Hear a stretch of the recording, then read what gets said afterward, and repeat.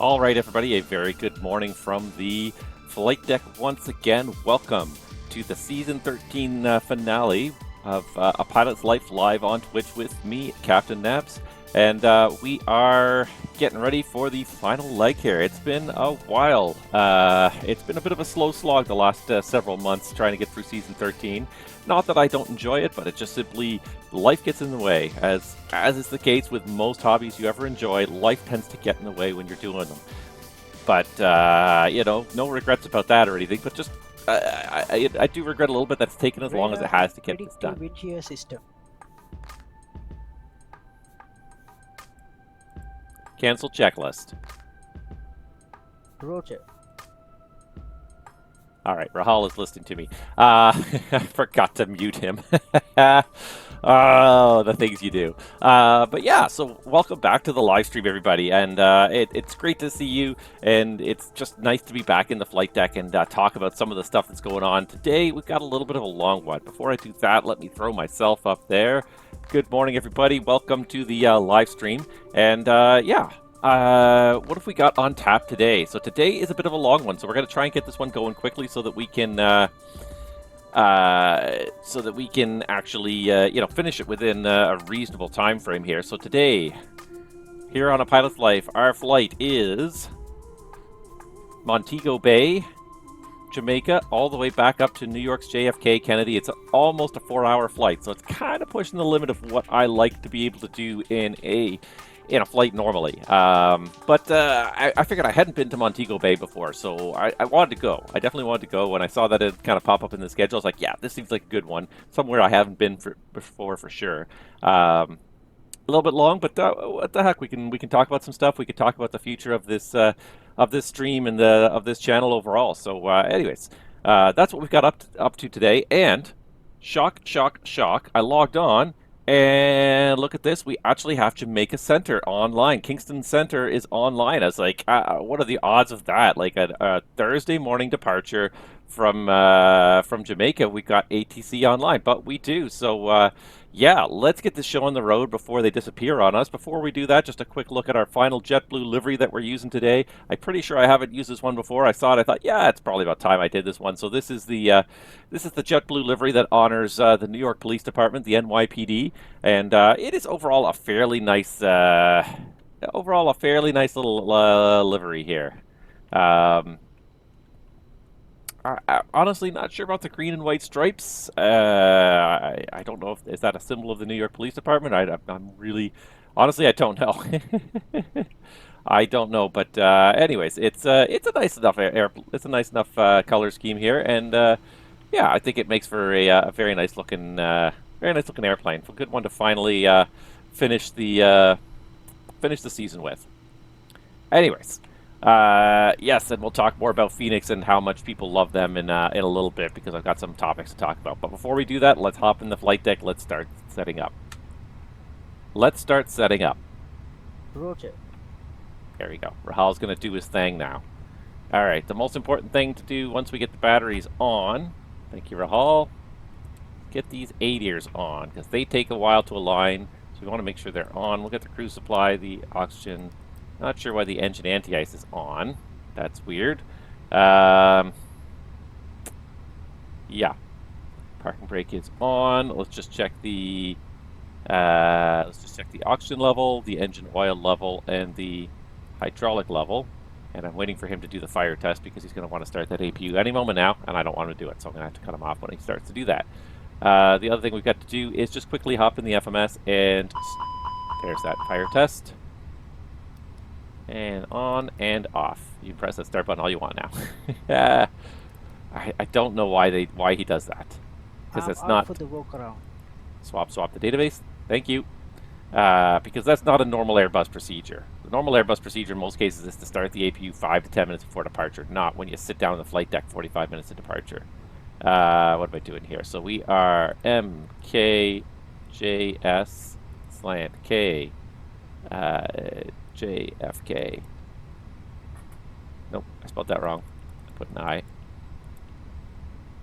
JS/KJFK.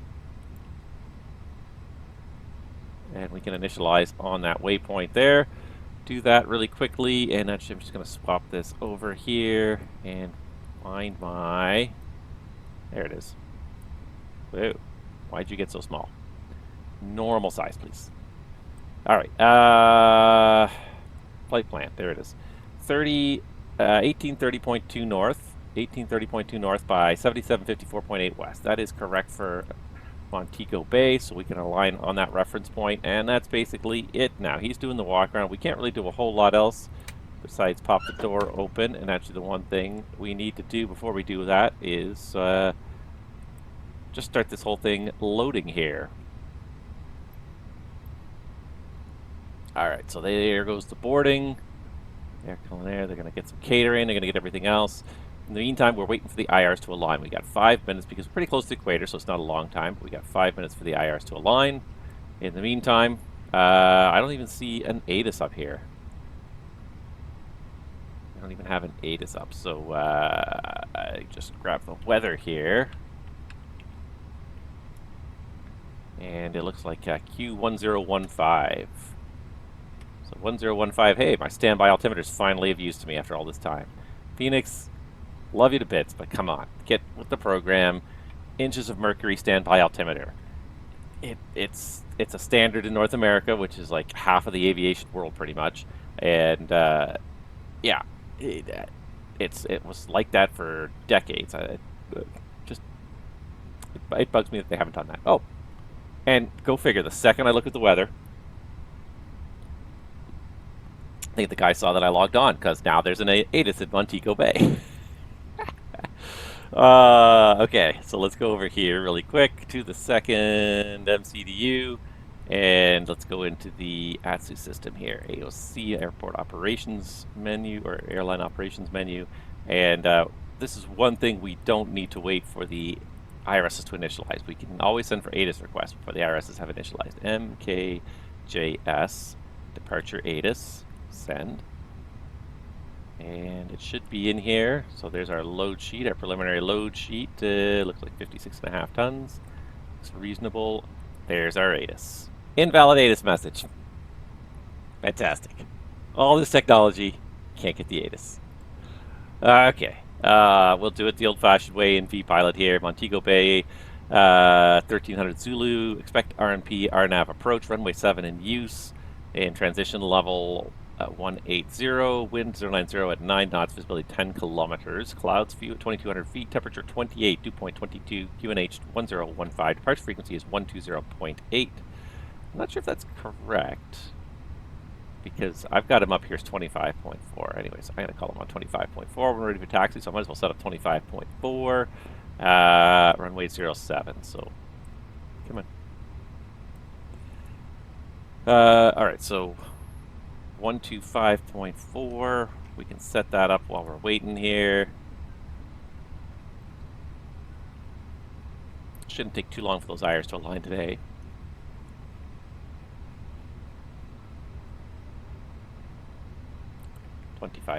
Alright, perfect.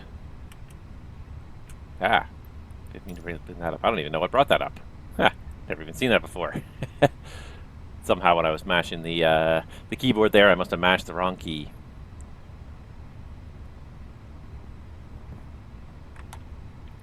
Alright, 2 minutes till the IRs align. I guess the other thing we can do is we can quickly get some takeoff data here. So, takeoff. Runway 07, looks like a dry runway out there. Optimal flaps, we don't need to force toga. Anti-ice is going to be off at 28 degrees. Packs on, yes please. It's going to be warm. Sync from the load sheet, 68.2. But then what I'm going to do is I'm going to up this by 500 kilos. That way we don't have to recalculate it on the taxi out. It just makes life easier if you don't. If you give yourself just a little bit of a margin. So the margin on the margin with most of these calculations is generally considered to be from the number specified down 2 tons. So if I send for numbers for 68.7, these are generally considered to be valid from 68.7 down to 66.7. So this is the highest weight I can use. I can go up to 2 tons under that, and these numbers will still be valid. Much lower than that, and yes, the numbers will still get you off the ground, but you're really starting to lose the efficiency. the V speeds are going to stop being terribly precise. So, yeah, but that way, if you do that, if you have this target range that you can be within, if you, instead of putting the target, this is where I expect to be, and my target range is, I'm right at the top of the target range. If I go up to even just a little bit, I'm outside that target range. But if I move the target range up a little bit so that my target is somewhere in the middle of the target range, I have a little bit of room to go up or down as the passenger load adjusts. If we have more bags, more people, less people, and still not have to recalculate after the pushback or on the taxi out for the takeoff numbers. So it just makes more sense that way. So it looks like we can do a flex 66 degrees, pretty good flex there. She's not too heavy. No issues on the workaround. Thank you, Rahal. And that is Rahal. He is our FO for the day. And in that time, the IRs finished aligning, so we can go ahead and finish the initial setup here, which is initialize our flight in the ACAR system.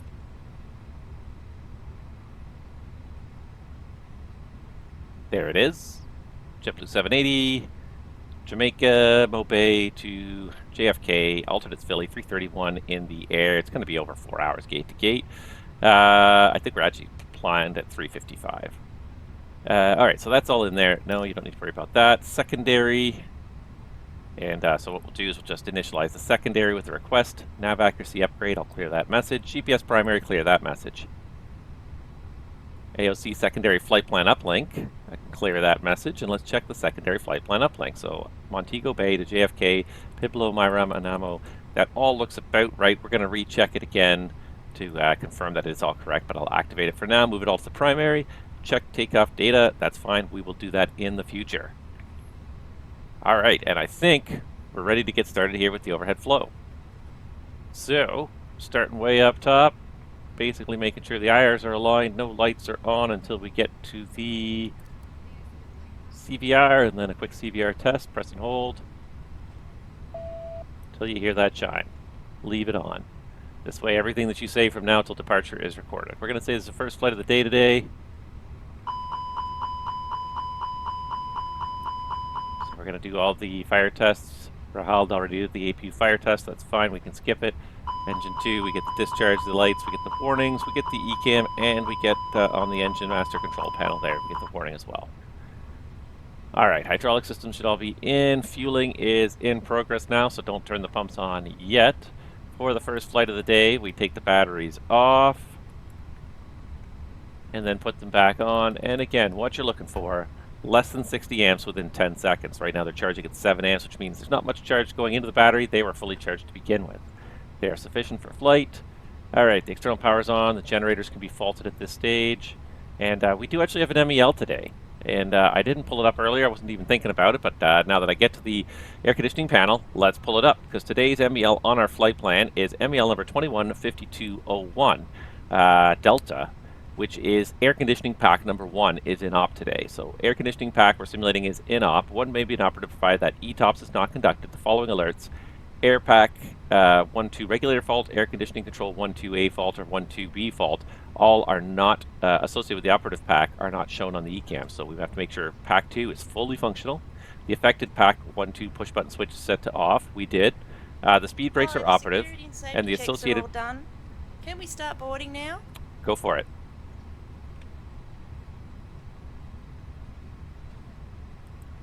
Go for it.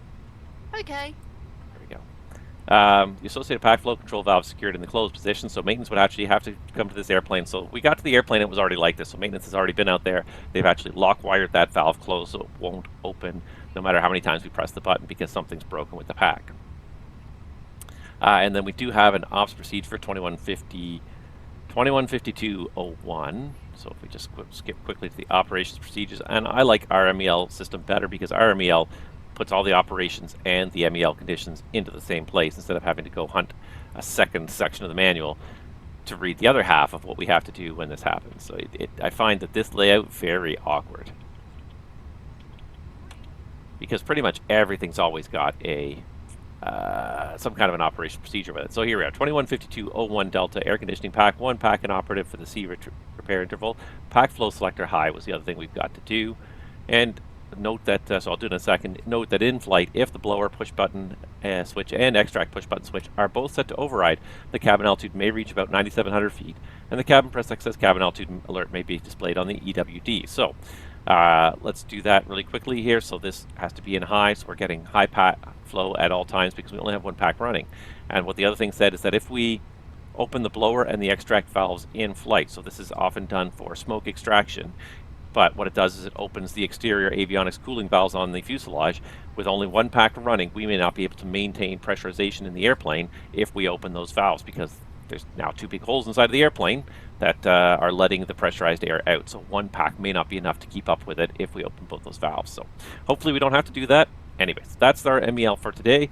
So we can't use pack number 1. Everything is relying on pack 2. If we lose pack 2, we have a serious problem because we will not be able to pressurize the airplane anymore. Something to think about. Certainly today's route, we're mostly over ocean, so descending to 10,000 feet is not much of an issue. But if you're doing a mountainous flight, something you need to consider is what altitudes can I level off at if we have a pressurization issue, because that now I've only got one pack. My redundancy is gone. I've got one pack left, keeping the airplane pressurized. Open that for the daily check. 1015, it's good. Let's put constraints on there.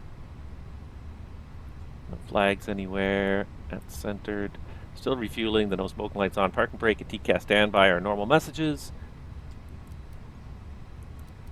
1336 matches what's in the computer.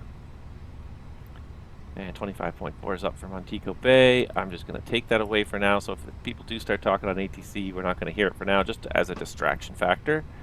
Normally at the gate, you'd only have the company station up. You would normally have ATC up until you need them. Landing elevation auto and Cat 2 and up. It's normal at this point. And I'm also going to take the FO. Actually, I'm just going to take the FO out of the loop altogether here. All right. So stand 1 above and TARA flaps are at 0. All right. A quick flight instrument cross check. 1FD2, altimeters. QNH 1015 showing 50 feet, 1015 showing 50 feet, 1015 showing 50 feet, and heading 188, 188, 188. Forgot the compass here. 188, 188, 188. All right, into the box. See if I can align myself with the box nicely here. There we go. All right. So starting on the aircraft status page, we got the A320-200 with the V2527 Alpha 5 engines. Database was updated today. Fortunately, I remembered to do that before the live stream. Would be the first time I've forgotten to update the database like on the day. All right, we're going to say performance factor is going to stay at +0. No nav aids to detune that I saw, so nothing is deselected. And the initialization page for today's flight is JetBlue 780. We're going from Montego Bay. Oops, I put that in the wrong spot, didn't I? I'd already looked away to the next thing I was doing. JetBlue 780, going from Montego Bay to New York Kennedy, alternates Philly. IRS initialization has been checked. Cost index from the flight plan. No, it's not my flight plan. That's my flight plan. Cost index. Oh my god.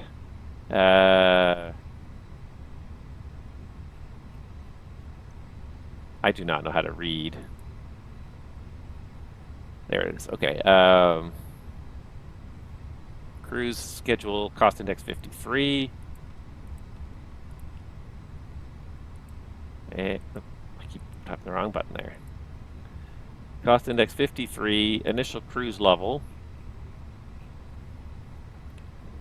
Let's see here. Does it have it here? 340. Myrom 360 and Ammo 350, Angel 370. So we're going to have to do a little switch to odd eventually. But for now, 340.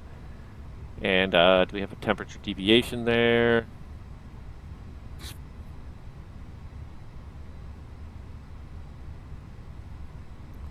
Topic climate is expected to be -43. So 340. And we're expecting it to be -43. So it looks like 4 degrees warmer than standard. All right. And so departing Montego Bay, runway 07. And I really don't know what to choose here. What's our first fix here? Our routing. We're going to Pueblo. And let's just see if I can figure this out. Open in charts.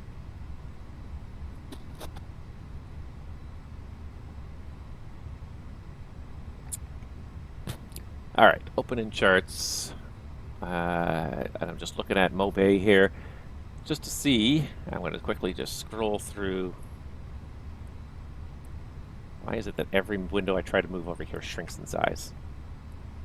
Alright, let's see if any of these SIDs lead to Pueblo.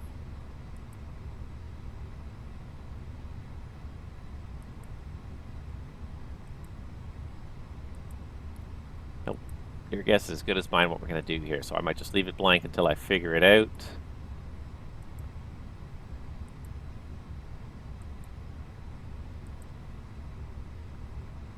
I'm going to go with the Rosto 2 for now. Kind of puts us in the right direction off runway 07, and we'll just figure it out as we go. So we'll do Rosto 2 off to 07, and we'll adjust it with ATC clearances as we need to. And then for the arrival in Kennedy, did we get an estimate of our arrival runway? We did not. If you're smart, you'll just send for the ATIS.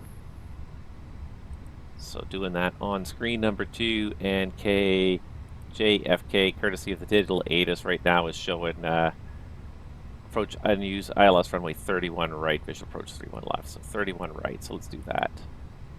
So arrival, ILS 31 right. And we are coming in, I think it's the Cameron 4, aren't we? Cameron 4 starting at Sea Isle. Cameron 4 starting at Sea Isle SIE, which I guess is the only one, and we'll leave the CATOD in there for now. We got lots of time to change it en route. All right, now we've got to actually just look at our route here. So I'm pulling up that one, but it's not what I mean to pull up. I'm going to pull this up on the second page here and just go through it with you here, just so I can see it constantly. But after MKJS, we're going Pueblo, UR 625 as far as Myrom. UR 625 to Anamo. Then Yankee 307 to ZQA, BR 63 Victor to Hanks, AR3 to Angel, and then continued all the way to Carpex. I think we got an altitude change there. AR3 to Angel to Newcar, then Yankee 307 to Casper, then back on to AR3 to Carpex, then Yankee 323 to Rue, then direct Parther, then Yankee 327 after Parther to SKA, RP, Scarp, never mind, see it. And this is the weird thing with JetBlue's flight plans, is it just like, it cuts off a word halfway through. So SKA, RP, if it ran out of room, it just simply cuts it off instead of cutting at the space, which is weird. Okay, QR101 to Calda. QR101 to Calda, Q108 to Sea Isle, SIE, and then that's where we start the Cameron 4. So lots of airways today. Good thing we don't have to put that all in ourselves. And then that's the Cameron 4 arrival to the ILS 31 right. So that's all in the box. We do have some steps today, so we're supposed to go up to 360 at Myrom, but I'm going to just skip that and go 350 at Anamo. So Anamo step 35. Here's a load sheet for you. Thank you. No problem. Have a safe flight. All right, so we've inserted that step, and then at Angel we're supposed to step to 370. So let's put that one in. Angel 370 at Angel, not 3700. Okay, that's good. So now we got the steps. We have no user defined. We have no fixed Mach numbers for this. The total distance today is showing 1394, and I've got 1389, so that all looks good. RadNav is auto-tuning secondary. We're going to recopy it and put an emergency return back onto runway 07. I feel like it's only an RNAV, but that's fine. It's pretty sky clear outside today, so... Oh, no, it is not ILS to 07. Oh, even better. Okay, no star, ILS 07. And it's pretty sky clear, so we don't need any minimums for that approach today. Init Bravo page. Taxi point 2 is reasonable route reserve of 0. The alternate fuel, again, we're looking at our flight plan here. 1.3 for Philly, final reserve of 1.0. 1.3 for Philly, 1.0 for the final reserve. And then we should have already, because it sounds like they finished boarding, our final load sheet. There it is. Lines with edition number 1, JetBlue 780, Mobay JFK, 56.6 by 32.3. 56.6 slant 32.3. And if I go up here, block fuel 11.8. So I'm going to put 11.8 in there, and I'm also just going to take a moment to check it against my flight plan. Final fuel, or block fuel here, 11.8. Perfect. Minimum for takeoff, 11.6. What happened to my extra fuel? I had extra fuel. What happened to it? Now, for crying out loud. I had 10 minutes of extra ATC, 10 minutes of extra weather. Where did it go? Oh, let me guess. 10 kilograms, right? Son of a bugger. 10 kilograms. 10 kilograms. Call the fueler back. Because you really don't want to take off with like that min fuel. So I gave myself 10 minutes for ATC, 10 minutes for weather. Call the fueler back. Give him a new fuel load of 12.7. Round up to 12.8. So I'm just going to change it in here real quick. But we would call the fueler back. We'd ask him for a full 12,800. So an extra ton of fuel just for messing around, just for delays and issues and problems. You never want to take off with that minimum fuel. You really don't. It's just not a good place to be, because then you're sitting there panicking, stressed out the whole flight about whether you're going to arrive with less than required fuel. All right, so now we're going to go back to the Init Bravo page and put in the new fuel load that has been loaded of 12.8, and I can check it on here that it is loaded up to 12.8 now.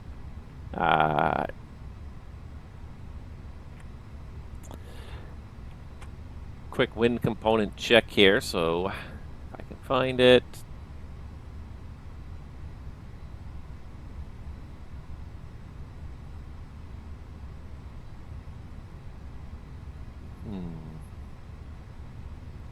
And I don't see average wind component, minus 38. And it was on here. It's just not used to these JetBlue flight plans. After 3 seasons, you think I'd be used to them, but I only started using them like 2 episodes ago. All right, so the total looks like 8.4 for 331. I've got 8.8 for 331, so time's good. Fuel burns a little bit low in the air in the box here. Extra 2.1. So this has not been updated, but I should have. Let's see here. Where's my dispatch additive? 0.4, and so it should be up to another ton. So it should be 1.4, and then we got another 0.4 for not burning fuel in the box, so 1.8. That's pretty close anyways. I find the Fenix calculations are not quite on the flight plan, but they're very close. That's not an invalid delete. That's a perfectly valid delete. You can clear that headwind. All right, let's get the actual wins, and then we can put in the performance. While we're waiting for those to come back, we can go over here, and so we're going to have to up this by another ton. So let's go 69.7 because we loaded more fuel than was on the original plan. So recalculate that and send that to the MCDU. It reduced our flex a little bit, but not much. Wind data uplink is blue, blue, A very warm blue. welcome to you all. My name is Jasmine, and I'm your cabin supervisor on your flight today.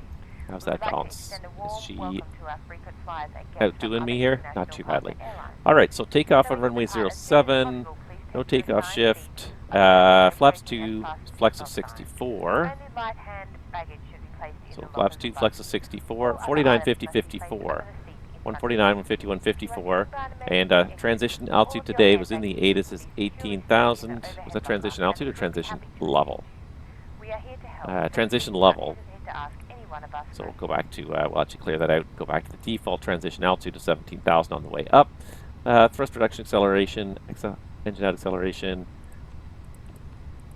we're going to put these to 1050/1050.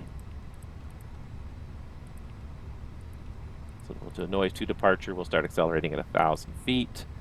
And the green dot speed, 219. We'll pre-select that for the climb to finish our noise to departure. 219. There. Cruising today, it's showing 219 now, but it'll update later. Cruising at 340. The optimal's at 340, so that's good. Max is up at 371, so we should have no problem climbing up there. The GPS is primary, the nav accuracy is high, the RNP is auto-filled, and the KJFK distance 1345 in our flight plan. Does it have a total great circle distance? I'm not sure that it does.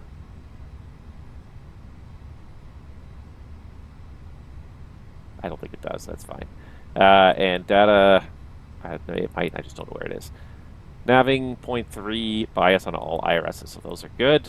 And we're done with the box. So let's do this. Oh, and now he's gone. In the time it took me to get going, center logged off. Boo. And I thought we were going to have some ATC for departure. I should have called for the clearance when I had the chance. Bah humbug. Okay, well, we're going to do the Rostow departure then. So let's just go plan. And let's just see how this kind of jives with where our first fix is out there. Where's our first fix?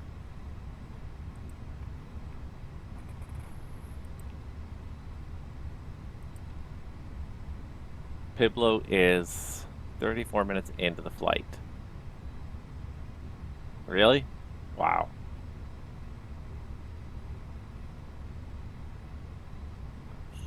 Okay. Let's do this. Let's go. I'm curious to see this on Navigraph here. Hi guys, all passengers are on board. Are we clear to close?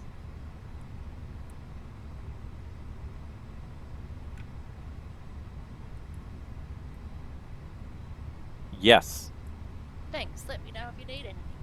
Wow, she actually heard me for once. Now somebody hears me. All right, what I want to do is just get rid of this for a second here. Pueblo is on the far side of... Wow, yeah. Okay, let's just take one more quick look at the SIDS here and see if there's anything that takes me even just a little more waypoints to the north, northeast. Even a Lutu. A Lutu up to Tillop might be good. Beyond that, I didn't realize the first waypoint was so far away from the airport. Maybe we'll do the Alutu departure then, because at least it sort of gets us somewhere. I mean, Rostow takes us in the right direction, but it's hilarious that the first waypoint is over 300 miles away. Or we could do the Tillop 1 departure.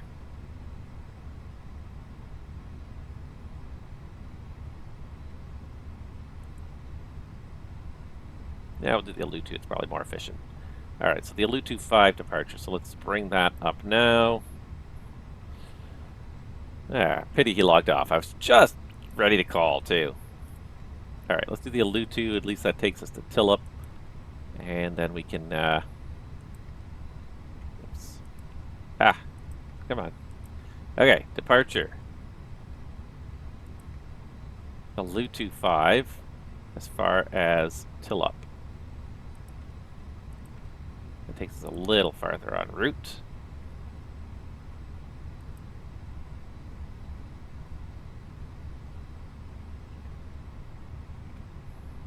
Alright, so even if I step through my waypoints here,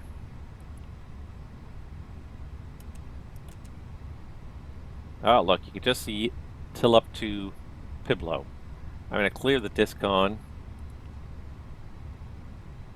and it can fly directly from Tillop to Pueblo, right across Cuba there. That's pretty much Cuba in that whole circle there. All right, so that does look pretty good. We got to cross Tillop at about 5,000, which is what it says on the chart, so that's good. And Alutu, let me just zoom back in here again.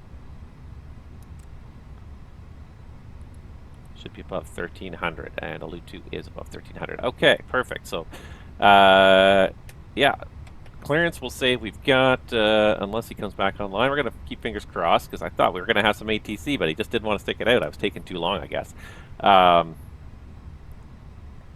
So fuel is boarded. 12.8 tons. It's balanced. It's recorded the flight plan. We've got nothing. Oh, we got 270, just enough to turn on the center tank pumps. So we've got wing tank pumps are on, and center tank pumps are on. Seatbelts are on, and while I'm up here, I'm also going to start the APU in preparation for the pushback. All right.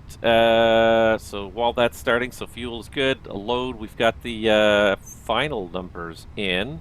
And the one thing I didn't do, but it's already on there, is the down point 2 on the flight, on the performance page. All right, so we've already looked through our SID.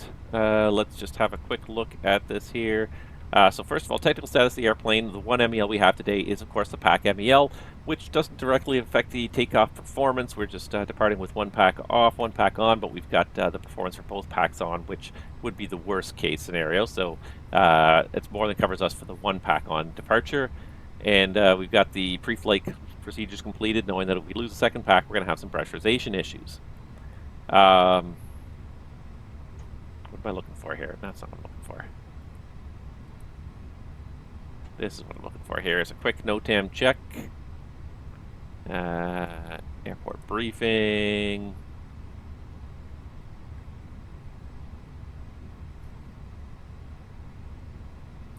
Not much for Sangster. Nope, not much at all. Perfect. So, airport status, no NOTAMs affecting our departure. So, the departure today is the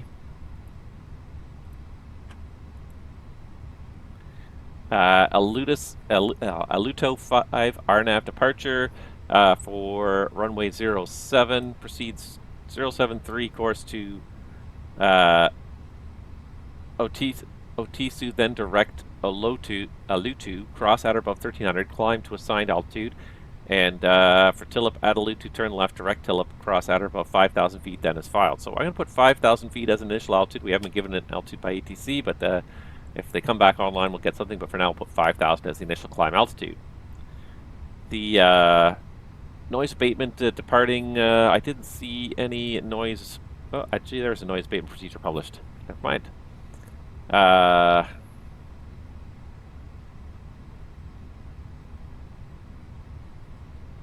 Takeoff procedures, aircraft with DME operating, runway 07. At Sangster 1.8 DME or on runway heading, make a climbing left turn. And then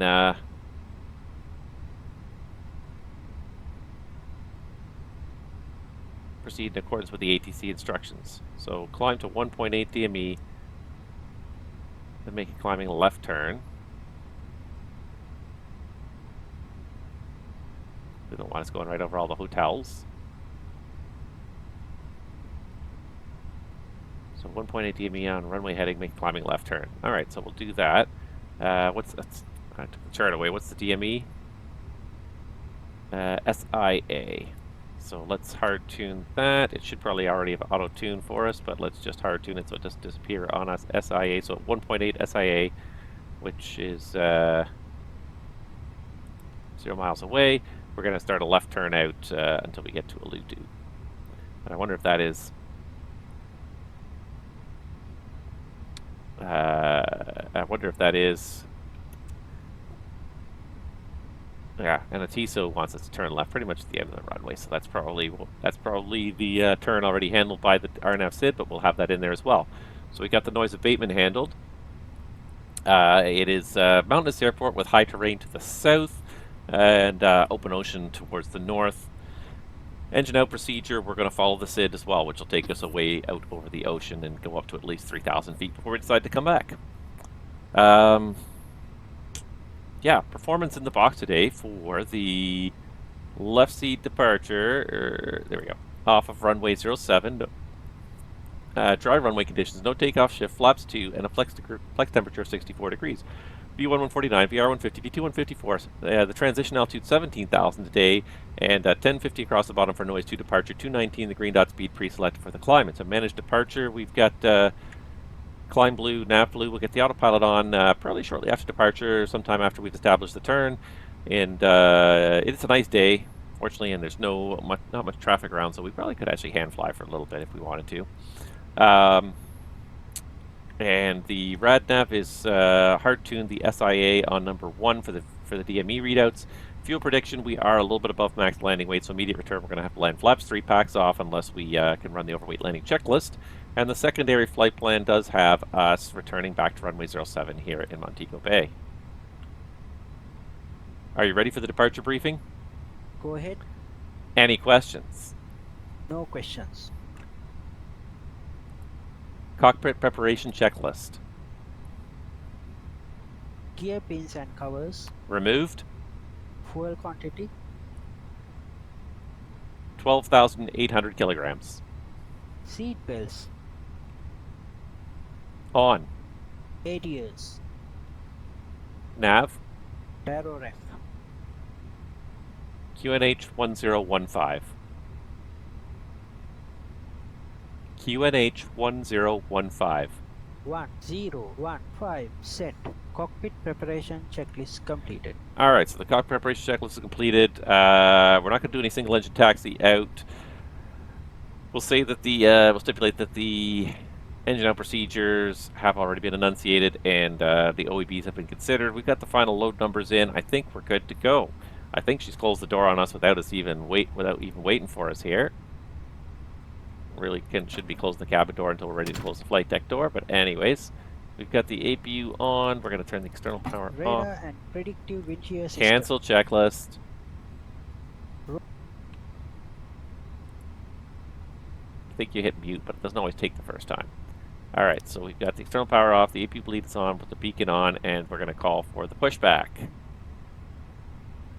While we're doing that really quickly, I'm just going to go and check that this does show that we're tracking server connection okay. MSFS connected, pre-flight stage, and I have just to make sure my other flight tracker is running here. We are ready for pushback. Standby 1. Communication's okay, the parking brakes are currently set.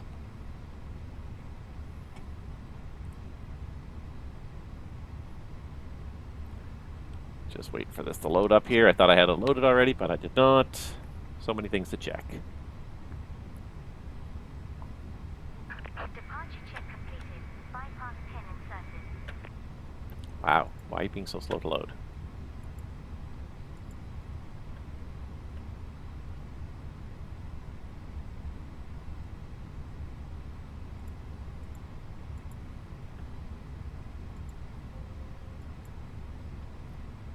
Locking gear.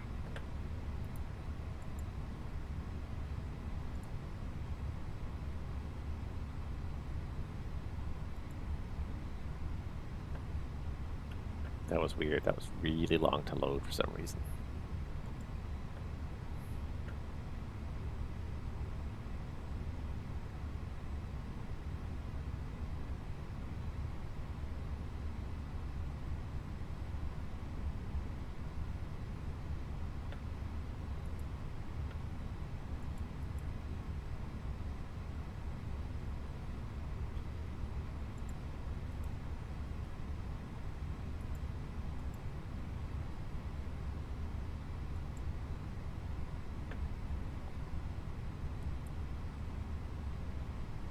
Okay, that's all linked up. I think we're good to go. GSX probably wants me here. Yes, yes they do. Release parking brakes,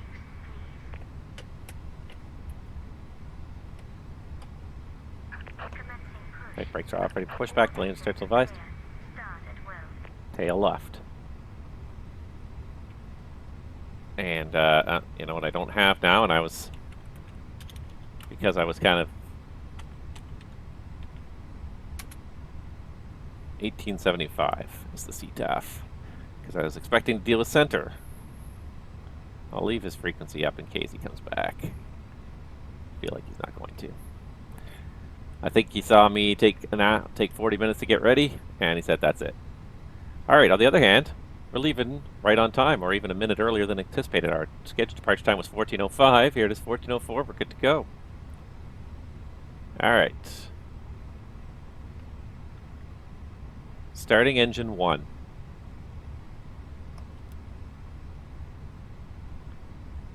Before start checklist. Parking brake. Released. Takeoff speeds and thrust. V1 149, VR 150, V2 154. Flexing 64 degrees. V1 149, VR 150, V2 154, flex temp 64 degrees, windows, Closed. beacon, On. before start checklist completed. Starting engine 1. Okay,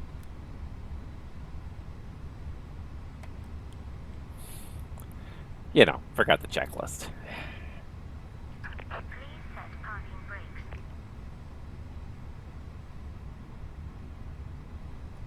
Unlocking the nose gear. Brakes are set. Confirm the pins are removed. She's coming in really quiet. I don't know if you guys can hear it at all. Like, to me, she sounds really quiet. I'm going to turn that up just like another notch or two here. Okay.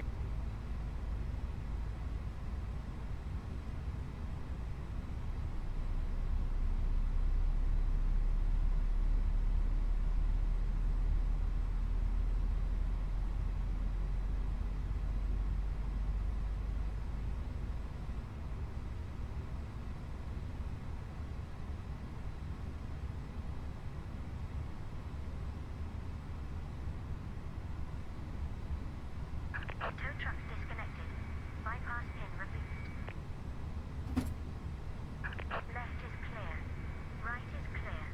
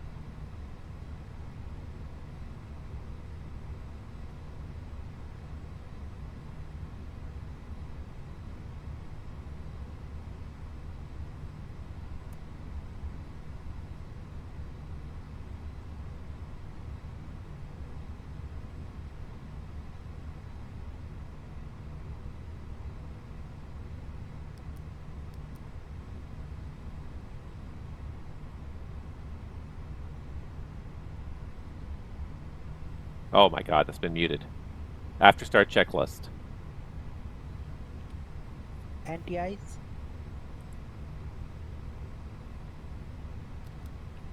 Off. ECAM status, Checked. pitch trim,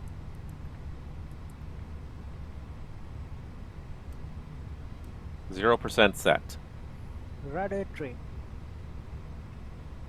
Neutral. After start checklist completed. How long was that just muted for? Oh, for crying out loud.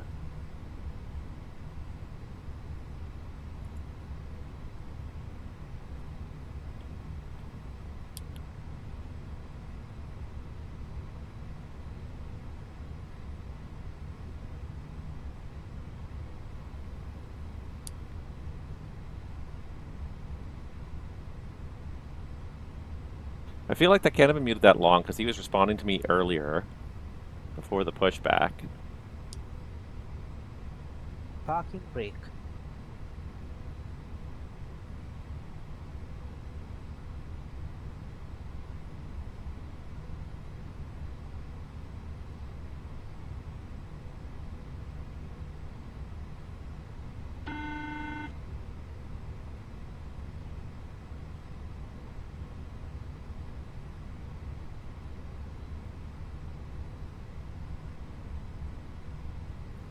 Alright, we're going to continue.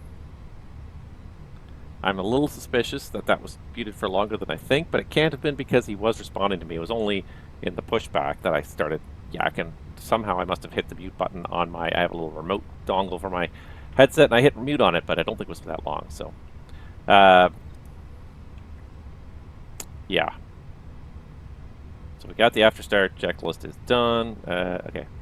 Cancel checklist. Roger. Let's start again. After start checklist. Radar and predictive wind shear system. Cancel checklist. Roger. After start checklist. Anti-ice. Off. ECAM status. Checked. Pitch trim.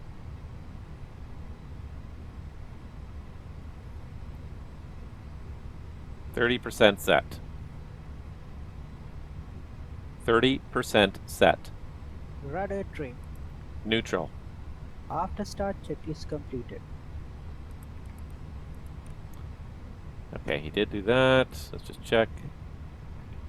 MUFH Center. What's MUFH Center? I do not know these Caribbean centers.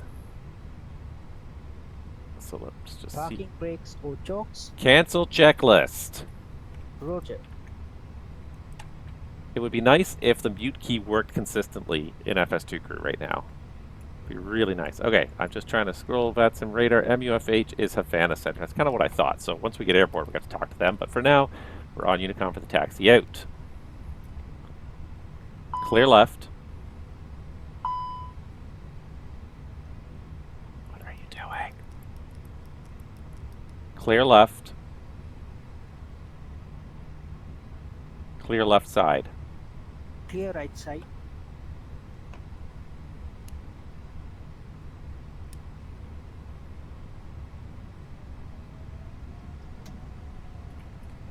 Brake check. Pressure 0.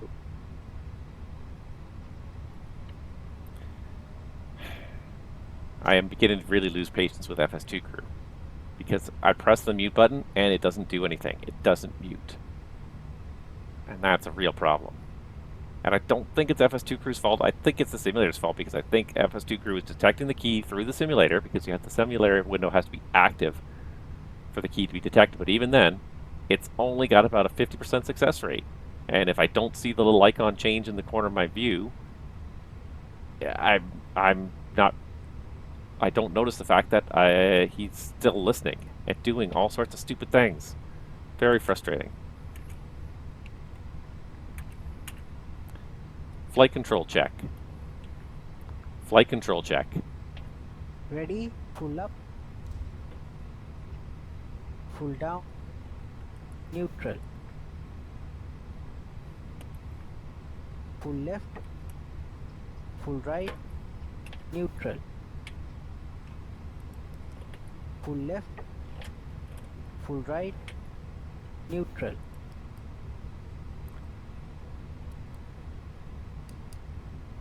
Taxi checklist. Flight controls, Checked. checked. Flap setting, Config 2. config 2. Radar and predictive wind shear system.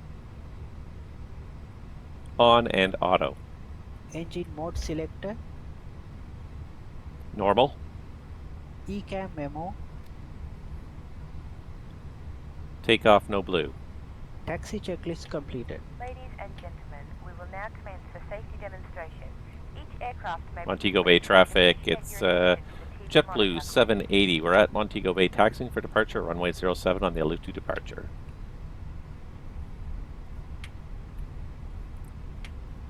I certainly hope my audio is working. Now I'm just thinking about everything else that's not working. Now it does appear to be working. Alright, we've got a few Cessnas parked up here at the end of the terminal here. And still a couple of big gates as well. But we are all ready to go. The cabin is called. The cabin is secured. We are ready to get out of here.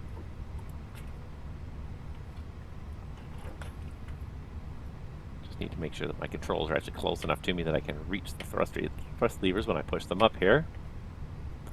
Alright.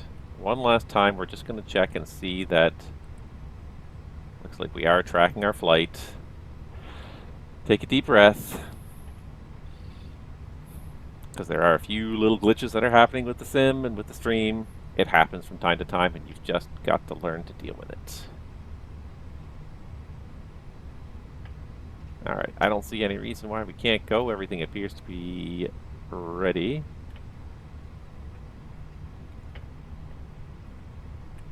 Runway entry procedure. Montego Bay traffic, JetBlue 780 lining up, runway 07 for departure. Approach path clear of traffic. Cabin to be seated for takeoff. Lineup checklist. Takeoff runway. 07 confirmed. Checked. TCAS. TARA. PAX 1 and 2. On. Lineup checklist completed. Alright, here we go. Some days you're just getting frustrated. Right now I'm getting frustrated. Get this going here and we'll have some fun. Cancel checklist. Radar and Cancel checklist. system. Takeoff. Check. Manflex 64, SRS runway, auto thrust blue. Checked. Thrust set.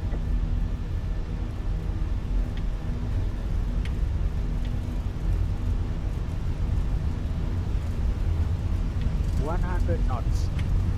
Check.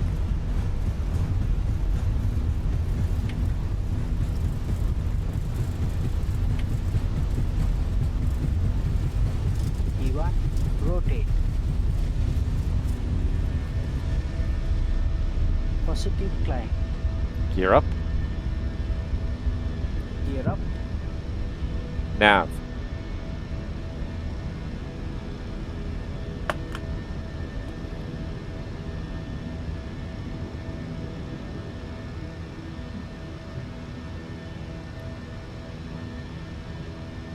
There's the turn at 1.8 DME. Climb, alt blue.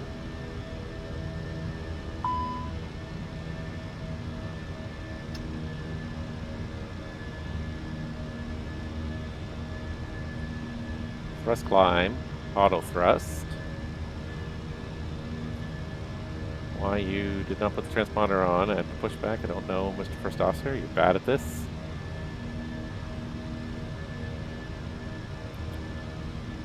Montego Bay traffic, JetBlue 780, airborne off runway 07, left turn out northbound. Set. Flaps 1. Speed check. Flaps 1.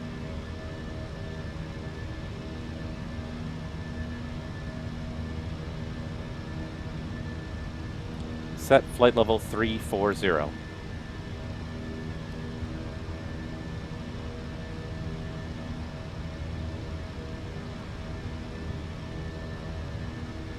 Flap 0. Speed check. Flap 0.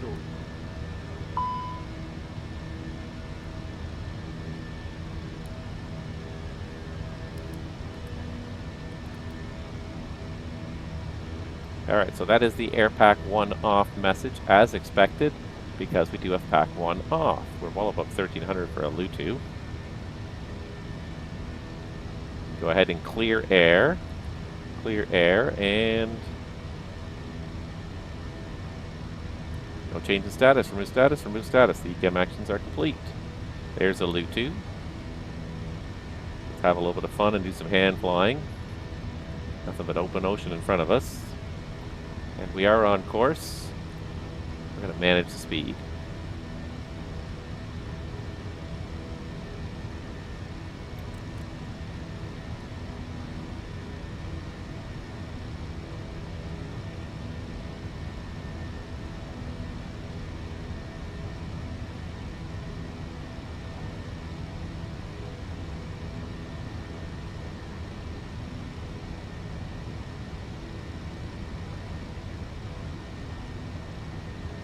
Alright. Well, we're underway. Get the airplane all cleaned up. We're accelerating to cruise speed. Leaving Jamaica behind us, northbound to JFK, and it's a lot of ocean flying today to get to JFK, unfortunately. I did look at our flight plan, and it pretty much is a straight shot north across the Bahamas. And, yeah, offshore until we get to at least the Carolinas. Alright, we've made the till up above 5,000 restriction, no problem there. Still kind of enjoying hand flying, and I do like hand flying this airplane. It's a really nice, comfortable airplane to hand fly. It's been well designed, well balanced. You know, as long as you adjust your seat properly to make sure that your hand sits nicely and naturally on the side stick. And I really have to do something about my tiller here, because you see the tiller is just going absolutely crazy here, and it's the potentiometer inside my Thrustmaster side stick. There's days where I want to disconnect it altogether and maybe build my own tiller. I have seen that. There are models on Thingiverse. Alright, let's go ahead and put the autopilot on before we start the acceleration. So there's AP1 for building your own tiller. So, you know, using a simple little Arduino box, a simple potentiometer, some 3D printed parts, you could build your own A320 tiller. And just have it sitting on your desk right next to your side stick. I think that'd be nice. All right, there's 10,000. Seatbelts off. Thank you. All right, he's done his thing. We are going to go back onto Unicom. And I'm not sure how far offshore before we actually get into Cuba's airspace. So we'll do 22.8 there, 24.55 for Havana, 24.55. But we are away, we are climbing, we are on our final leg of A Pilot's Life Season 13, and I really wish that there was a few more large, obvious indicators for things that are not working properly, especially when the volume or the microphone is muted for any reason. And there's different ways I can mute it. I can mute it in the software. I also have like a hardware dongle right here in my hand. I can't really lift up any further because it catches on the chair. But it also has a little mute button there that will mute it remotely, and I have accidentally hit it. It's not a very easy to hit switch, but I have accidentally hit it in the past. But I've hit it on purpose sometimes, and then I forget that I've hit it. For whatever reason, I forget that I've hit it. And then that just really makes my life frustrating. Anyway, so it's, yeah. I wish there was some kind of slightly more obvious signal that there's no audio going out in front of me on my big screen. And you know, part of me is just like, I want to even put like a little flippable plastic indicator that I could even, anytime I mute the mic for any reason, put it up just so that it's not a subtle hint. It's a less than subtle hint. It's a very obvious hint that the microphone has been muted, because it's not the first time I've had the issue where I've muted the microphone and left it muted for a period of time. Mute it for 1 second for something and then immediately dismiss it from your mind, go to fix your problem, forget to unmute the mic, start talking for half an hour, nobody hears anything you're saying because you're still muted because you didn't realize you're muted. I have the levels over here, but my second screen does so many things. It's not just my streaming software, it's also, I've got the FS2 Crew software sitting on there so I can kind of monitor that. I'll have other windows up there, like the browser windows with the flight plan, with the charts, with all that stuff up there on my second screen, and I end up missing the fact that there's no audio going out on the stream, and I mean, what can I say? This is not a professional setup. It's an amateur setup. I do enjoy doing this, but by no means is this a professional operation.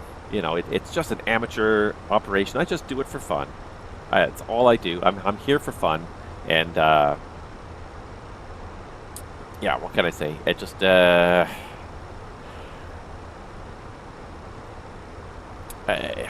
you know, there's only so much only so much time and effort I can invest. I've wanted to get a bigger screen for a while now, and I might get a bigger screen sometime soon. Again, toying with the idea of replacing my computer this year, since it doesn't support TPM anyways. Microsoft is forcing us all to upgrade to another version of Windows, and there's the transition. Standard cross-checked. Passing flight level 175. Now. Yeah, and again, it's one of the things that bothers me is this whole forced upgrade thing. It's one thing if it's like, okay, we're going to produce a new version of Windows and put it out there as, hey, we think it's superior, we think you should install it, here are the benefits. But instead of providing incentives, all they're doing is they're beating you with a stick to try and get you to upgrade by saying, oh, we're just going to stop security updates, and not only that, but even your upgraded system or your updated software won't support half the computers on the planet right now. And it's just, maybe it's not even half, maybe it's more like a quarter, but that's still a ridiculous amount of electronic waste to generate for no reason. This trust protection module is not so integral that we can't run Windows without it. So I'm having a debate right now whether I want to just try and force an install of Windows 11 at some point on the existing processor without the trust protection module, or upgrade my processor. Which I'm kind of leaning towards upgrading my processor.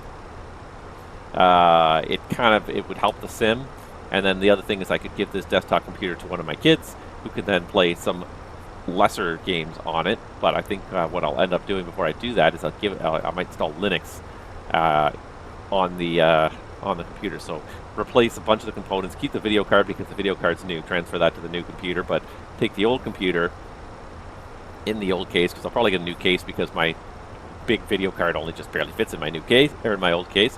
Get a new case, new processor, new motherboard, transfer all my hard drives over and my video card, and then install Linux on the old processor and give that to my kids to play Steam games and things like that with.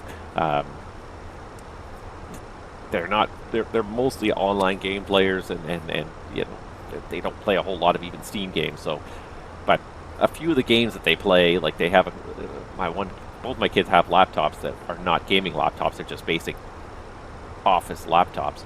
They're not very good for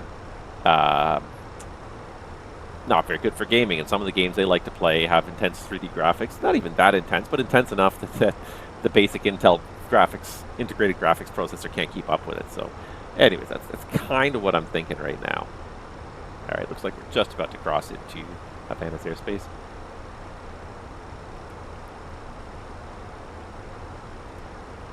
Havana, good morning. JetBlue 780 off of Montego Bay, climbing 224 for flight level 340.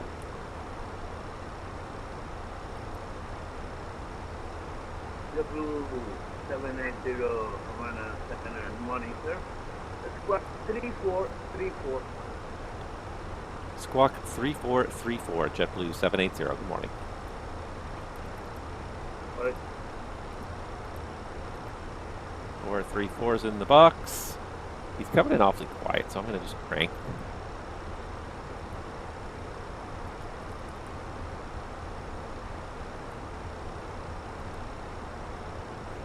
Alright, we got ATC anyways. ATC.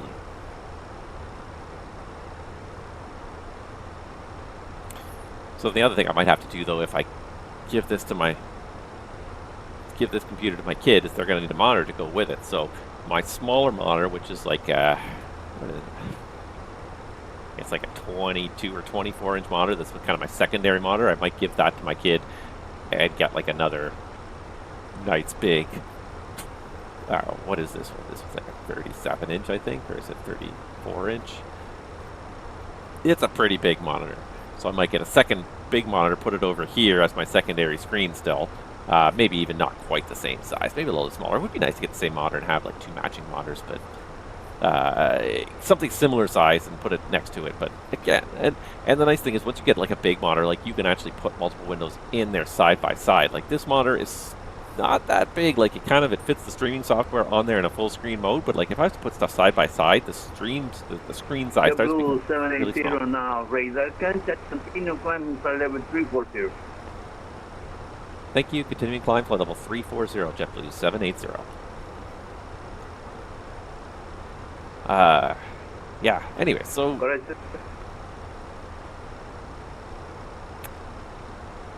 here we come over the outer perimeters of Cuba on our way northbound. Okay, we got the flight going, we got the stream going. It was a little annoying in the beginning. Seems like we kind of got it all sorted out now, so. Anyways, what else to talk about? So, kind of wish that spring would really kind of start properly. It's been a very cool spring. There was a couple of nice false days, I think, and then it's settled into a pattern of pretty cool days, I think, for spring. I'm hoping that it's going to get solidly above freezing soon.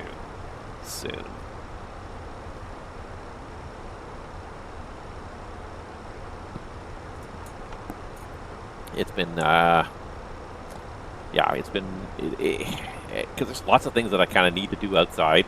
Finally put the winter tires, I took the winter tires off of one of my cars, but I got another car, and it's just like, I actually have vacation right now. I'm actually on vacation. This is what allows you, time of year to kind of have vacation. April is not my ideal time to have vacation, but the plus side is it should be starting to get the nicer weather. Should be able to get outside, start doing some garden chores. So cleaning up the yard and draining water off the pool and putting up the hose, just all those sorts of things.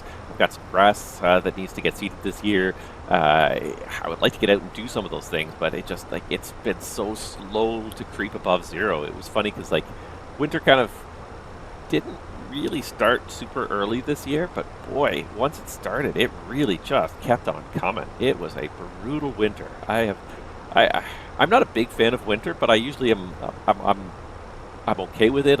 You deal with it. It's a feature of living in Canada. So you're going to have winter for a couple of months every year, and it's fine. Most years I'm fine with it, but this year it was so brutal. The weather in like the January, February, March time frame, especially January, February, was so brutal. It was so cold, snowing everywhere, snows, freezing rains, slush, constantly everywhere. There was barely a day I remember where we didn't de-ice. It never seemed to stop.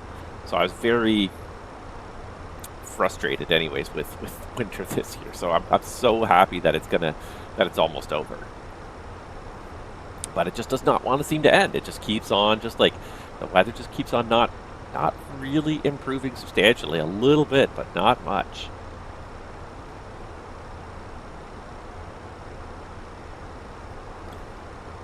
Anyways, what else have we got? What are we going to talk about today? So we got a bunch of stuff that I'd like to talk about today here. So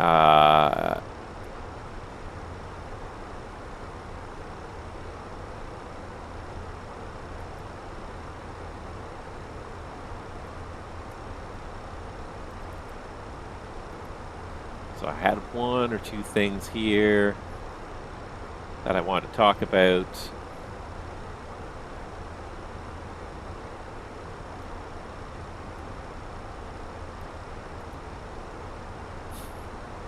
And I don't know why Navigraph insists on zipping up their survey to distribute it, but anyways, they did, so we'll talk about that in a few minutes. There's 330, climbing 340, thank you.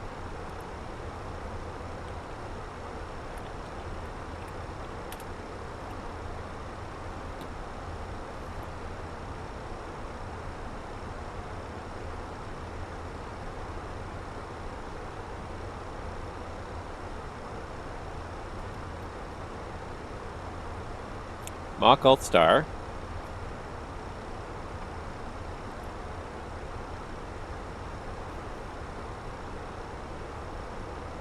That was a pretty quick climb to cruise, I gotta be honest. That felt really quick.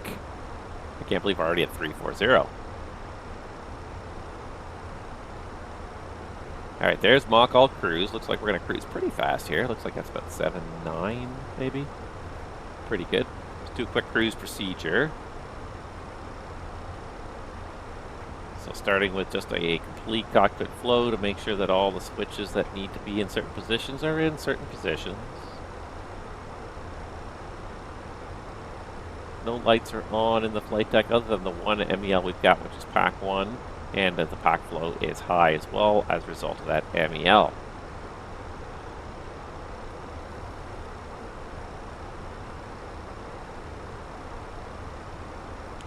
Yeah, it looks like we're cruising at 7.9. That's a pretty good cruise speed, I gotta say. We'll look at the bottom line here, 17:44. That's not a bad arrival time.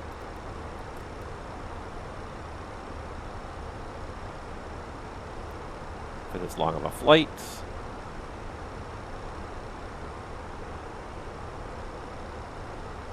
And one thing I didn't actually do was put up the guard is on number 2, but I didn't listen to it. I also didn't do the fuel check, actually. I didn't do the 10-up checks. I think I was distracted by something there, but I didn't do much of the 10-up check, so let's just do a quick little fuel check here. So it burned 700 kilos. We started with 12.8. That kind of adds up, so no fuel appears to be leaking. Now it's pressurizing. RadNav, we can clear that hard tune now. Secondary, we can recopy, and prog page. So the max is at 377, so we're still good up to the max for the time being. All right. Now, let's just have a quick look at our fuel prediction. So we are showing 1 hour, 2 tons of extra. What we can do with that fuel is we can probably bump our cost index up a little bit here. So if I go cost index 100, that'll bump us up to 0.80, and that'll buy us a couple of extra minutes, get us a little early. I think we're supposed to be in there at 1800. I had it in my Discord, but anyways, it's supposed to be a 1 hour and 51 minutes. So it should be at 50. Yes, we started at 5 after. It should be in at 56 after. It's showing landing at 42. So we're actually showing landing early. We actually might land early, which is good. Just because it is a long stream, I'm going to probably pump that up. That's not going to make too much of a difference to my bottom line. Still 4.1 over JFK, which is 1.853 minutes. It's costing us 200 kilos of fuel, saving us about 6 or 7 minutes there. Yeah. 200 kilos of fuel, getting us, yeah, about 5 minutes sooner. So I think it's worth it, worth the trade-off at this point. Most of the time, the airlines, if they pick us cost index, they want us to fly it, and I understand that. But just because this is a long stream to begin with, 4 hours, my voice is going to give out before we get to that 4-hour mark. That much I can tell you for sure. So, yeah, if I can, you know, cut that short by a few minutes, that'll probably help save my voice at the end of the day. So, anyways, what can we talk about? What can we talk about today? Trying to think of interesting flight sim news that came up recently, and I mean there was nothing like crazy. The one thing that did come up that I did see this little article here, and I'm happy to see this as well because I think it's going to be really interesting. Fly the Line apparently provided an update about a week and a half ago. So I talked about Fly the Line a couple months ago when it was first announced. So Fly the Line is kind of something along the line of a pilot's life. But it's another career simulator where you can work for certain companies, you can earn money and use that towards different things. So, yeah, it's sort of very much the same kind of idea. So I'm very curious to try this out. I'm pretty excited about this, and I think I will probably end up live streaming some Fly the Line. Try a series or two of Fly the Line, see how that compares to a pilot's life, because I really do enjoy the pilot's life. The generated force schedules that you have to fly to get to, you know, to earn your pay, to get promoted, that sort of thing. And I'm not saying that I'm going to give up on that because I think now the idea of going to Europe is going to provide for a lot more interest. But yeah, so Fly the Line is kind of a similar piece of software. So yeah, it was originally, yeah, there it is. It says December was the initial feature overview. They've just updated it here, and they said it's actually coming out fairly soon. there's going to be 3 different modes: career, free play, or just the schedules, which is so career mode, of course, you're going to set up a whole career for yourself. You're going to have a pilot, an avatar. You're going to work for an airline. You're going to have to make money. You can spend money on different ways to improve your career. You know, starting out at the bottom of the pay scale and slowly moving up. There's also going to be a free play that offers the same kind of structure, but all the options are unlocked, so you don't have to jump through hoops to get everything unlocked. And then there's a schedule mode where it is basically just a schedule generation system. So, and that to me is one of the greatest parts of a pilot's life, is the schedule generation system. The in and out of the hubs, it generates to what to me is a fairly realistic schedule. I wouldn't say it's completely, totally realistic, but it's definitely one of the more realistic schedule generators that I've ever seen. So I think that's one of the best aspects of it.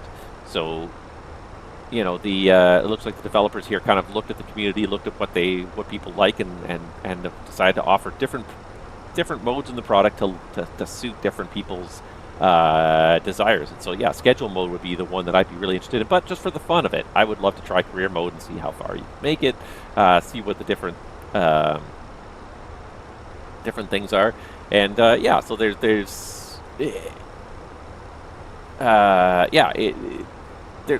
definitely some interesting stuff in there. They do support fictional airlines, so for those of you that fly for fictional virtual airlines instead of real-world airlines, you'll be able to add the fictional airline into the software. So you can, you know, if you are a member of a fictional airline, you can not only fly the fictional airline through the web, through the organization, but you can also support your pilot life. I'm going to keep calling it pilot life. Your fly the line career. I do like this, the airline schedule customization. So they really have kind of honed in on this as being a key driver. Big thing, so you can select your flight duration ranges. So that's one of the downsides of a pilot's life. They do have options for how long your flights will be, but they're 3 very fixed options: short, medium, and long haul. And I suggested this a while back, that having a slider range maybe where you can, because I find that short haul is very short. I think short haul is defined in a pilot's life as like 300 miles or less, and then medium haul is like 300 to 2,000. But for me, 2,000 is too long. 300 is often too short, but 2,000 is often too long. So I find myself, when I'm generating the schedules, I'm generating and generating and generating, and I'm hitting regenerate 8, 10, 12, 20 times, trying to mostly get the flights under kind of an arbitrary 12 to 1,500 mile limit. So I have medium haul up, but I don't want the longer medium hauls. I want the shorter medium hauls. I want the 3-hour flights, the 1, 2, 3-hour flights, but the 4-hour flights are getting too long. So I'm hoping that this is the case, that they'll have more of a slider, more of a set of value. So you can pick any flight range from 100, you know, I'll say maybe from 0 miles up to 1,200, and generate my schedules with that, rather than having an arbitrary 2,000 mile limit, which I find is just too long. Number of sectors per day, 2, 2 and 4 are all 4. And the other one here is integrating your add-on airports and including specific airports, countries, entire regions. So to take the example of JetBlue, you could it'd be great if you could specify which airports you prefer to fly into as airports you already have. Maybe there's an airport that's in the route map that you're thinking about purchasing, and you'd like to make sure that you're gonna hit it up a couple times in the next schedule. That for me is huge. I much prefer to have I much prefer to fly into airports where I have better scenery. The default scenery in Microsoft Flight Simulator, it just sucks. It just plain sucks. I mean, it's better than nothing. There are some buildings, but they're usually so blocky, so generic. It feels so. It just doesn't feel realistic at all. You do this, you fly this very highly detailed simulator aircraft, and you land at this airport that's essentially a bunch of kids' blocks that are put on the ground in a specific order to make it sort of resemble the layout of of the airport you're flying to. So I much prefer to fly to airports that I already have in my simulator, and I've got many of them. So the fact that you can control that in the schedule generation and say, I would like to only fly to these airports, favor these airports, that could be a really neat feature. Now, I have yet to see how this obviously works. I'm just simply reading through this, but definitely I feel like that would be a useful some useful controls, and I've suggested that to the team at the Pilot's Life, and I never got really any response to it, but I suggested some tweaks to make the schedule generation even better, and it's pretty good as it is, but I suggested some of these tweaks, the distance range, allowing or banning specific airports.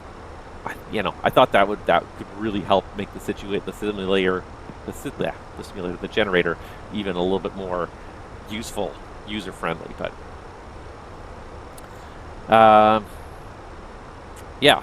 career mode also includes random diversions, simulating operational disruptions. You'll be prompted to decide whether to continue to your destination or reroute to one of several suggested alternates.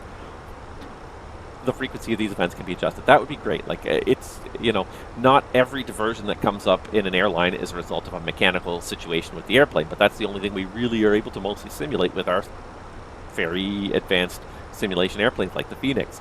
Anything that goes wrong with the airplane, we can simulate that. We can have random failures. The other day I came in, yesterday I think it was, I had set up the simulator to do some recordings. I walked away to go pick up my kids. I came back, and there was an engine fire going on, even though the engines weren't running, but it had randomly triggered an engine fire anyways, which is great.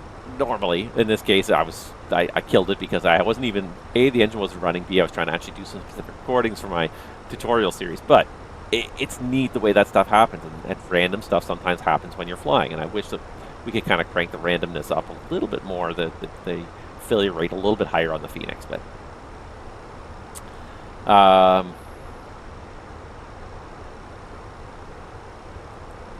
yeah, so anyways,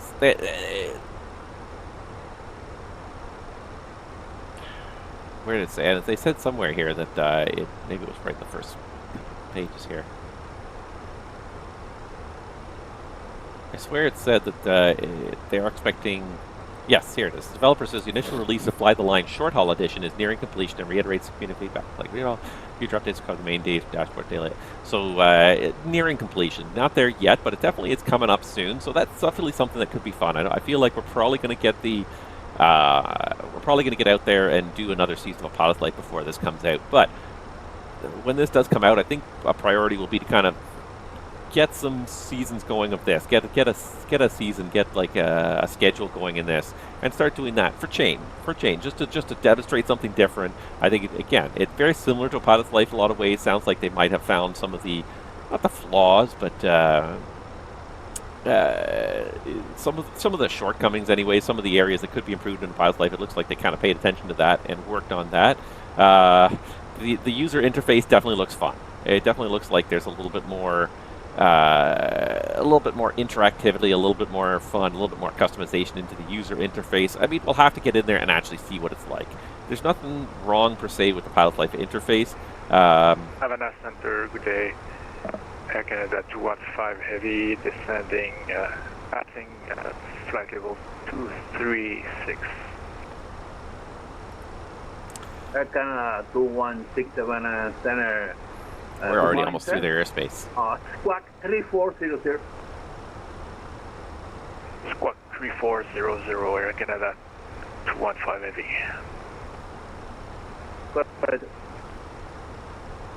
Anyways, the simulation, the interface of a Pilot's Life is a pretty good interface overall. There are a few issues with it. One of the big issues with it is just that it can be laggy because it's all a remote server operation, so like everything you click has to load from the server, so everything is a little bit sluggish. It takes a couple seconds. If I hit the info button, it takes a couple seconds for the window to open up for it to load the data from the server, and I get that. That's like, it's easier to store this vast amount of data on a centralized server, and it's all part of kind of an online interactive multiplayer game because we're all pilots at different airlines, and you can see there's a limited number of pilot slots at each airline. So I get that, but the lag sometimes can be frustrating, especially if you get a slow connection or it just kind of hangs up for a couple of minutes. But yeah, like I said, the schedule generation to me is one of the key features of a Pilot's Life, and there is definitely some room for improvement. There's some good stuff to it, but there's definitely some room for improvement in it. So yeah, I'm curious to see this Fly the Line come out. I will definitely be picking that up, and I'll be giving you guys a tour of it within, pretty shortly after it comes out. Whenever I have the opportunity for a live stream after it comes out, I will definitely try and stream some career from this. So we'll start a new second career in Fly the Line, the short haul edition. But I definitely think that's going to be an interesting piece of software. I think that could be a lot of fun. Much along the same lines as Pilot's Life, and not that I don't enjoy Pilot's Life, but I'd like to see what somebody else can do with it. You know, see what other ideas there are. Maybe it'll be worse, maybe it'll be better.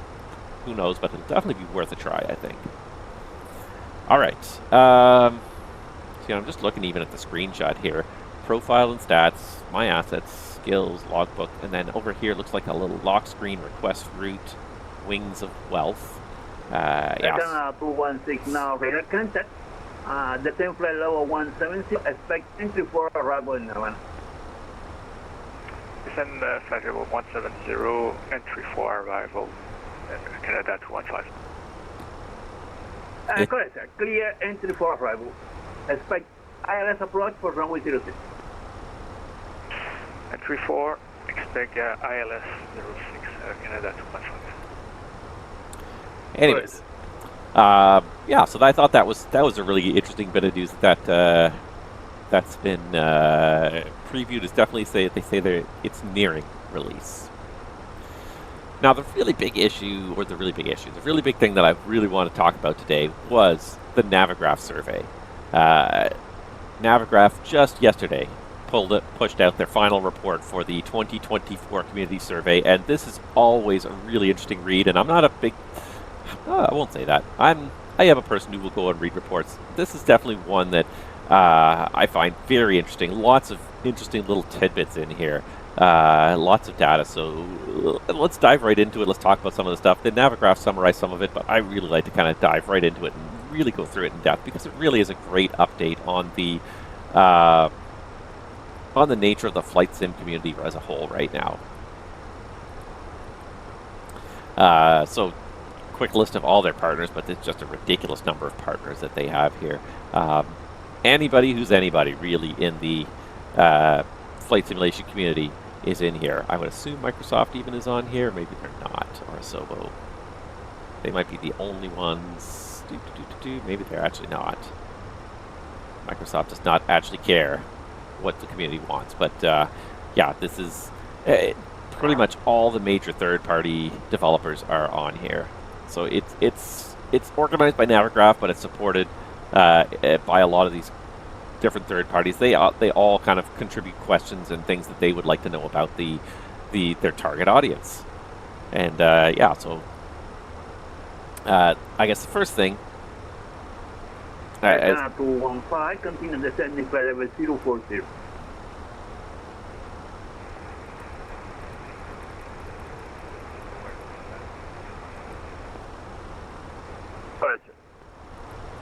And I did kind of briefly go through this, but yeah, to go to the tail end first and just talk about it a little bit. The first thing that stuck out to me was the number of respondents. 23,600 respondents, the largest.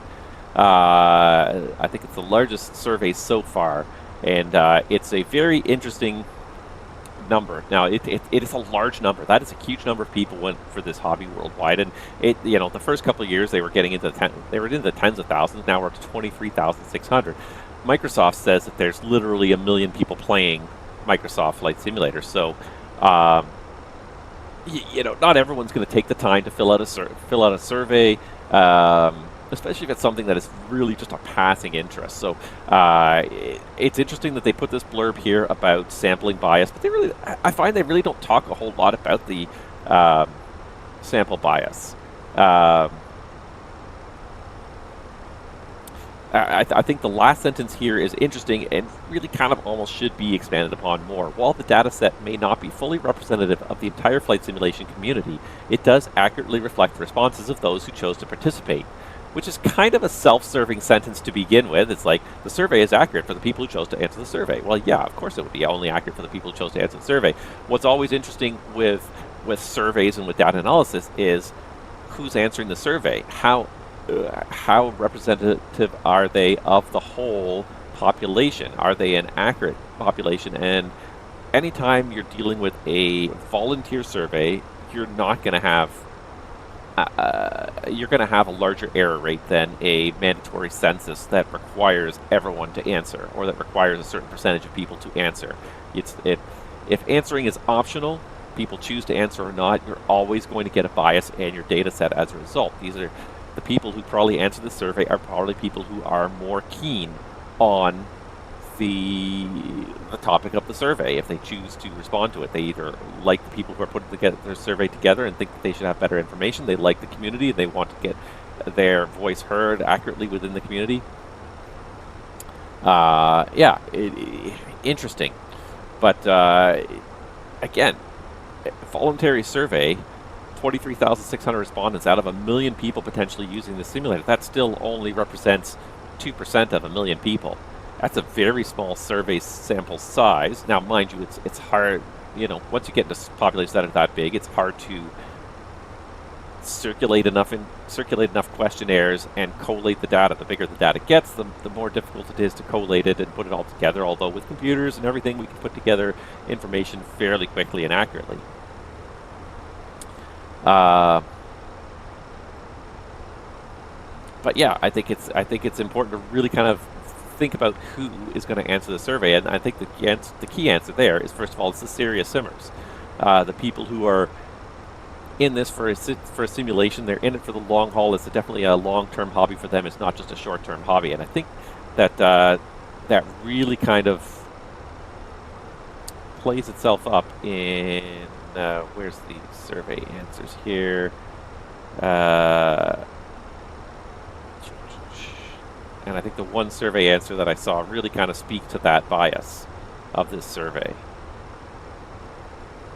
If I can find it here. I'm sorry, I'm just trying to really I briefly scanned through this, but here we are. Yes. So this is kind of the, again, I think this speaks to the bias of the survey.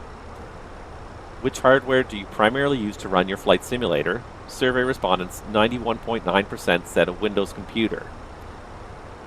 Of the people who responded to this survey, 92% used a Windows computer, 2.5% used a Mac computer. Less people who responded to the survey use an Xbox for flight simulator than use an Apple computer. Pretty much almost the same number of people use a Linux computer as use an Xbox responded to this survey. So I think that statistic right there speaks volumes about who's answering this survey. They are the hardcore simmers. They're not the casual gamers who are playing Microsoft Flight Simulator on Xbox, because Microsoft and Asobo claim that the number of people playing on Xbox is huge. And I believe them. I 100% believe them. But again, I think the key is that they are playing. The people on the Xbox who are using Microsoft Flight Simulator are playing. They're in it for gaming. They're not in it for a serious hobby. It's a lark. It's a casual thing. They'll probably uninstall it in a month. They might install it again.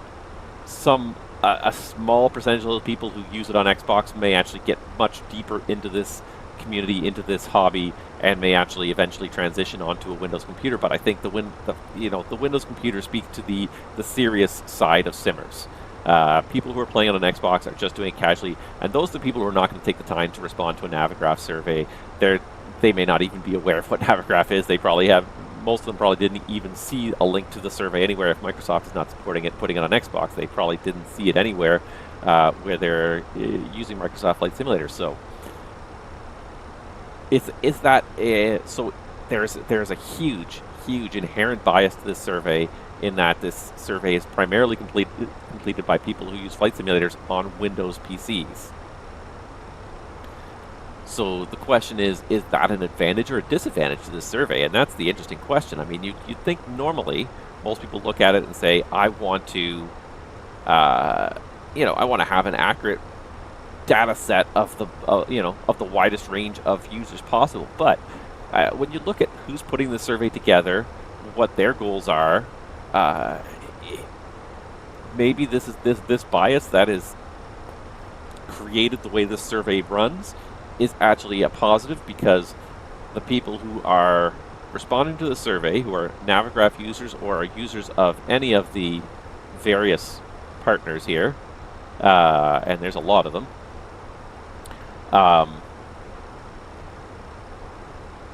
those, you know, those are the users that are going to spend money at these partners. So the average Xbox user is not going to spend any additional money. They're probably getting it on Game Pass. They're not spending a cent on it, and they're never going to spend a cent at any third-party add-on stores. They're not going to go to Sim Market. They're not going to go. They're not going to buy the Fenix. They're probably not going to participate in VATSIM, Say Intentions, any of these organizations. But the subset of flight simulator users, the people who are on PC, who are doing it fairly seriously, those are the people who are going to spend money at these. So those are the people that are your target market for all of these people. Microsoft's not on this list here. So all of these people, their target market are probably the people who are taking the time to answer this survey, because they are the Windows PC users. They are the people who spend a lot more time in this hobby, and are the ones who are probably more likely to spend money on add-ons from these various developers. But it's interesting to think about the bias in this survey and whether it does help or hinder this survey as a whole. As you can see, the vast majority of people got their link.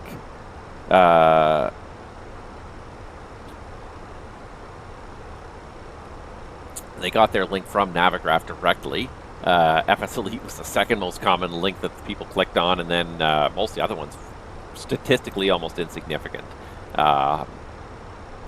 Very small numbers from any of the others. So the vast majority of people, Navigraph users. So again, does this even imply an even further bias within the survey results of people who are already willing to pay because they probably are already associated with Navigraph? But this would also probably include any SimBrief user, people who are not necessarily paying for a Navigraph subscription, but any SimBrief user probably saw an email from Navigraph about this.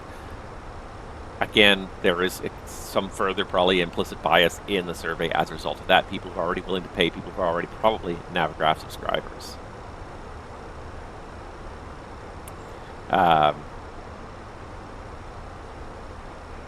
Blue 780 radar service a minute, no other ATC. Monitor advanced frequency 122.8. All right, thank you very much for the service. Over to 122.8, JetBlue 780. Good morning. Good morning, sir. Happy landing. All right, and step ahead. There's a NAMO. And we are supposed to step up to 350 because we're basically flying eastbound now. So let's go ahead and climb flight level 350. So there's thrust climb, alt blue, 340 for 350. It says step deleted, but we just passed the waypoint and then we activated the climb anyways. And we should see prog page now, so it's 35. Max is up at 380, so we still have a lot of margin. And we're just coming across the Bahamas now, I believe. Where's my VATSIM radar?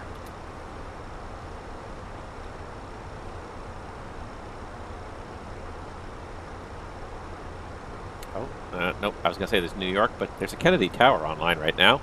Whether or not they stay, who knows, but yes.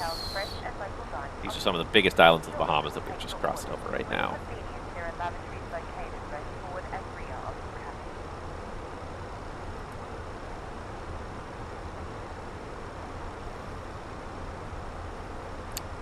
There's Mach Alt Star.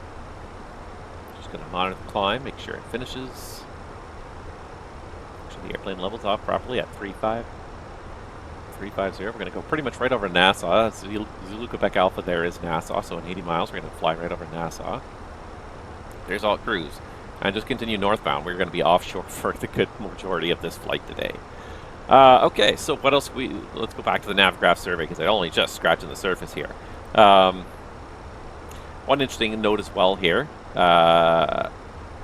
This year, 61% of the participants finished all the survey questions, all 50 of them. Last year, 66% completed all 82. So the survey was shorter, and I will say this. I felt like the survey was a little bit shorter this year. I felt like it was a little bit easier to use as well. Last year, the survey was awkward. Although this year, it wasn't great either. Again, I think I was trying to do it on a mobile device, and mobile devices are not great for data input. Great for data output, terrible for data input. Trying to input the various airplanes I fly is a little more awkward. Interesting to note that, like, this year, the vast majority of people responded through a Navigraph link.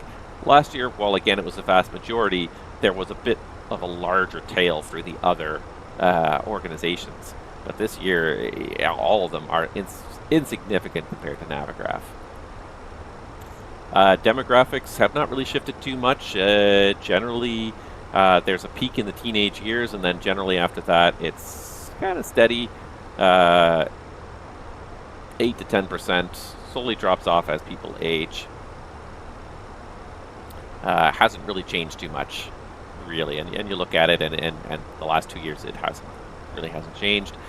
Surprisingly, a male-dominated hobby. Don't know what it is, but men like machines, I guess. And I hate to generalize because it's not like women can't like machines, but it's just there's something about simulations. Men like simulations. Women like different types of games. I hate to talk generalities, but like this is not just a generality. Like this is fact that the vast majority of people involved in this hobby are men, or are males, anyways. And I don't know what it is about simulation, but I find the same thing with most of the simulations I participate in, is that, yeah, I don't know. And we'll talk about it later, because I'll talk about some of my favorite simulations later on after this. Location, again, fairly consistent, mostly the United States. Germany and the UK kind of swapped a little bit here, but Canada's coming up in 4th place. Woo. Not too bad. Australia, France, Netherlands. Again, fairly consistent. A couple of little minor plays here back and forth, but fairly consistent overall. What I really actually liked, and I don't think this was added last year, but this is a really neat chart. This is the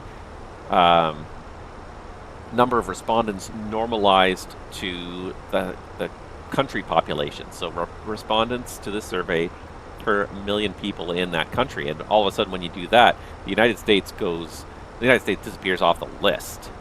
The United States just simply has a large population, so there is a large number of people participating in flight simulation. But when you look at it per population, Iceland is apparently the most popular place. 40 people per million answered this survey, followed by Norway, Luxembourg, a very, very huge European thing here. And I kind of get that. Like, this is a hobby that does not take much space. There are lots of hobbies that require space outdoors, that require workshop space, or a studio of some kind, or maybe they're outdoor hobbies that require more outdoor space, something that's not necessarily as prevalent in Europe. People don't often have a lot of personal outdoor space. A lot of people live in small apartments and flats with a lot of outdoor space. The North American model is not the standard model around the world where everyone has a big backyard and that sort of thing. So this is a great hobby for that. Like, all you need is a computer setup, and in a very small space, and you can kind of have a few extra peripherals that take up more space, but in general you don't need a very big space to participate in this hobby.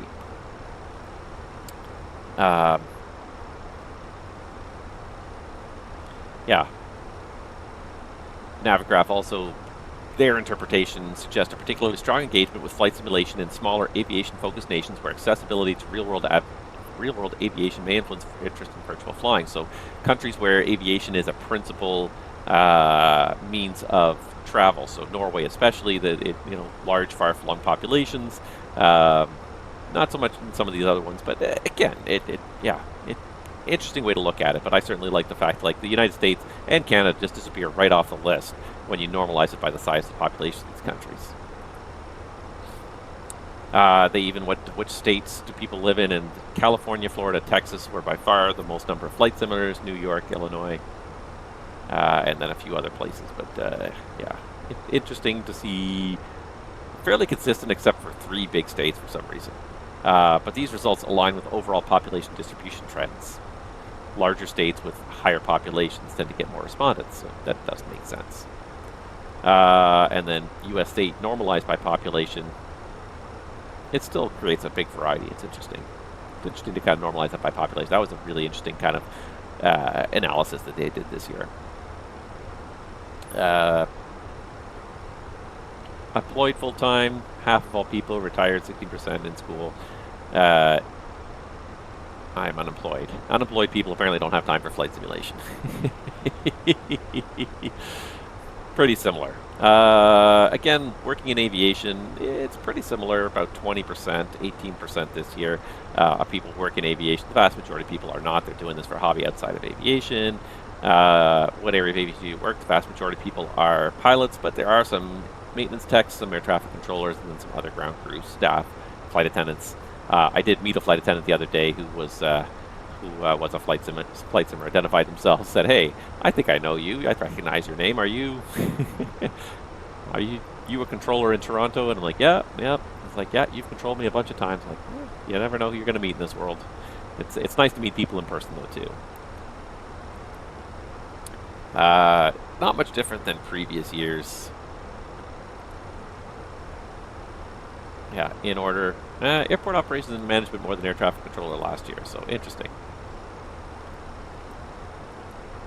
Pilot's license, 20% of people, yes. Same as last year. Additional ratings, again, fairly similar. Previous year. Lots of people with night ratings, IFR ratings, multi-engine ratings. Complex high-performance turbo multi-engines now about 20%, so yeah. Flight school enrollment, about 10%. Previous years, 20%, so big change last year to this year. Yeah, last year's result was a weird anomaly because the year before that was again about 10%. This one, yeah, doubled for some reason last year. Maybe post-COVID, people were looking at things to do. I don't know.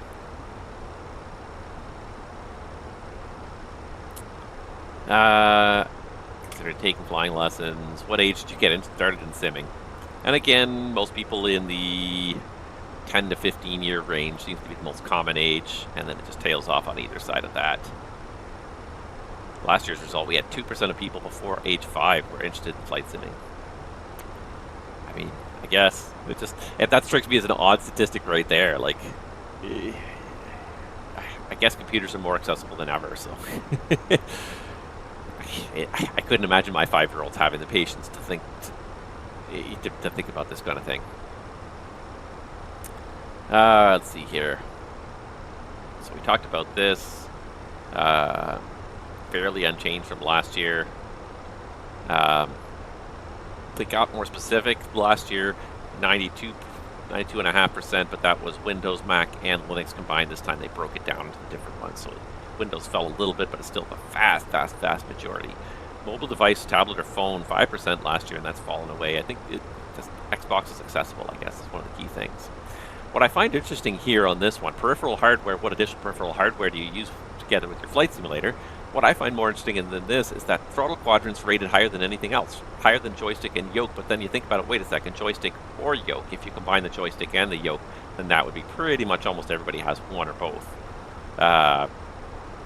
Yeah, I just thought it was interesting, the throttle quadrant and rudder pedals made it even higher than a yoke. But again, if you have joystick or yoke, like if you've got the side stick for the Airbus, that counts the joystick. So kind of having the two of those separate is a little bit weird. I almost want to see what the combined number is for both of those. Tablets nearby, so to do FMS and things like that, absolutely. Additional displays, even head trackers. 20% of people are using a head tracker, which is, I find it indispensable at this point. I couldn't imagine trying to fly without it now. You can get by with it, and I've watched my brother struggle with it, and you're like, I literally have, for the Fenix, I have a sheet that has all the hotkeys on it. Overhead panel, ECAM, FCU, left, right, MCDU. But that's more, I have that just for when I'm recording stuff that I can quickly jump back and forth without having to try and remember stuff and jump to the wrong spot. And let's see here, comparing to last year, it's all about the same.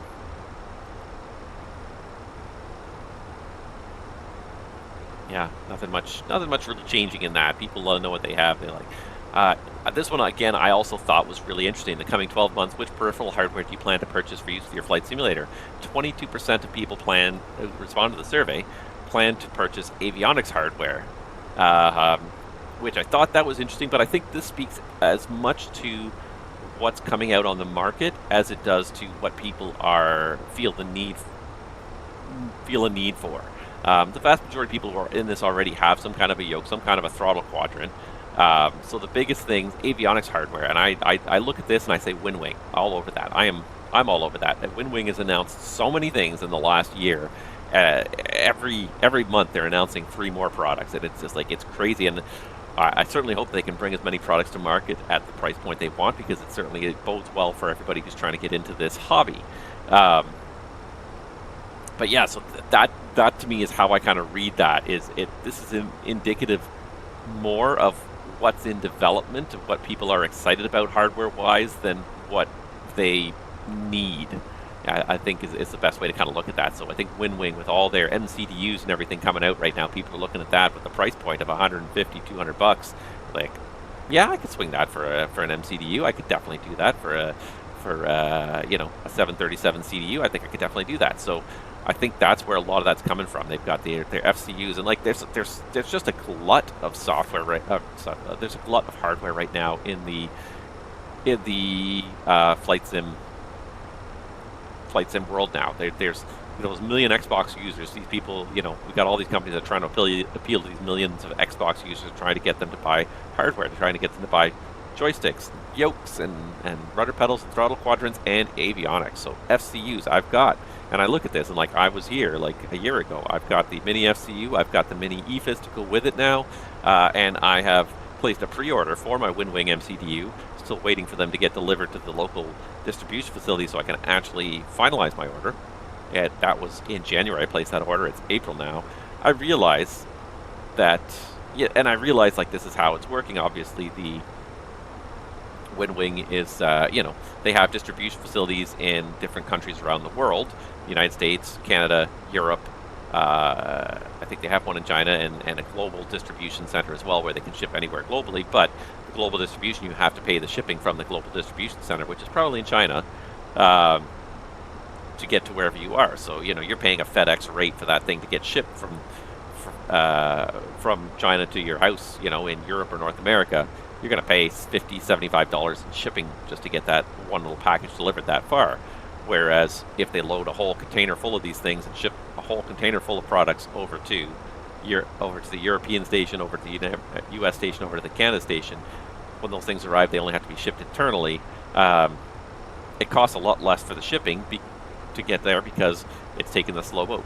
It's, weeks, potentially even a month, several months to get there. But that being said, like, it's been 3-4 months since they said they were going to stock these things in the Canadian store, and they still have not stocked them. So I'm starting to get a little bit impatient. Yes, I realize it's shipping on a container on a slow boat from China, but it's still, after like 4 months, I would think like that container probably should have arrived by now. Anyways. But yeah, I thought that was interesting. Rudder pedals, and again, I think this speaks to what are the products that are coming out. I know that a lot of people were interested in the Charlie rudder pedals, and I think there was another one that my rudder pedals are not great, but they do the job. So I'm not looking at them. I feel them. I wish they had more resistance on the brakes. The brakes, you push them so far. Like, I really wish the springs on the brakes were 10 times the strength. Because like in the real airplane, you need to really hammer on the brakes to get kind of an impact, whereas these are such a light touch. But again, it's one of those things where they're working right now. Is an upgrade really necessary? No, it really isn't. They do the job. They're not great. The feel's not great. If they break, then that's going to change that equation for me. But I think there are some rudder pedals in the offing, so I think that's why, again, this is up here as things people are interested in. Additional computers, VR headsets. It's on people's list, but nobody's really pulling the trigger on that. We'll talk about that here, because yes, that's the next slide right there. Do you primarily use VR? 9% yes.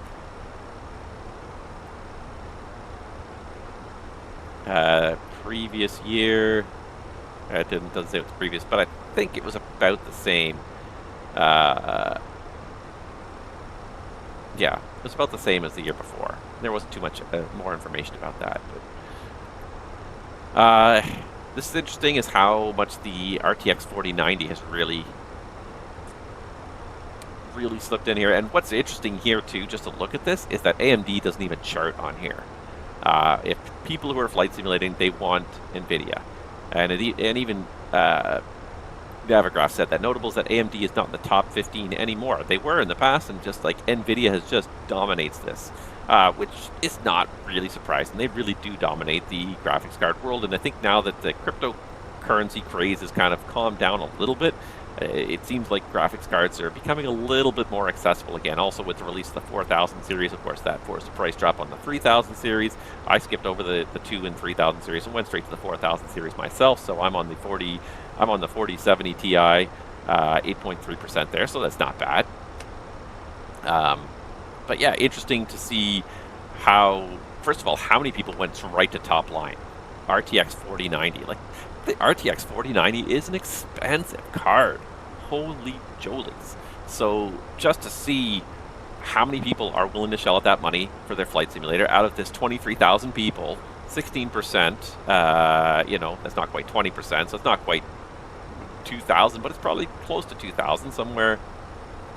Sorry, that'd be almost 4,000, sorry. Close to 4,000 people just in this community alone felt that it was worth shelling out for the RTX 4090.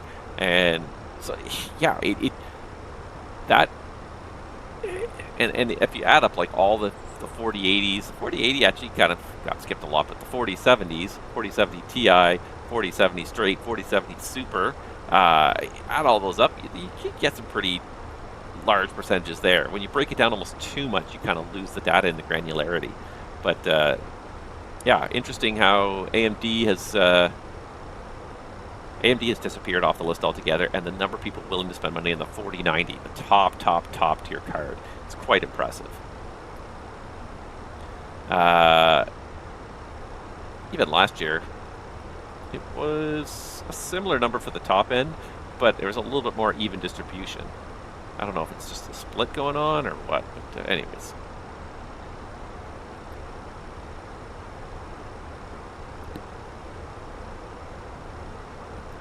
And I thought I was kind of ahead of the curve with 32 gigabytes because I put 32 gigabytes in my computer like 4 years ago. And 4 years ago, I guess I was ahead of the curve. But now, look at the number of people. 30% of people running Flight Simulator have 64 gigabytes of memory on their computer. Something I might want to consider when I upgrade as well is, do I want to replace the memory? And I probably do, because I want to give the old memory to my other daughter. I'm going to need new memory in that computer as well. I'm going to have to replace basically everything except for the hard drives and the graphics card.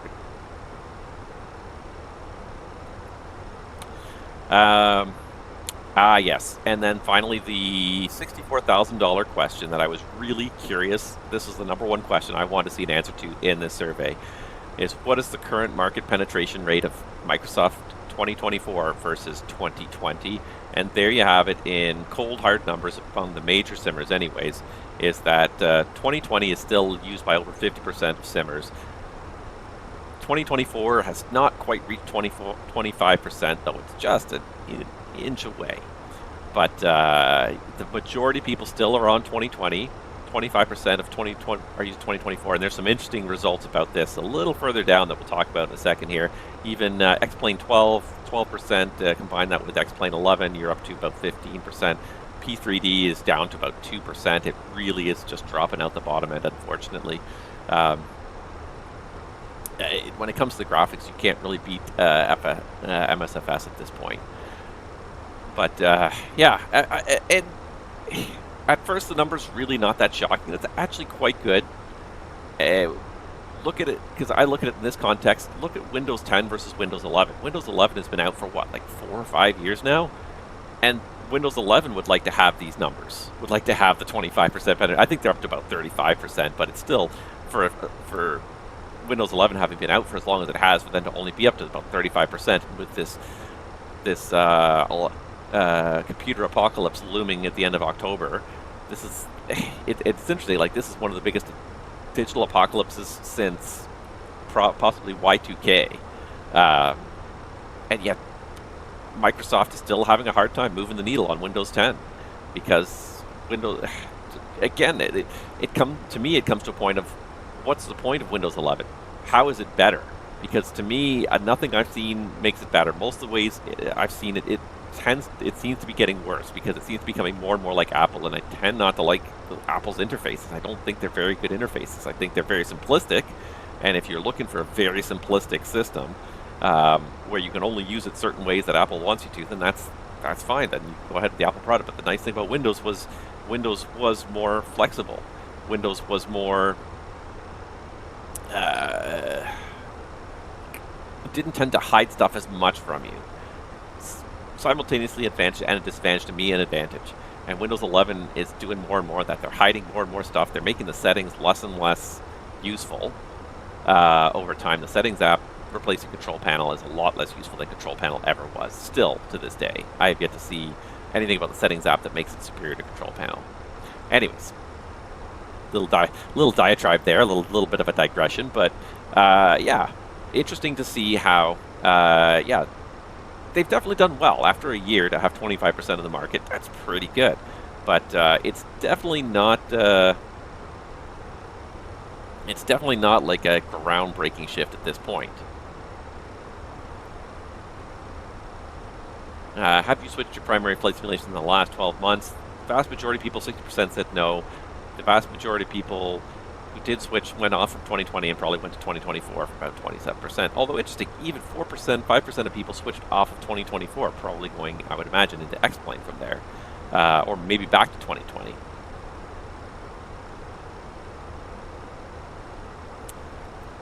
How often do you fly the following flight simulators? This is the other one as well. Microsoft 2020, again, still a majority of the time, 50%.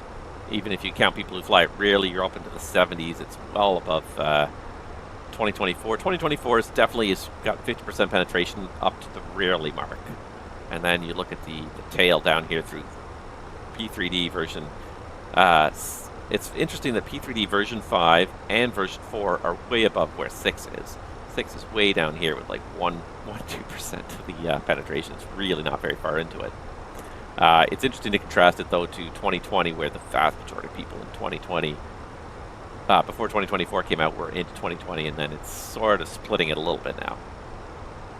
Have you tried it? 2024, 41% said no, 58% said yes. Interesting that this many people said yes, and they do not consider it their primary sim. I haven't even reached this point. I'm still in the no portion right now, and I think maybe when I get the new computer, that might be the impetus to try it out. But when you look at this, 41%, 58%, 59% of people have tried it, and yet only 25% of it considered their primary sim. Again, people are not keen on it. So is that a factor of the simulator is not as interesting to use, not as much fun to use? Is there not the content ready for it yet? The aircraft, the scenery, is it not quite importing as easily as Microsoft claimed it would, which PMDG has talked about now. And I'd like their analysis here. High hopes and mixed results. Everyone kind of wanted it last year and was excited about it, but this table here is really telling. How did MSFS 2024 meet your expectations so far? And so anything that is orange is below expectations or far below expectations. Gray is met expectations. Blue is exceeded or far exceeded expectations. Interesting to see how many people are extremely disappointed in MSFS 2024 so far. In most categories, in the majority of categories, the number of people who say that 2024 did not yet meet their expectations mostly outnumbers people who said it met their expectations, with a few categories. Default scenery, flight model, people say it meets their expectations more than disappointed. That's about the biggest one. That and seasons meets their expectations more than below expectations. Weathers, well, yeah, it's about the same-ish. But it seems like the majority of categories, 2024 failed to live up to people's expectations. Now, is this a case of the sim performs worse than 2020, or things are worse than 2020, or is this a case where Asobo set the expectations so high that they were not able to meet them when the sim actually came out? So interesting to consider which side of the equation it's more on. Is it that the expectations were so high that they weren't met, or was it that the performance is so bad that even compared to other simulators, that people feel like they're not getting their money's worth out of 2024? That's the interesting question that comes out of this. And I haven't tried it. I haven't tried it yet, so I can't say where I fall on this, but I will say this, that the opening couple of days of 2024 really kind of opened our eyes to the problem with 2024. And it's a pity because I know Asobo put a lot of effort into it, but obviously not enough effort into the right things because they ended up with this huge debacle on day one there. Oh my god. And I've been sitting here talking about this for all this time, and you guys can't even see what I'm looking at here.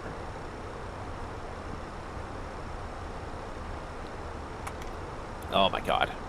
All the stuff I was talking about in this survey here, and you guys weren't able to see that because I didn't have it actually up on the screen properly. Oh my god. Interesting. Okay. Wow. Alright, well, we'll go back and we'll have a look at all the different people who supported the survey. There's a lot of people there, a lot of organizations there.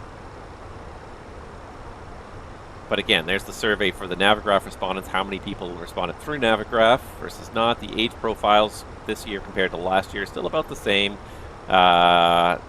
Same for gender. Again, where you live was neat. How big how far ahead the number of respondents in the United States is, but it's a big country with a large population, so when you normalize for the population, the United States, Canada, North America just disappears right off the chart. Large populations, not a large percentage of the population is into this sort of thing.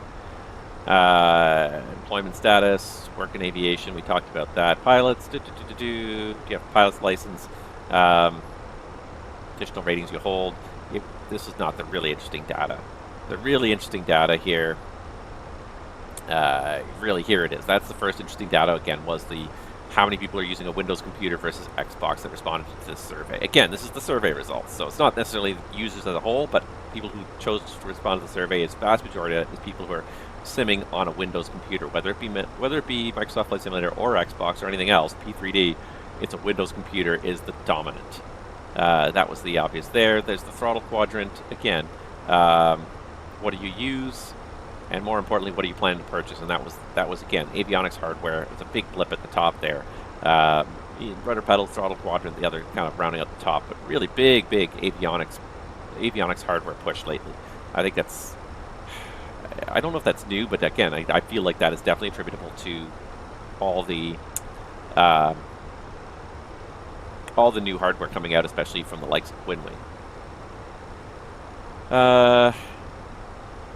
Primarily use VR, 10% say yes, but 90% say no. There's again the RTX 4090 dominating 17% above any other specific variation of the RTX, and AMD is just off the chart, not even listed in the top results here.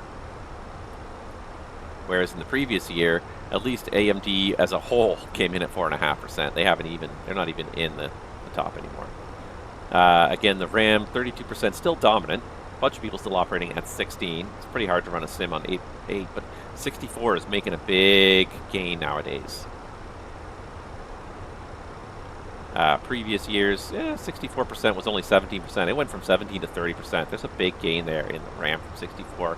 Even 32 is higher than it was before. So even 32 is trending upwards. It's 16 that really trended down from 18 down to 12%. A lot of people went for 32 or even up to 64. And there's your primary flight simulator. 52% still 2020 versus 25% 2024, 11.6% X-Plane 12. Previous year, X-Plane as a whole, 13% of the market. Microsoft Flight Simulator, 20% of the market. P3D, all the combined versions, 5%. Now it's probably even less than that. Yeah, now it's 1.9%, from 4.4 down to 1.9. 2024 really kind of brought a lot more people out. Yeah, and again, how often do you use the various sims? Not just what's primary, but how often. Most of the time, frequently, sometimes, rarely, never. And you can see 2024, 75%, if you include rarely, people have used it at all. 2024 is at 50%. 2020 is at 75%.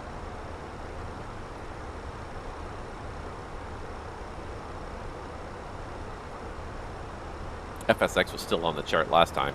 Is FSX still on here? Microsoft FSX is still next after 11.5. There's still people using FSX. And it was a good sim for a long time. Tried MSFS 2024. 59% have, and yet only 25% consider it their primary sim. So lots of people have tried it and been disappointed, and then we were up to where I was here, which is how did it meet your expectations so far? A lot of people are unhappy with a lot of stuff. ATC seems to be the biggest disappointment so far. People were promised a very interactive, user-friendly ATC system, and almost nobody believes that they've hit the mark. A small number of people think it met expectations. A very small think it exceeded, but the vast majority of people are like, no, this is not what we want, what we expected. Backwards compatibility is also hugely disappointing. A lot of people, and again, this is more, I think, aircraft than scenery. Scenery is backwards compatible. I think for the most part, the scenery is more basic. The aircraft, you're delving more into the depth of the simulation. But again, a lot of disappointment because I will say this: Asobo did jump up and down and swear on their lives that, like, oh, airports are going to be backwards compatible, no problem, and most of your airplanes should work in the sim. And it's like, it's not really the case. Really did not get the backwards compatibility people were hoping for. The large number of people who operate expensive, high-end airplane add-ons found that they did not work right off the bat. The other two big hits here: simulator stability. People are not happy with the simulator stability. Lots of, I guess, crashed desktops and issues with the simulator stability, and weather radar was promised, does not meet expectations.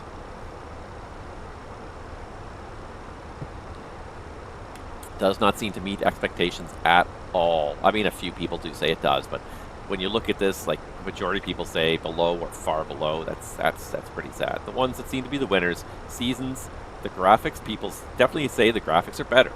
And also the flight model seems to be, most people say it meets their expectations. I don't know if people just didn't expect it to improve much.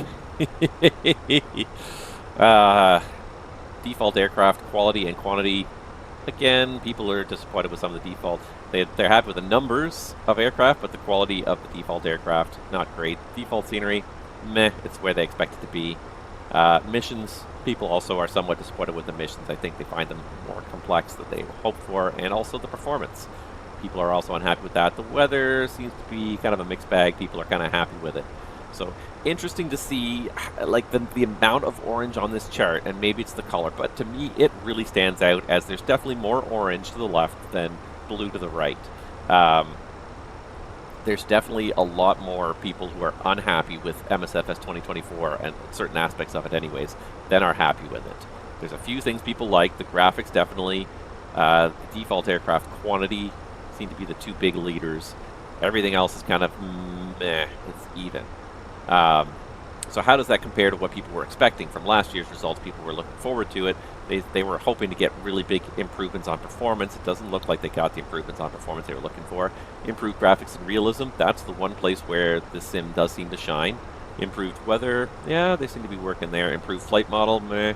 Increased realism, improved air traffic control. That was kind of a 10% expectation. Definitely fell short on that, it looks like, for most people. Improved missions, better than MSFS 2020. It's kind of a generic one. Compatibility with the MSFS 2020 add-ons. It's funny because only 5% really expected it to be compatible, and even then it seemed like people were disappointed. Maybe the promises got higher, I don't know. It seemed like the big things, the big thing was the performance optimization was not there. The graphics improvement was there, but the performance optimization was not there. So, again, this is not selling me on this simulator. And maybe that's me reading into it maybe that's my personal bias reading into it, and I'm seeing what I want to see in there, which is that the simulator's not ready yet. And I don't think it's ready. I don't think it's ready for prime time. I don't think it's, yeah, I'm curious to know if you guys have tried it out, what you guys think of it as a whole. But certainly, like, look at me flying the Fenix here. I'm not sure how well it's going to work in 2024, and for the time and effort for not just the money. The money is one thing, but the time and effort of installing another sim, setting up all your add-ons in another sim, setting up all your airports. I have so many airports in 2020, and they're a sunk cost. But I would like to move most of them forward into 2024. I would like to know that most of them go forward in 2024 because, again, I hate flying default airports, and even their bespoke airports. I was so happy, actually, little sidebar, that I&I Builds released Dallas-Fort Worth, finally, DFW, because DFW, I kept falling for it. I kept flying to it as a bespoke airport, and as a bespoke airport, garbage, and it never got improved. There were there were little lips along the runway. You'd be rolling down the runway at 100 knots after landing, and all of a sudden your airplane would hit this lip and just nose over into the ground because they hit this little 6-inch lip in the runway that is just there. And it's like, how did this ever pass quality control, and why did it never get fixed in 5 years? How did this never get fixed? And that just blows me away. How poor that quality, that, because they were selling these bespoke airports as, oh, these are great, these are going to look really good, they're going to be great to fly out of. DFW is almost unusable. So nice to see that somebody finally came out with that. But anywho, how likely are you to recommend MSFS 2024 on a scale of, I guess, is it 0 to 1 to 10, I guess? And yeah, it's some people don't like it. Some people are okay. Like there's not a whole lot on the very high end. There's a few people that really like it. And I think Navigraph probably put it best here. Enthusiasm for MSFS 2024 is present, but it's not overwhelming. While some users are happy with the experience, many remain hesitant to recommend it fully. This suggests that while the simulator has potential, it may still need further improvements to win over the broader community. And I tend to think that is a very good way of looking at it. I think that's true. They need to improve their compatibility with the add-ons. They need to solve a lot of their issues that they've had, especially things that they promised that they under-delivered on, and performance issues especially would be huge. So, I mean, for me, when I do choose to make the transition, and I probably am going to make the transition sometime this year, but it's going to be a slow process. I'm not going to want to do it overnight. I didn't let go of P3D for a long time. It's still installed on my computer. For that, every once in a while, when I get a hankering to fly the 747, I can boot up P3D and fly the 47 around, and it feels terrible because the scenery is such low quality, but at least I can fly the airplane I want. And that's the thing, is like I'm very happy with what's evolved now in 2020 with the Fenix A320 family, with the PMDG 37 family, all that stuff. I feel like you've got some very nice airplanes in the simulator. I've got it tweaked that it works really well. It took a lot of time to get to this point. To throw that all away, install another simulator, and have to tweak everything and install everything and get it all working in another simulator, it's going to be that to me is going to be a long process. It's going to be a bit of a frustrating process. And I'm going to want the backup. I'm going to want to be able to fall back on 2020 for a long time, for probably at least a couple of years, for the days when 2024 is not working for me, or maybe its add-ons are not compatible and for what I want to do that day. Yeah.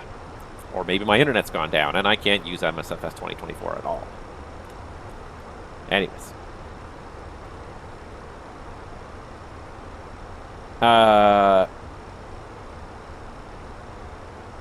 Alright, so what features in add-on aircraft do you value the most? This is also interesting. This is where I kind of really live and where my game is. And it looks like aircraft system depth, flight model accuracy, authenticity of aircraft, those are kind of the big winners. The ones that are moderate value, customization options, EFB and integrations. The EFBs are good, but they're not essential. What people really want is good depth, good aircraft, cockpit features, flight model accuracy. Everyone wants, it's funny, but everyone places a lot of value on a lot of things. And I did the same thing. I placed a lot of value on a lot of things.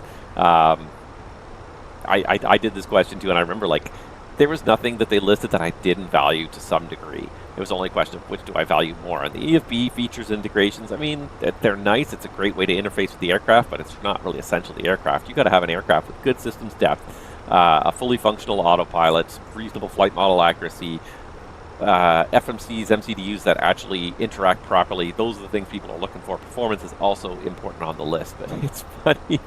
It's funny. The only things that got low value, no value, hardware integrations and customization options. I mean, it's nice that I can have a version of the 320 with brake fans and without. Yeah, it's nice, but do I want to hold the release for an extra month while they work on some of these customization options? Probably not. They're great to have, and some of them are fairly easy to implement, but yeah, in the grand scheme of things, it's all about the system's depth, the accuracy of the flight management system, etc.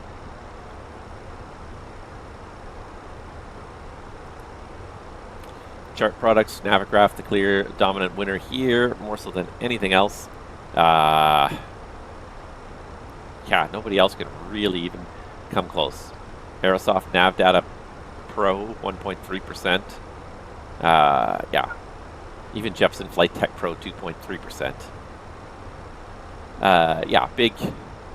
But Navigraph, the big winner there. But again, it speaks to bias. It's Navigraph Survey. So yeah, people like our products. But flight planning, a little more generic, but Sim Brief by Navigraph, overall dominant and with good cause. I think it's one of the best freeware things I've ever come across in my life. It for freeware, it's absolutely phenomenal. The level of depth and realism to the Sim Brief. I can't recommend it enough. I never can. I was shocked at how good it was the first time I used it, and I've never stopped using it since. And that was, you know, probably 6, 7, 8 years ago I started using it.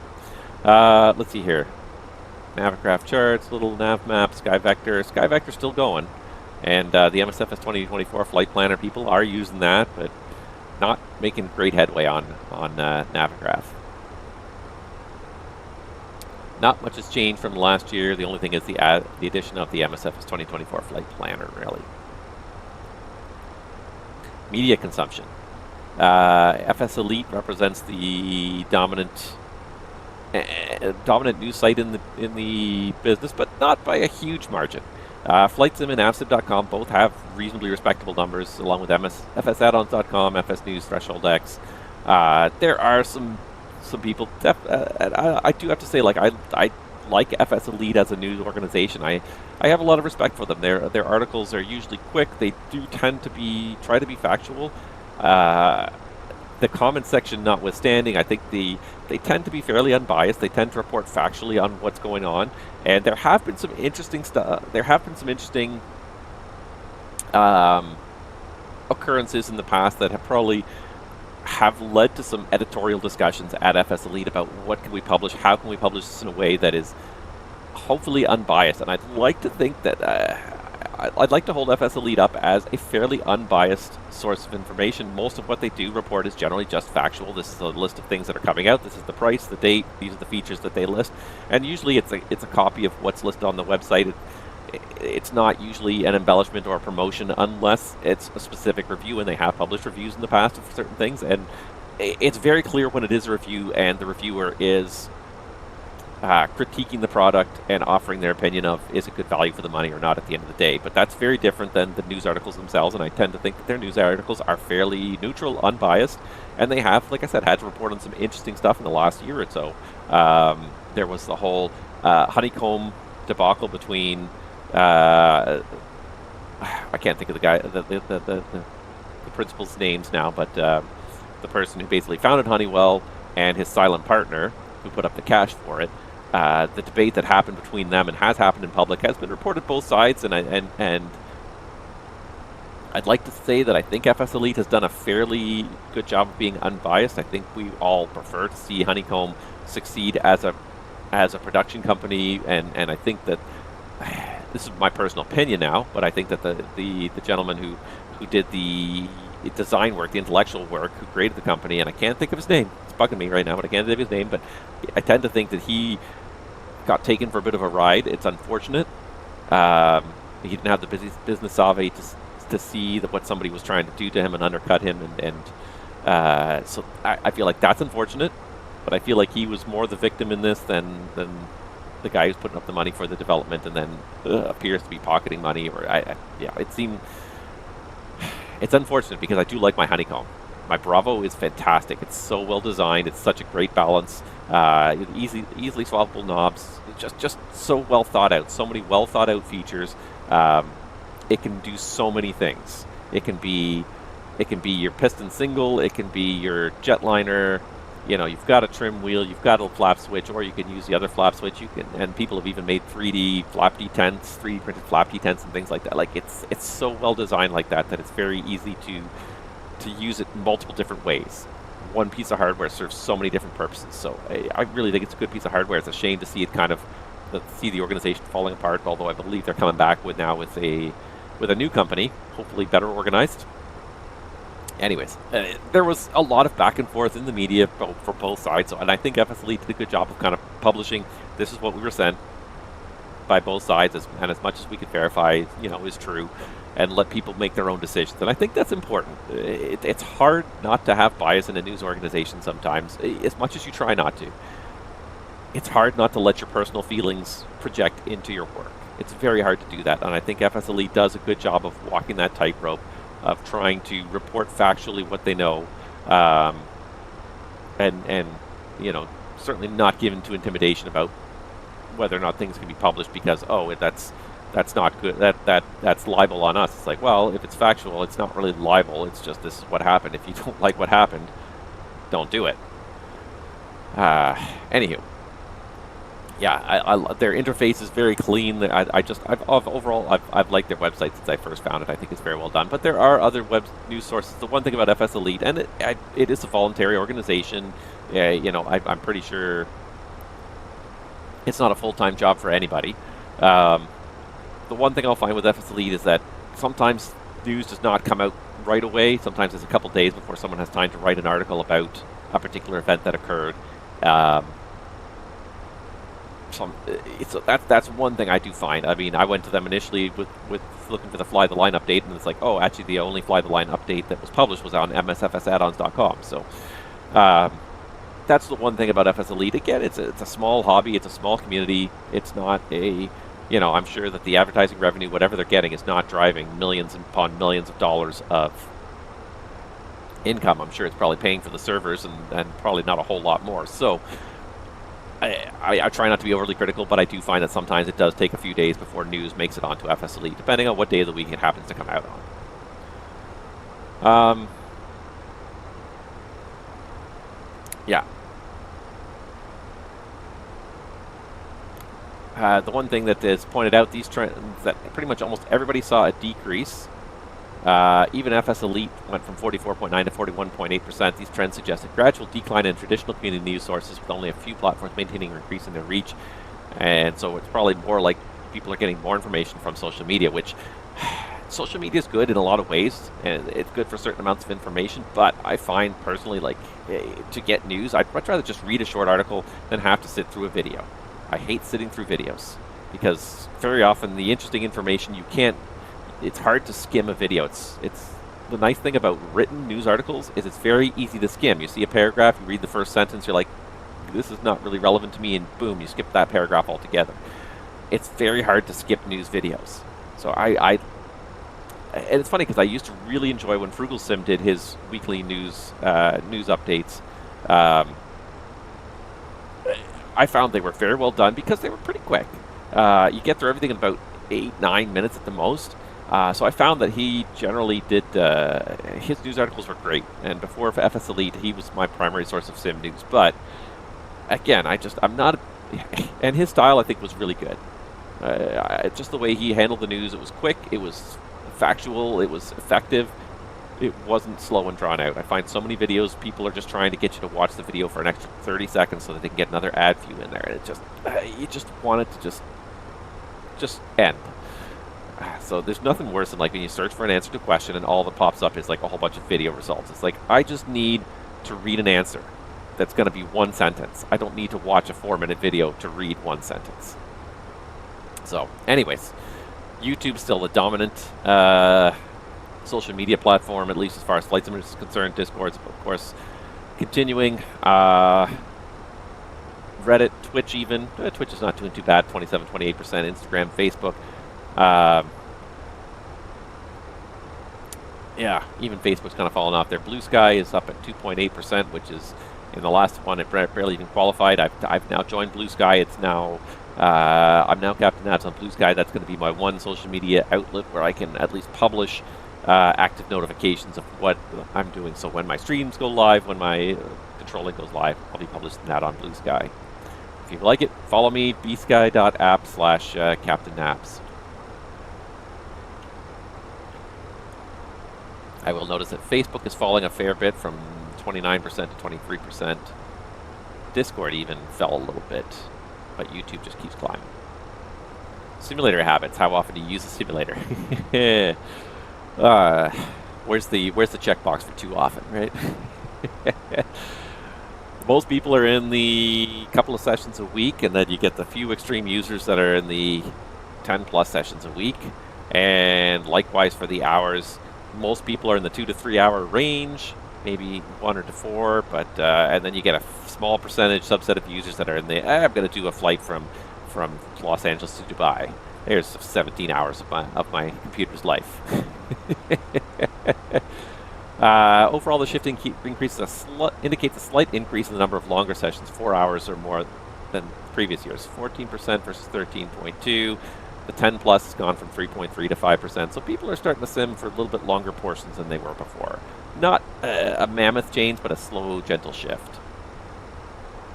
Flight rules, most people, again, flying IFR. VFR was actually quite popular before, and it seems to be, it's about the same. Casually without rules, yeah, they all look about the same as they did last year. No, nothing's really changing too much last year. Definitely most IFR flying, and it's because I think when people get into this, they really want to simulate the complex end, and the IFR end is the complex end.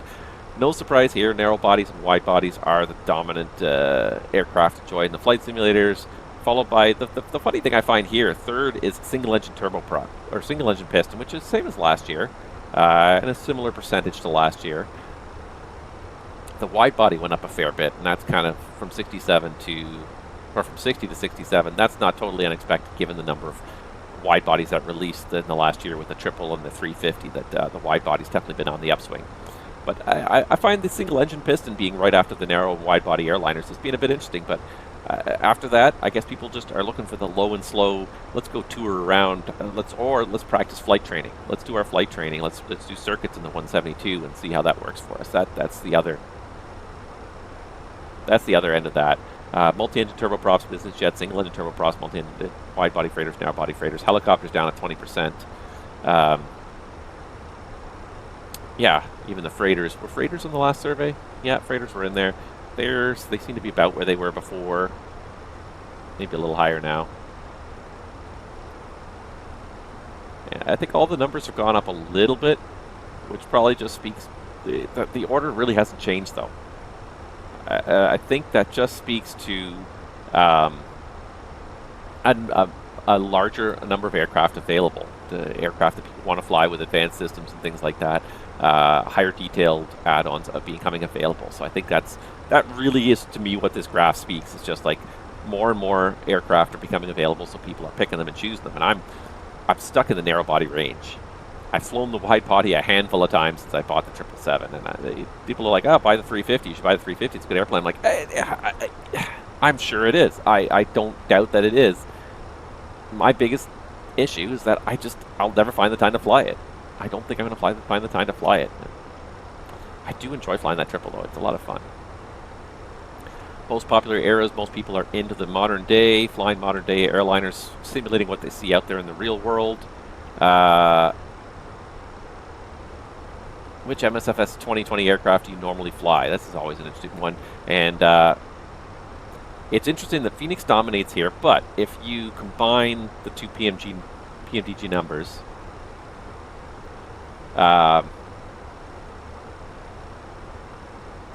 if you combine the two PMDG numbers, you'd get up to 70%. That being said, this is not a either or. You could pick multiple of these. But it is interesting to see the top 5 anyways. Coffee grinds, wonderful. The top 5. You got Fenix right at the top, 2 PMDGs, and then the I&I builds A350, followed by the fly-by-wire aircraft, the 320 and the 380. So interesting to see how that kind of plays out. All the airliners in the top there. Then the Asobo 172 comes in at 8%. People just like tootling around in that thing, I guess. Interesting that that's high on the list as it is, but I guess people, it's just a generic airplane, so people probably fly it a lot. Yeah, just trying to see what else is on there that's kind of, even the Horizon Simulations 8.7 at the very bottom of the list there, the I&I builds 330, but yeah, really Fenix, PMDG dominate at the top end, and I&I builds, though, is coming up fast, though, with the A350. People really wanted a good A350. I&I builds delivered. And, again, this is interesting and a little bit sad news, was that Fenix was planning the 350. And they put in, I think, the preliminary steps to do it, and now they've completely pulled back from that because I&I builds has produced a wonderful product that people really seem to enjoy. People are getting a real kick out of it. But so now they've instead announced that they're going to work on the Neo generation of the 320 series rather than change over to the 350, which will probably be a little bit less work. They'll probably be able to produce a new money-making product sooner than if they tried to produce a 350 and also had to compete against i9 builds with their 350. I'd like to think Fenix would probably do a better job. i9 builds does an okay job, but I think I'm disappointed that Fenix won't put out the 350 because I would have waited. I would have waited for them because their system's depth is just so intense. It would have been totally worth waiting for. But yeah, anyways, no surprise there. Fenix, PMDG dominate the list here for the MSFS aircraft add-ons. And that's pretty much unchanged from last year when PMDG, Fenix, you know what, Fenix is actually a little higher now that I look at it. It's not totally unchanged. With the 319, 321, they've gone up to over 50%. People fly it versus the 37s, and they split the 37s last year, and I think that's silly. The fly-by-wire went from 30% down to 13%. Wow, less than half, but a big drop off there. Not totally surprising. People, the Fenix just did such a good job in there. Their product was so worthwhile. People were all over that. Even the CRJ doesn't even appear on here. The ATR appears on here last year. The CRJ is not even on here. The ATR is not on here either anymore. X-Plane add-ons. The Zibo Mod 37 dominates that category. Nothing else comes close. Then you get the Toeless Airbus family is the next highest. I really don't like when they kind of break it down by 19, 20, 21. It's just like, let's just lump it together. It makes it, I think you make it split more than you have to.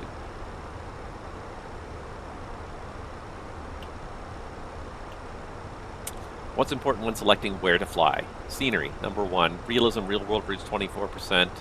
Geographic preferences, instant places, terrain, 10%. And there's an interesting table that I think is coming up here shortly that will be very interesting to look at here. ATC coverage, only 6% of people choose. It's not the be-all and end-all. Scenery is the biggest thing for me too, I think, in terms of what, and real-world routes. I try to do real-world routes to airports that I have scenery for. But then VATSIM does play into that afterwards. It's like, if I have to choose between 2 real-world airports, I'm not sure, and one of them's got ATC, I'll probably pick that one. Where in the world do you typically fly? Europe, North America are the dominantly preferred. Asia, Australia, South America, that all kind of comes in much lower, but very high up in Europe and North America. Big, busy airspaces, famous airspaces.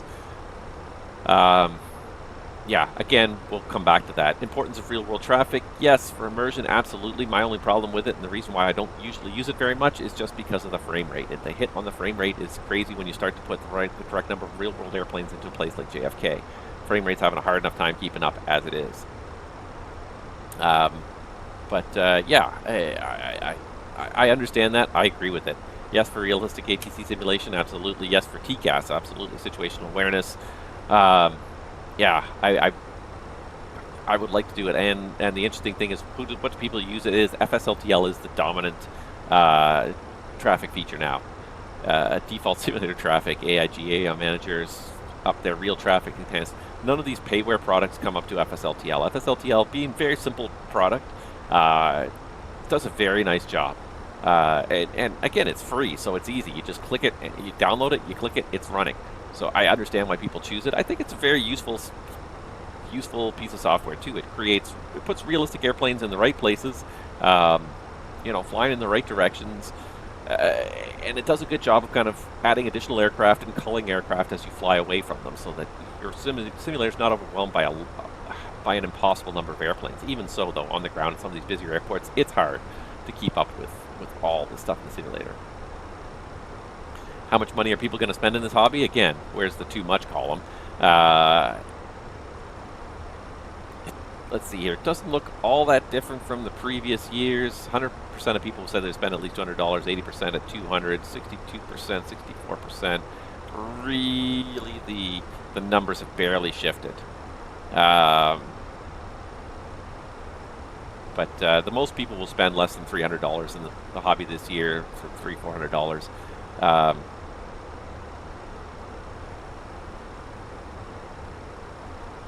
Yeah. The results suggest while investment in flight simulation is universal among respondents, the majority keep their spending within moderate ranges, with fewer committing to high-cost purchases, possibly reflecting budget constraints or selective spending on premium add-ons. Yeah, and I'd say I tend to fall within that. I definitely spend a couple of dollars every month. I try not to spend too much. Sometimes if I want something big like the A350, I'll save up for a few months, and a lot of it comes out of my revenue from advertising anyway, so it's not a whole lot of my own personal money that I commit to this stuff. The hardware, usually it's my own money. The computer, the avionics peripherals, all that stuff is usually my own money. But usually the software is paid for mostly with advertising revenue. Hardware, again, most people are going to spend less than $300 on hardware. By the time you get to $1,000, even 20% might spend $1,000. Even that's a lot. Not much change from last year. The graph's got a very similar fall off as last year. Online stores. What's interesting here is just how much the INI store has come up. The INI store has come up from last year, and where last year was at 26% and was about number 6 there, I think, has now shot to number 1. Again, I think part of this is just the number of products they have available in their store, and also the number of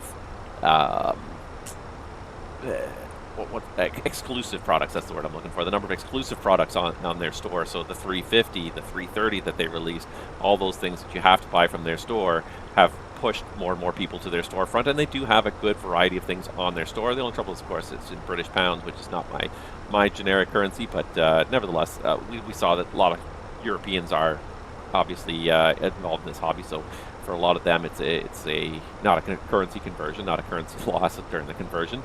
Yeah, the in-game marketplace went from 50% down to 35%. People are not using the marketplace as much. Sim market looks like it stayed Sim market lost quite a bit of market share. Everybody lost market share in the top from before. Corbex went from 44 to 35. AnyBuilds really kind of snuck up and took a whole bunch of market share right there. Which is really interesting. That a lot of these survey categories don't change much from year to year, but that's one that there was a big jump by one company there. AnyBuilds went from number 6, 26%, to number 1 with almost 40%. Aerosoft stayed in about the same place. Aerosoft, almost everybody else lost a little bit. JustFlight went from JustFlight went up for a little bit from 24 to 32%. Again, I think exclusives help with that. FlightSim.to stayed fairly consistent. Contrail went from 22 to 15%. Yeah, there were some winners and losers, but the big winner there, and AnyBuilds went up a whole bunch of spots, and I think the exclusive software really helps them with that. And then finally, what was the best product release of the last 12 months? The 319, 321 was the winner by a slight margin over 2024 itself, the 777 and the 350, even the fly-by-wire 380. Wing hardware 4.7%. Lots of people are even excited about that. But yeah, even PMDG couldn't quite get up there to score with Fenix 319, 321, MSFS 2024, and I would have to agree certainly with the Fenix being top of my list. 777 I think would be second on my list though, and even the Wing hardware might be higher on my list, to be honest, than that. But yeah, I would agree with that. Fenix definitely top of the list. FS 2024 again, I'm waiting for it to stabilize and see what becomes better. 2023's best releases, the PMDG 37 followed by the Fenix 320, and then 2020 aircraft avionics update 2 even went on there. Coming down to the end of the survey here, VATSIM still the dominant ATC online network, representing almost 90% of online users and 42% of ATC software in use. Beyond ATC has come from nowhere to hit almost 25%. Other ones are quickly falling into insignificance. Pilot Edge went from 4.9% down to 1.9%. POSCON from 1.1 to 0.5%. Really the and even IVEO went from 17% to 9.7%.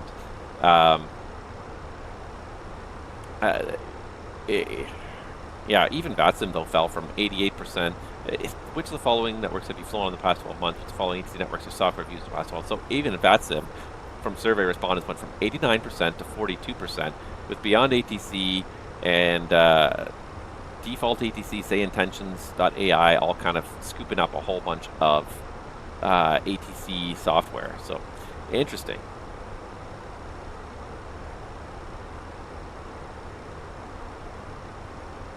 However, the question cannot be compared because the question was presented to a smaller group of people last year. In last year's survey, the question was preceded by a single question: have you flown an ATC network in the past 12 months? Okay. So in last year's survey data, before you could answer this question, you had to say, yes, I've flown a network. 88% of people who had flown a network flew on VATSIM. Whereas in this one, it wasn't prefaced. They made the survey shorter, so 42% of people on the overall survey had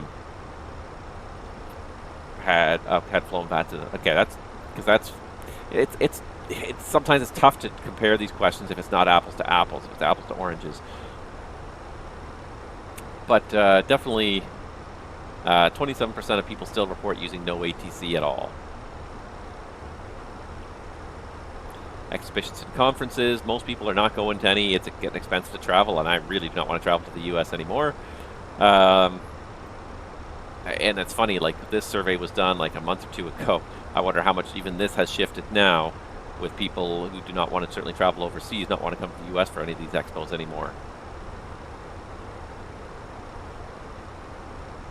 So in the previous year, 3.4% visited FlightSim Expo.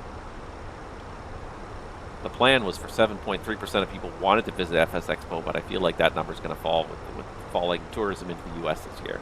Anticipated product releases: the Bluebird 757, the PMDG 47, MSFS 2024 stability updates. People really want that more than anything else. And the 777 for 2024, 737 for 2024 is way down the list. New releases from anything from Fenix. We don't care what it is, just release something for Fenix. Chaseplane by Parallel 42 is still on there at 2%, and I'm still waiting for Chaseplane to come out. Still hasn't come out yet. It's in the early release, but it still hasn't made it into the final ones. Last year, the 777 was the dominant thing people were waiting for, followed by the Fenix 319 2021 was the next thing people were waiting for. Most people have taken the survey before, and yeah. And that's basically it. This is the one other thing that I thought was really interesting too. A little bit of analysis here. Where in the world do you fly compared to where you live? And that's the interesting thing too. And that's, I will admit that I fall into this category 100%.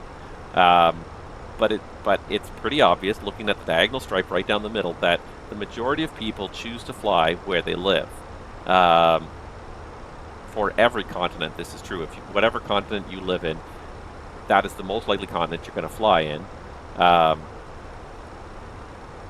It's even more dominant in Europe, North America, and Australia. People will fly in their own continents. Africa and Asia, I think because there's less routes, less major airports, less traffic, that people will tend to shift as well into Europe and North America from there.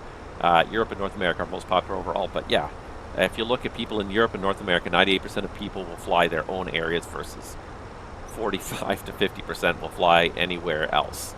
And that's me too. I will 100% admit that I tend to fly North America because I live in North America. I know North America. That's just the way I am. It's really interesting to kind of look at that. That's a really neat little analytics. I like that chart. So people tend to fly in the area they live most of all. Europe and North America are popular among everyone because they have lots of ATC, lots of airports, lots of airlines, lots of routes. But at the end of the day, most happy to fly the places where you live. Even in Africa, more than Europe, people want to fly within Africa itself.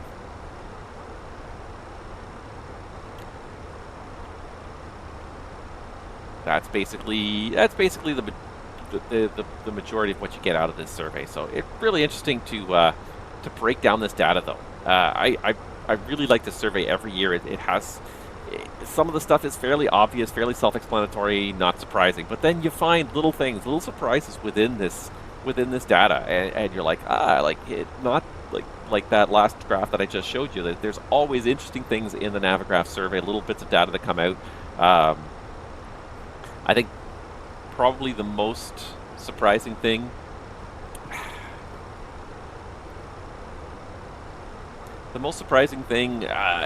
is kind of a toss-up between probably the most surprising thing to me was how many people are planning to spend money on avionics hardware upgrades in the next avionics peripherals in the next year.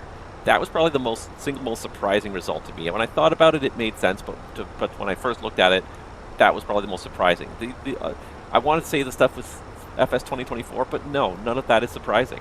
I'm not surprised that people have lots of issues with it, being a relatively new sim. I'm not surprised that not a lot of people have switched to it. That a lot of people have, but a majority of people have not, because again, it's a new sim. It has the issues. It doesn't have the backwards compatibility. None of that stuff is really surprising. But really, I think that, yeah, if I had to pick the one most surprising tidbit of information I got out of that survey, is how many people are planning not a new yoke, not a new throttle quadrant, but avionics hardware is the most common planned hardware upgrade in the next 12 months. That, I think, is probably the most interesting little tidbit of information out of that whole survey. Anyways, lots of good information in there. You can download that survey directly off Navigraph's website. You can read their insights into it, or you can go and discover your own insights. And the other nice thing that I do like about Navigraph surveys every year is that they publish the whole raw data set, obviously with all the names and identifying information stripped out, but the whole raw data set is published. So if you want to try and draw your own conclusions from Navigraph's data, everybody in the community is welcome to go and do that, to analyze the data, put it together in different ways, like that last table of where people fly versus where people live. Yeah, there's all the data is online. You can download the whole data set. I'd be curious to know how big the whole data set is. Out of 23,000 survey results on an average of 50 questions, that's well, that's a lot of that's a lot of data points to draw. But I'd be curious to see what other kind of data people could glean out of it. There's a lot of interesting information in that survey, and I'm happy that they kind of shortened it a little bit. I felt like the year before it was getting a little bit long. It was getting a little bit onerous, if you will.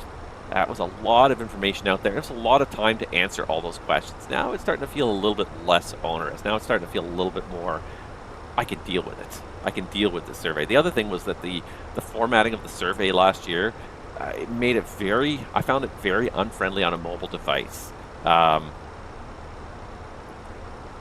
Because of the nature, like, you'd scroll down to go to the next question, but you'd also scroll down to look at the other answers to the questions. But if you scroll just a little bit too hard, instead of looking at the rest of the answers to the current question, you'd scroll to the next question. There was a major user interface problem with last year's survey that I didn't have this year. So whatever they did, they changed it. They changed their survey company. They changed their data.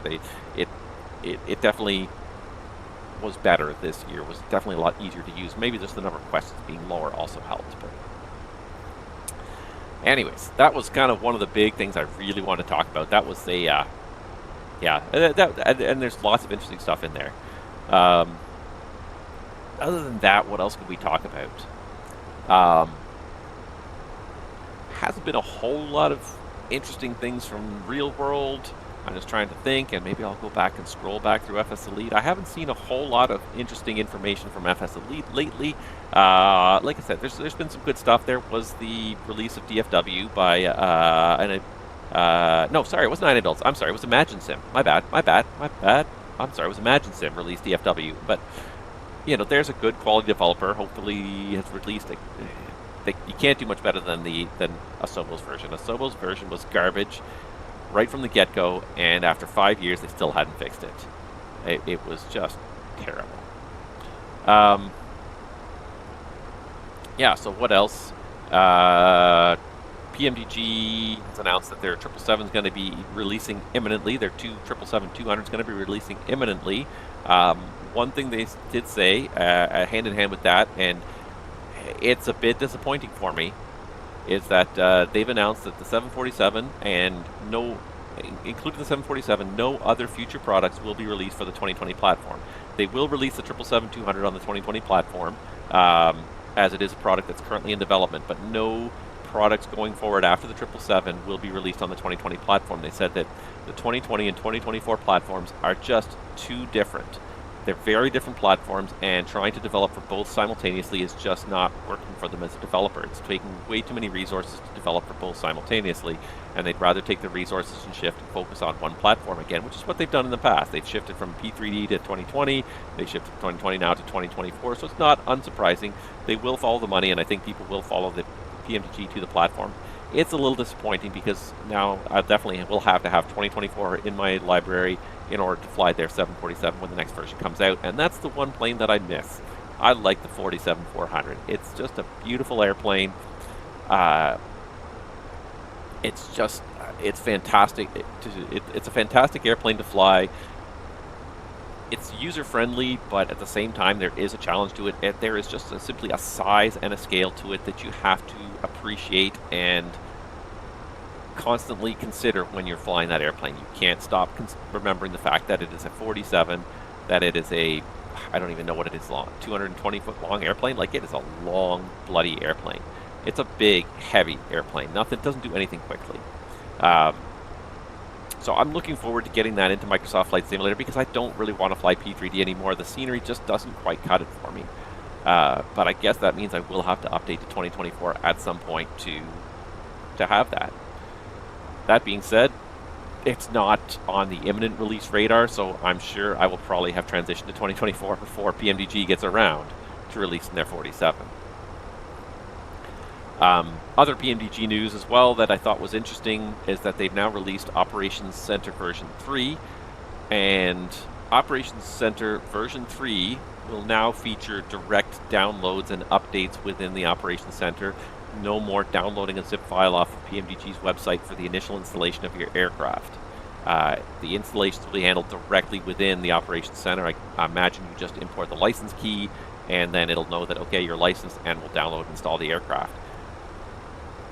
I want to say I think that's a good idea because PMDG has traditionally made, not traditionally, but the last few years since the 2020-37 came out, their websites have faced repeated difficulties in keeping up with the popularity of their products. Am I saying that right? I think I'm saying that right. Trying to say it diplomatically. Their websites have sucked every time they've tried to release a new product, and the convoluted process that they have going on right now for releases where you have to purchase the product, get your credit card processed, then get an email activation code sent. Then when you're ready to download it, you have to get yourself an email activation code sent to your email address. Then go back to their website, put in the email activation code to download the zip file. This back and forth process has made purchasing things from PMDG on launch day anything but smooth. I think I purchased the 37 from PMDG on launch day, and I think I was lucky enough that I was on the leading edge of the wave. I just happened to look online, happened to see that, oh look, it's released. Went in there, managed to process the purchase and get the download running within, I think, 15 to 20 minutes of the initial release time. And then as more and more people behind me were finding out about the release and getting onto the website and trying to purchase it, they slammed the website to the point where it basically broke down to nothing. The website couldn't process orders fast enough, and more importantly, those verification keys that went out by email to verify that you were the person you said you were, that you're going to download this copy of the airplane, that server especially ground to a halt, and it was slowly sending them out, but it was not able to keep up with the number of people who were purchasing the product, and even when you got through that, then you had to wait for it to download, and it's like a 2.5 gig download now, so that's not necessarily large, but when your server is being slammed by 20, 30, 40, 50,000 people trying to buy your product at the same time, even a 2.5 gigabyte product could suddenly take a long time to download. So I hope that this new download system will fix these problems by at least taking out some of those middle steps and making sure that the if we can even do the verification step ahead of time, where you install the PMDG Operations Center ahead of time before the new product drops and get that installation validated. Validate that installation, send the validation email ahead of time, and then all I have to do is just go onto the website, hit purchase from my account, and it knows that my installation of the Operations Center is already validated on my computer against my email address. Then I just have to import the license key and immediately start the download. Hopefully that will take some of the steps out of the process, take some of the slowdowns out of the process. Whether or not they're going to be able to scale their servers, I don't know, because time and time again, we've proven that this cloud system we've all come to rely on, where the servers are supposed to, oh, well, the servers will automatically scale during times of high demand. They never seem to scale quite as fast as the demand scales. And then you end up with people who are very frustrated with the process, and people who even get their orders lost in the process, and eventually get them processed at the end of the day, but because so many orders come in all at once, some of them get lost in the mix, and just it makes for a very frustrating experience. I was lucky when I did the 37 purchase that I got through it quickly, and was actually I was installed and up and running within like an hour. I think I did a live stream right then and there and said, hey, I've got it, let me show you what it looks like. I stepped away completely from the 777. I was like, I like the 777, and I wanted the 777, but I was like, I don't need it on day one. I don't need the hassle of dealing with PMDG servers on day one. So I waited a couple days or a week or two at least after it was released before I downloaded it. And it was fine then. The whole process went on without a hitch. But yeah, I'm hoping that this version 3 with the direct downloads might make things go a little faster, a little better. Hopeful. Not necessarily optimistic, but hopeful. That's all I can really see that's been recently added.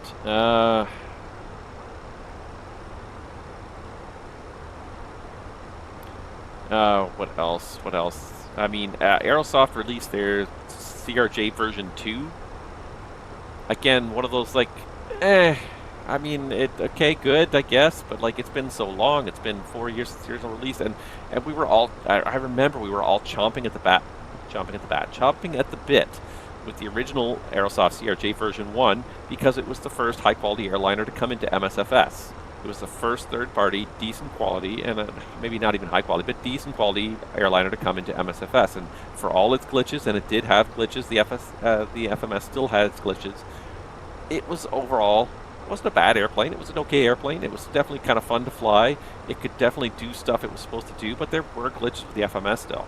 And there was one or two updates, and then it sort of just went on the back shelf and sat there. And meanwhile, the PMDG 37 and the Fenix 320 came out and completely went to the front. And the CRJ doesn't even rank in anybody's top 10 anymore. Now they've released version 2, and again, it comes down to like, I mean, the CRJ is fun to fly sometimes, but I'm not really a big fan of it. The no auto thrust thing can be frustrating to deal with.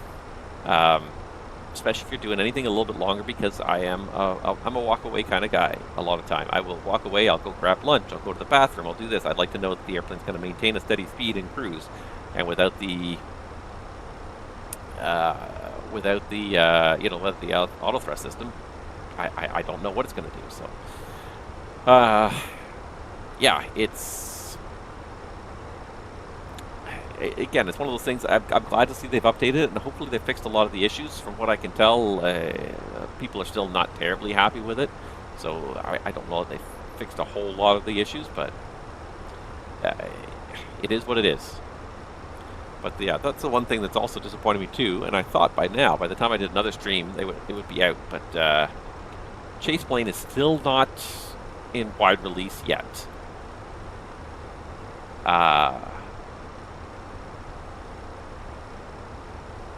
Still, it's on their website. It's still unavailable, pending. They did the soft release. So what they did was members of their Club 42. Yeah,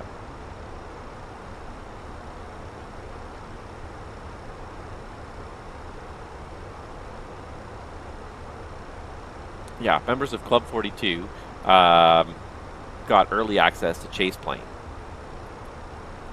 But the rest of us are still sitting here waiting, and it looks good.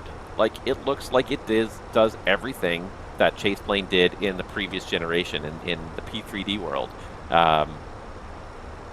You know, at the end of the day, that is almost exactly the interface, not quite, but very close to the interface that they had in the P3D world, and it looks very similar. Many cameras, as many cameras as you want to choose from. A quick point and click, choose whichever one you want. I'm hoping that they also have the hotkeys available. The cinematics mode is back, and the cinematics mode was always great. I always loved the cinematics mode. Buzz the camera.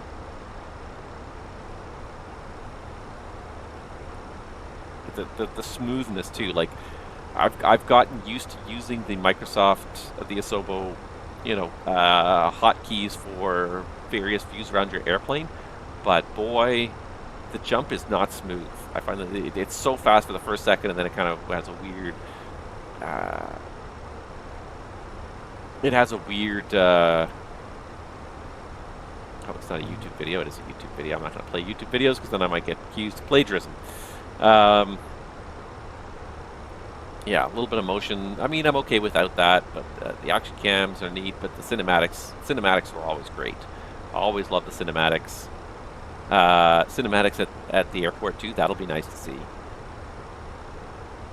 I'm always trying to scroll around and see what's happening around my airplane. So cinematics at the airplane, that could be pretty awesome to see as well. Yeah. That was, I think, a month ago now that it released into the early access, and still not out yet. So disappointed. More than a little disappointed, I have to say. That's one piece of software that I found so useful, and as a streamer, so much more useful than the camera system that Asobo came up with. And Asobo didn't come up with a terrible camera system. But, yeah,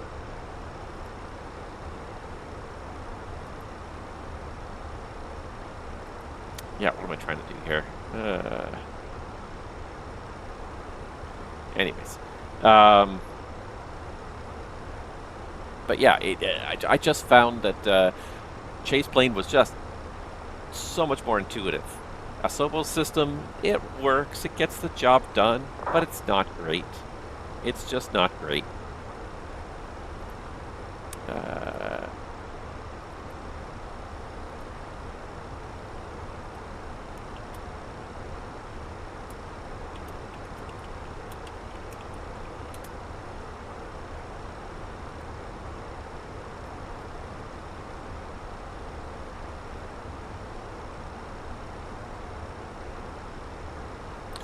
And anyways, I'm looking forward to this Chaseplane because that's one of the key pieces of software that's been missing for so long. As a streamer, the cinematics mode was fantastic. I always love the cinematics mode, but also just the cameras. And for me trying to produce my A320 videos, and the way the cameras move around the flight deck from the MSFS default, it's not terrible. It's not terrible. But it's not great. I feel like it could be smoother. There's always little weird jumps. See, like it jumps up and down here as it moves across. It does a weird little jump up and down. There's some odd jumps to these things. Some of them are smooth. Some of them are not. So I just feel like we can do better. We can do better, and I think Parallel 42 will do better. It looks like they've kind of licked what they need to lick. It looks like they've just about got everything ready that they need to get ready. So, yeah,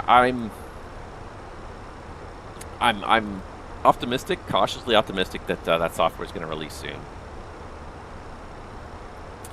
What else can we talk about? I feel like I might need to take a little break here. It's a bit of a long flight today. It's a bit of a long stream. We've got a little over an hour till we get to New York.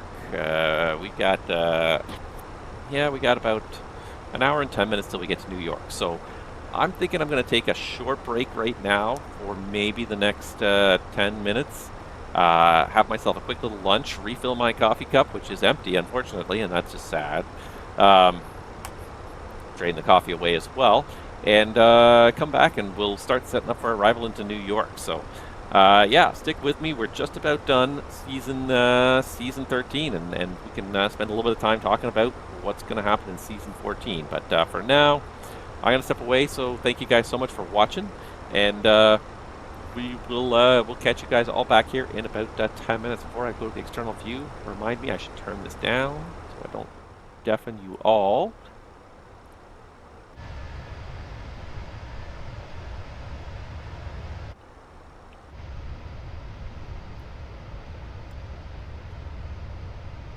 Try and put it slightly more in the center here.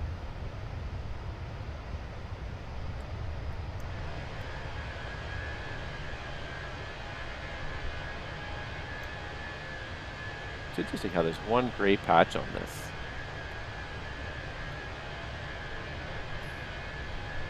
It looks like the paint is peeled off here, so it looks like this must be what's on the real airplane. I didn't even notice that before. That is a level of attention to detail you wouldn't necessarily expect. I like it though. I like it a lot.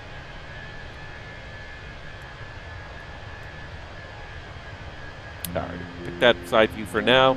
I'm going to step away for a couple minutes, guys. I'll be back in about 10 minutes here, and then we'll resume and start getting ready for our arrival into New York. So stick with me, guys. We'll have more of the stream with you when I get back in just a few minutes.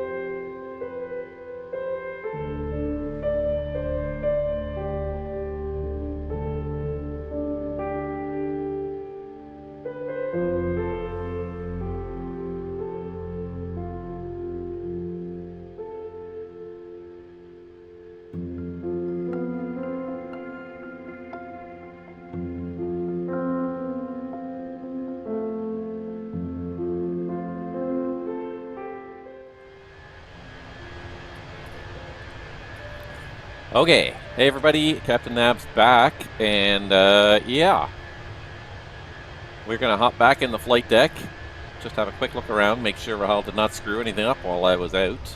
Oops, wrong button, that's the button there, because he has done that in the past. Actually, usually it's not him, usually it's a Sobo and their sudden wind shifts that change everything. And yeah, I feel like I just need like a little lighting adjustment here. Give me 1 second, everybody. I'm just going to make a look.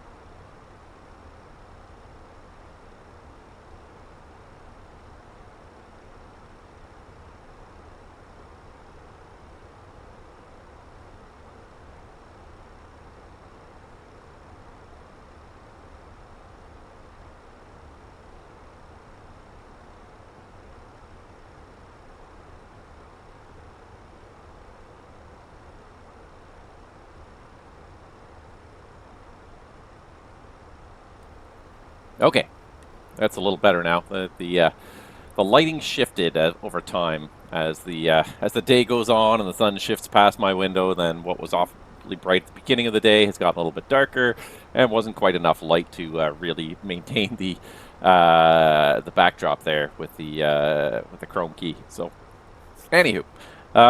Yeah, welcome back everybody. So it doesn't look like Rahal has screwed anything up right now, and we are inbound to New York JFK. There was a controller on earlier, they're gone. So we're going to have to do this the old-fashioned way by finding my own information here. The other thing I'll do actually too is I'll put the volume of the airplane back up again since we're not outside anymore. Okay, so let me just see if I can find it'll aid us to JFK. Let's just hit reload on that, make sure it's current. It's not current now. Now it is. Okay. Tango at 1551 Zulu, so that was almost an hour ago. We're about to get a new one, but wind 310, 12 gusting 21, 10 miles, fuel at 6,000, 13 degrees, -3, 3014, approach and use ILS runway 31 right, visual approach 31 left, departures 31 left, no TANS 4 left, 22 right closed. Southeast 3263 feet of runway 31 left, 13 right closed, 4 left, 2 left inner marker outer service, bird activity vicinities. Alright, so ILS runway 31 right is the plan for JFK. Now, I have a plan here. I know, it's scary, but I do. If I can find what I'm looking for here, and this is what I'm looking for here, actually, is right here. It's my Navigraph charts. So we're doing the ILS to runway 31 right appears to be the plan in JFK. And I had a thought, and again, dangerous, but can we do a category 2 or 3 approach to 31 right, because I'd like to demonstrate the Autoland. I don't think I've done an Autoland yet. This does not appear to have Cat 2 minimums or Cat 3 minimums, so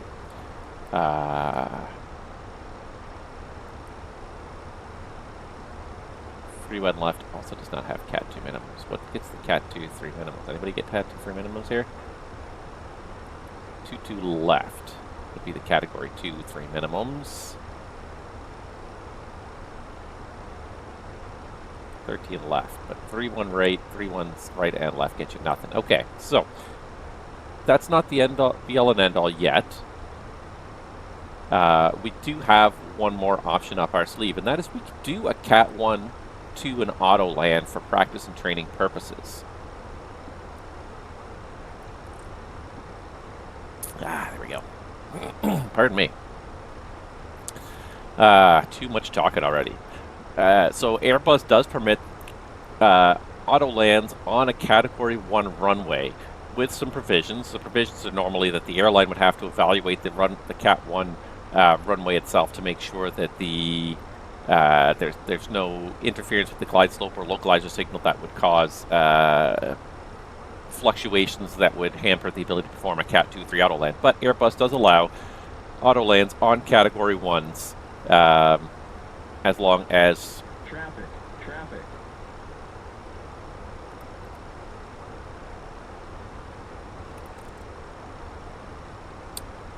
Alright. TCAS blue. Auto thrust is on. TCAS heading.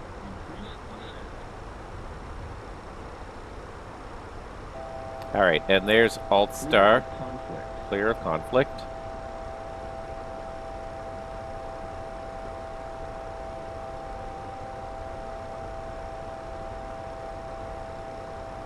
And what I'm going to do is I'm going to set a vertical speed of plus 1,000.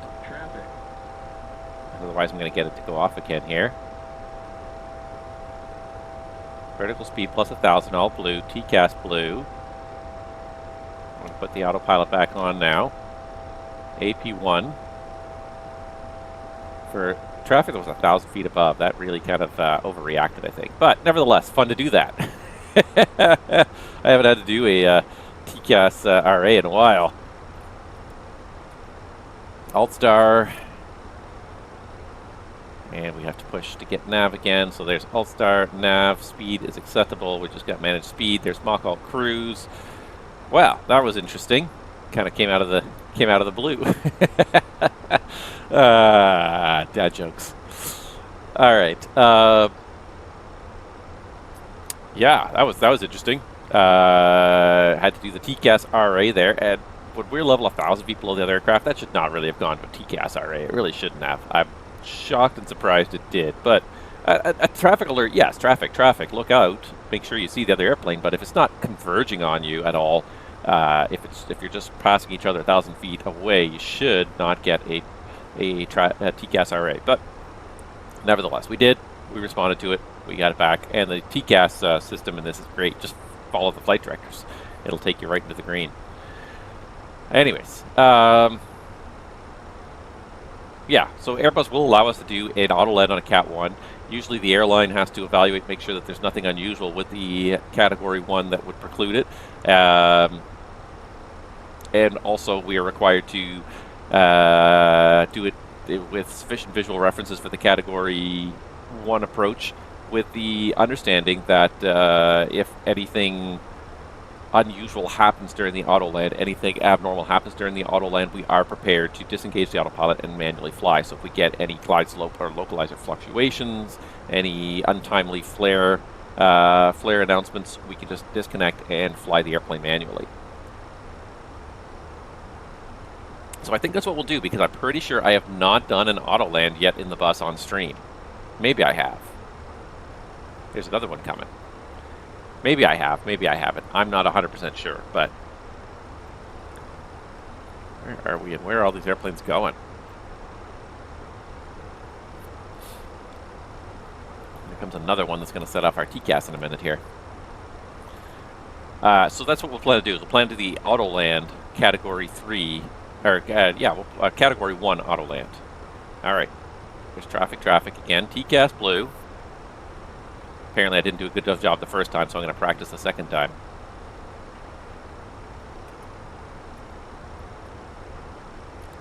So try to visually acquire the traffic. There's the traffic. We're still going to follow the TCAS RA if we get it.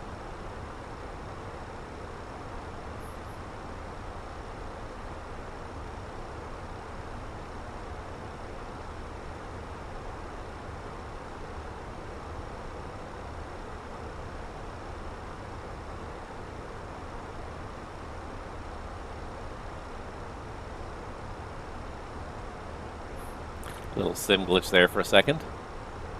See, that's what should have happened the first time around. As long as he's not coming down towards us. We get traffic, we look outside, and then you see the traffic symbol switch back to white, which indicates traffic is no longer a problem, and the TCAS blue went away. That's what should have happened the first time. It was weird that we had a TCAS RA for that. Okay, anywho, let's get back to what we're doing here, which is...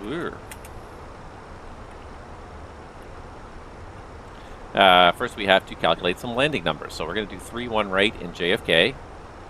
3-1 right in JFK. We're going to give it dry runway. It looks like it's a nice day overall in JFK. What was the conditions here? I think it was just clear skies, right?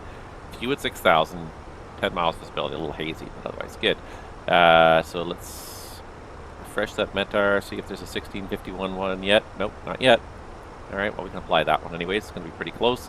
Landing weight. Go to the fuel prediction page, add your setup W to your expected landing weight. 56.6, 60.7.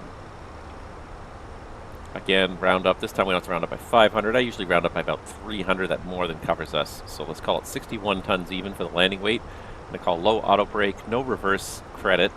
We're going to change it to Autoland. And notice that does increase the landing distance because you don't normally pull the thrust levers to idle until you actually get to about 10 feet instead of 30 feet on the Autoland. Not until you get commanded to do it. Flap full, auto thrust on. Landing distance requires 77, 8,900. That's still good. That's auto brake low. We can always go up to medium if we need to, but I think that's going to be fine. So let's go auto brake low for this arrival. And let's just go into the box and make sure we got everything we need.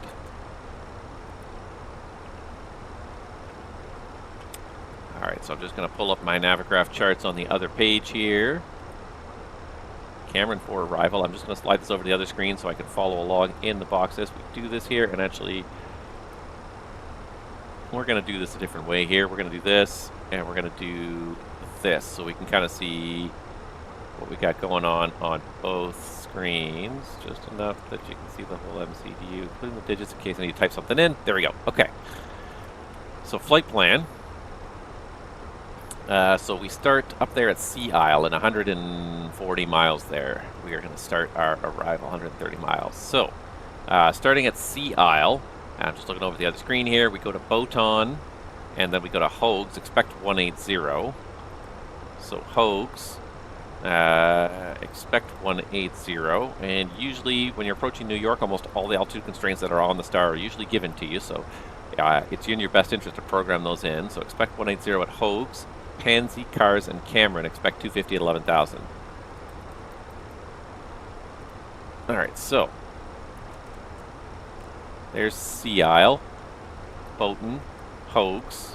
There's our 18,000 foot constraint. Pansy, Cars, and Cameron. And Cameron is the other constraint we've got to put in there. It's 250 knots and 11,000 feet. And again, it's not actually mandatory on the start. It says expect, but what I know from past experience is that general going to New York, all these places that are expect actually end up being the real deal. So Hogs 18, Pansy, Cars, Cameron, 11,250 knots. And then after that, it looks like it's got us going straight to K-Todd. And what does it say over here? Expect radar vectors to final approach fix in use. So going straight to K-Todd would seem very reasonable. All right, pulling up the ILS for runway 31 right, category 1 with Autoland for practice, 21-7. IRTH 111.5. Okay, so let's do this first. K-Todd is above 3,000. Maldives also above 3,000.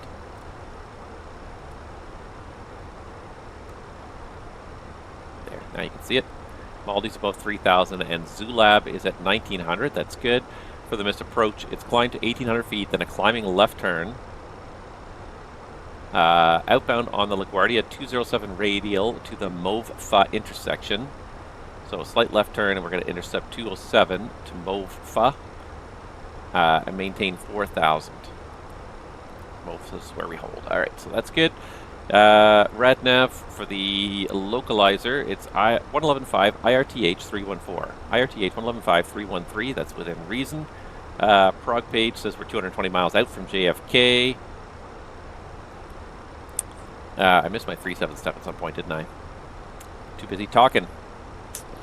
So descent speed, we're going to reduce the speed for the descent, 7.8 and 320. Gives me a nice comfortable margin below the red line in case it tries to accelerate a little bit. According to the ATIS, it's 3014 inches. 30.14 inches. The temperature is 13 degrees, not bad, spring-like. And the winds, 310 and 12.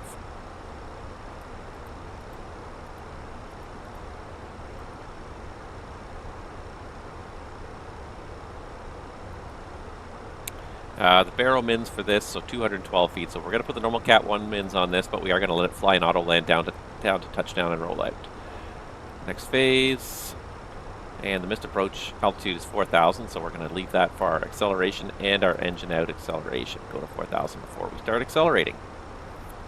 Fuel prediction page, still showing 57 minutes extra, 1.9 extra over JFK before we'd have to go off to Philly, so that's fine. And secondary, we're just going to copy that, and what I could do is in the secondary, I could put in 3-1 left by the ILS, because if ATC pops online, they are advertising visuals for 3-1 left as well. So 3-1 left.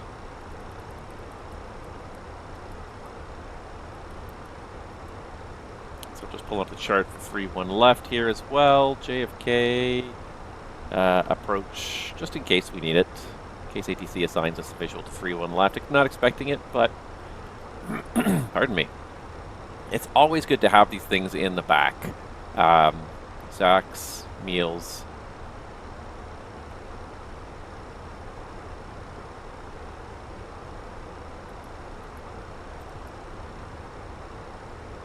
Sacks, meals.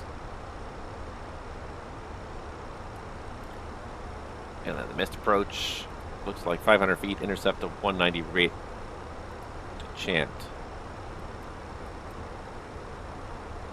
Climbing left turn, 3,000, intercept 190 to chant. So 160 heading to intercept 190 chant, hold 3,000. So that's all there. All right, that all looks good in the secondary as well. Secondary performance, also going to put that in just so it's ready to go. So it copied all of our performance. The only thing we need is minimums for 3-1 left. And again, that is 213 feet. And the other thing I need to change on here also is the missed approach, which is not 4,000 on this one, but on this one it's 3,000. 3,000. Oops. All right, and that's all good. The only other thing I need right now is just a arrival gate, and then I can give you a good little brief in here after I've also got some NOTAMs in there.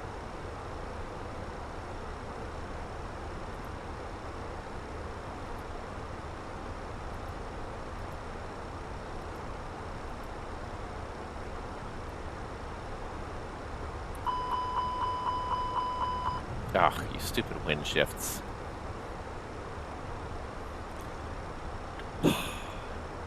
Disregard, that should not have happened in real life, because that was just a Asobo-induced wind shift. Thanks, Solo.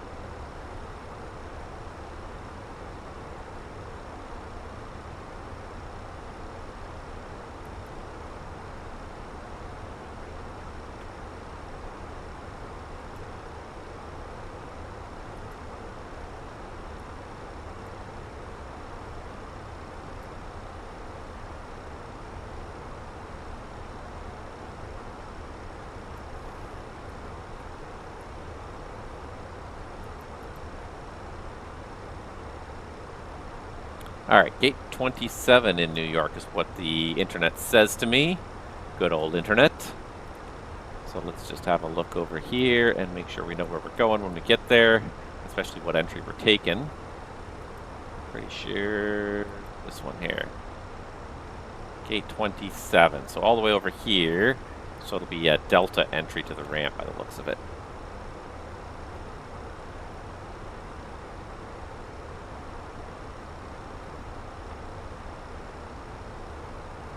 Okay, good.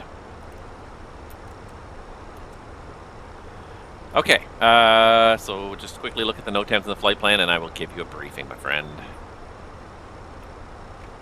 Alright, JFK. Circling minima. Alright, Kilo 4 closed. Kilo between Bravo and Kilo 1 closed. Nav ILS 4 left out of service, 22 right out of service, 4 left, 22 right closed. Today until 1800 Zulu, that's another hour, probably before we arrive, or after we arrive. Hold bar sign, ramp light US, hold bar uncirclable. Lights.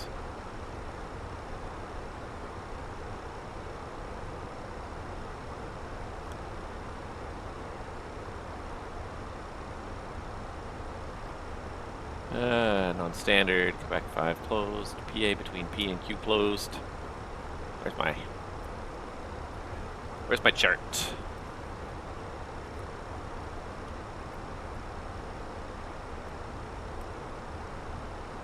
PA closed, P.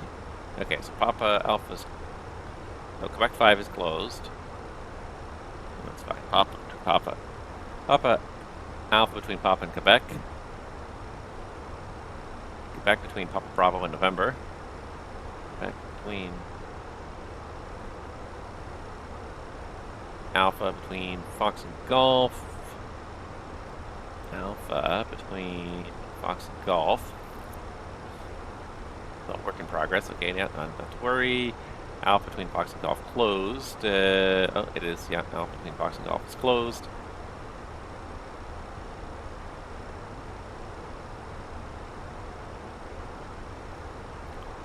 Missing, not standard. My God, it's just trying to get through the NOTAM system some days. It's just pulling teeth. Absolutely gross trying to look through it all. Especially if it's not organized by area or anything in particular. It's just NOTAMs all over the place, just in the order they were issued, which is not a very good order. They could be issued in sort of weird order. I also look 3-1 right. Straight in ILS. 3-1 right DA, all categories, 204 feet. What do I have?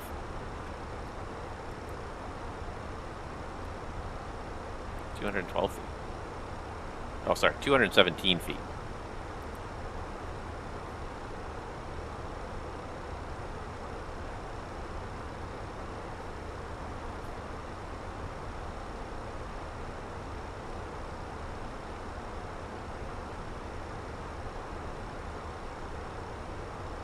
Why we look through our NOTAMs.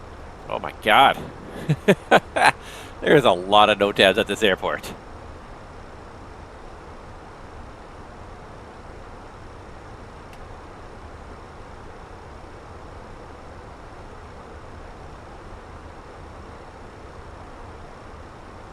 Oh my God, it's still going.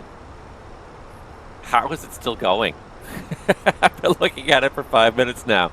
There's nothing worse than watching somebody try to read stuff. 217 feet for the DA. I'm going to change that in a minute.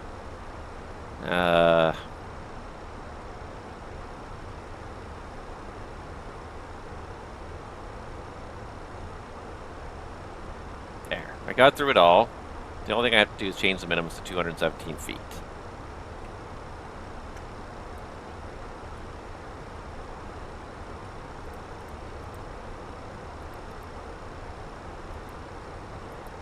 There. Higher minimums because of some cranes near the airport. That's it. All right. Are you ready for the approach briefing? Go ahead. Technical status of the aircraft. We just have the one pack in off. The pack is still turned off. We're not going to turn it on for any reason. NOTAMs, the one NOTAM that affects our arrival is just the higher minimums on the ILS runway 31 right by 5 feet, 217 feet now. I have been talking too much already.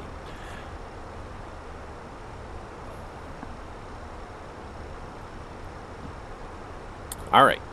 So the arrival today is the Cameron 4 arrival into New York, plate 20-2. Routing constraints are all as published at Cameron. We're going to expect vectors. If we don't have any ATC online, we'll just give ourselves direct to Kate on there and join the ILS 31 right there. The plan is the ILS 31 right either by vectors or our self-vector. Plate 21-7, Loc IRTH 111.5, and final approach course 314, Zulab 1900, and the ILSDA 212 amended by the NOTAM is now 217. Airport elevation and touchdown zone at 213, and the highest MSA is to the north and west of the JFK VOR at 2,900 feet. We'll just call it an even 3,000 for a missed approach or an engine out or anything like that. Climb to 1,800 feet, then a left climbing turn to 4,000 outbound on the LaGuardia 207 radial to the MOFA intersection and hold, and or as otherwise assigned by ATC. Standard 3-degree glide slope, PAPI's on the right, MALSR lighting system, and it's going to be a convenient left turn off the runway. I would expect we're probably going to vacate somewhere around Victor. Sorry, guys. Probably vacate somewhere around Victor, and we're going to circle back, most likely Alpha, for the Delta entry to the JetBlue ramp parking at gate 27. So the approach configuration is going to be a managed approach to an automatic landing. So clear to the approach will arm approach mode, the second autopilot. Anti-ice will be off for this approach. We'll have auto brakes low. We'll do max reverse initially and config full for landing. Backing off the reverse full and the auto brake once we've decelerated. The winds are within limits right down the runway, 310, 12 gusting 21, so they are within limits for category for an Autoland approach, and so this will be a automatic landing. This will be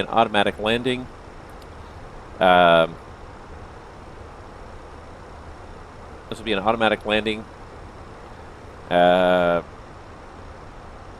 With the Cat 1 minimums of 217 feet. If anything happens after 217 feet, we'll disengage the autopilot and land manually, or we can leave the autopilot on and fly a go-around by applying toga thrust and calling for go-around flaps. Yeah. Because it's an automatic rollout, the autopilot will need to be disengaged to clear the runway, and you'll enunciate the flare and rollout enunciations and call anything you don't see. At the DA, I'll call the normal calls of either continue or go around flaps if we don't see anything. Let's just see if I can set this guy up for an auto land. Auto land, yes. Let's see if he does the right callouts for an auto land. I haven't done this yet, I don't think. APU after landing, yes. ILS, threats, none. EFIS LS is required. Final sector, yes. MDA is 217 feet MSL, which is 205 feet AGL. I'm going to put them both on there just in case. And I won't do single edge taxi in. Alright. Threats for this approach, auto land. Again, if anything goes wrong, we'll just disconnect the auto land and fly normally. Disengage the autopilot to clear the runway. No ATC, so we do need a CTAF frequency for JFK at this point. What have we got? They got Newark ATC, but no JFK. 19.1 for the CTAF, so we'll pull that up now on the standby, and then we'll be ready to go.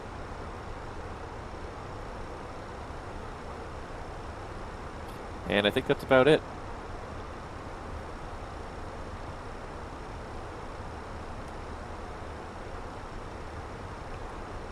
Any questions? No questions. Beautiful. All right, we're just about ready. And what are we going to do next in a pilot's life is my other question right now. Where's my pilot's life window? There it is. Yeah, so I have pretty much made up my mind that it's time to really take this to a different level. And let's go to Europe.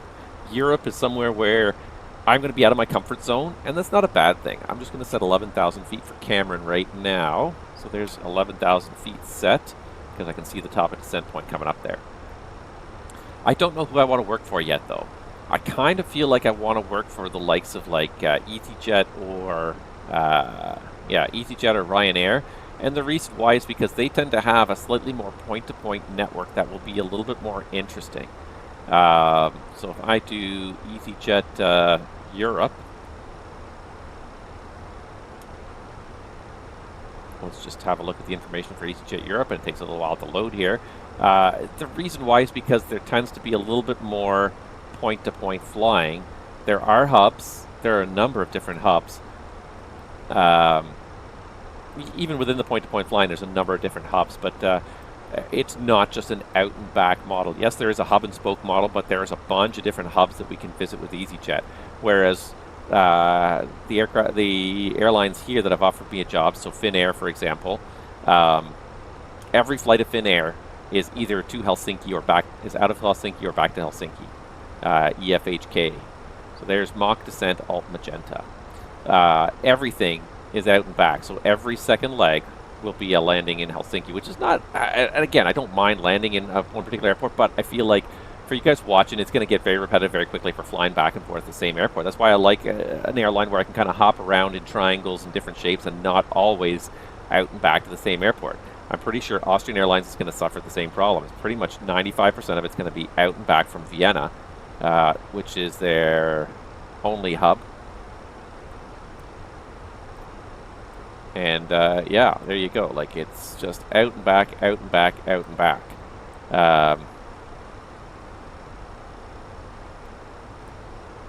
So I feel like most of these legacy European carriers are going to very quickly become very boring because you're going to see the same thing over and over and over again. So that's why, like, I like the idea of EasyJet Europe, even the default EasyJet out of the UK. I mean, you're going to get a lot of ATC, but I just kind of, I don't want to just do out and back. I want to fly different directions. I want to see, for the sake of the stream, I want to see as many airports in as short a time as possible. So EasyJet has a number of different hubs in England, so you'd see different airports. Like, that's why, like, the smaller low-cost carriers almost work out better. Could we do British Airways? Do you think British Airways would hire me? I don't know if they would. We can certainly go and ask them if they'd like to hire me. Look at this thing just creeping right up the red line here. British Airways itself, yeah, only 2 hubs, London Heathrow and London Gatwick. But what if you were to do, like, British Airways shuttle? And then that's only a very limited number of aircraft as well. Really not what I'm looking for. What about Lufthansa?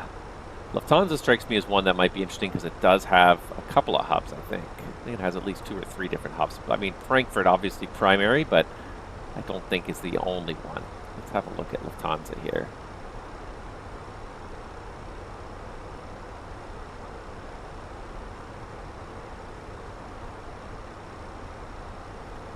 Primary hubs, Frankfurt and Munich.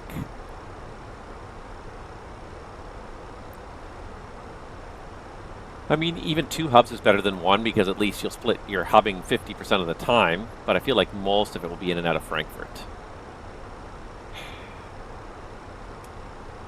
And this is what I feel like the problem will be, is that like you're going to be stuck going back and forth to the same airport over and over again, and that's not what I want. I'm really looking for a European airline that's got multiple hubs so that we're hitting up different airports. Air France, I think, will probably only have 1 or 2 hubs. I think. I don't know, but I'm going to guess. Air France, that's Charles de Gaulle. LFPO, I'm not really sure. That's Paris Orly. So yeah, 2 hubs in Paris. At least you got 2 different hubs in Paris.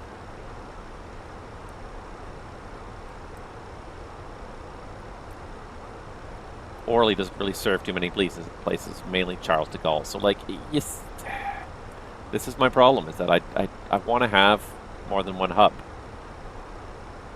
LFLL, I'm guessing, is Lyon.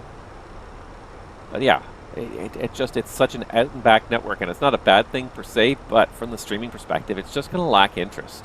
It's really going to lack interest. And I think the vast majority, because European airlines generally are based in one country, and most European countries are so small that there's only one major airport in each country, one major, like, and when I say major, I mean like international level airport, international level country. Yeah. What about maybe Iberia? There's a couple of major airports in Spain, right? There's Iberia. There's Transition. And what's my altimeter setting here? I've forgotten. It is 3014.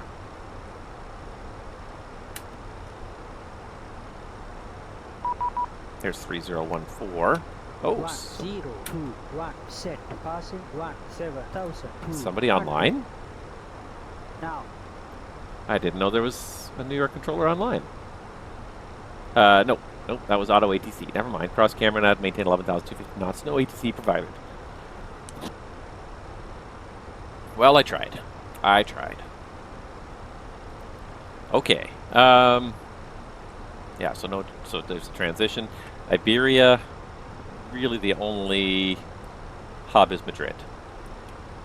Everything's pretty much either in or out of Madrid. There's a couple of flights into Barcelona. Likewise with, what's the other one? Air Portugal.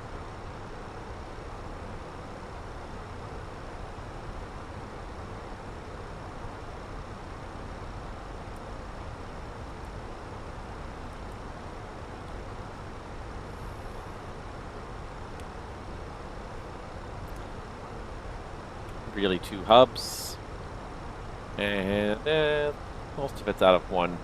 So yeah, Swiss Air, same thing. Almost everything's out of Zurich, I believe.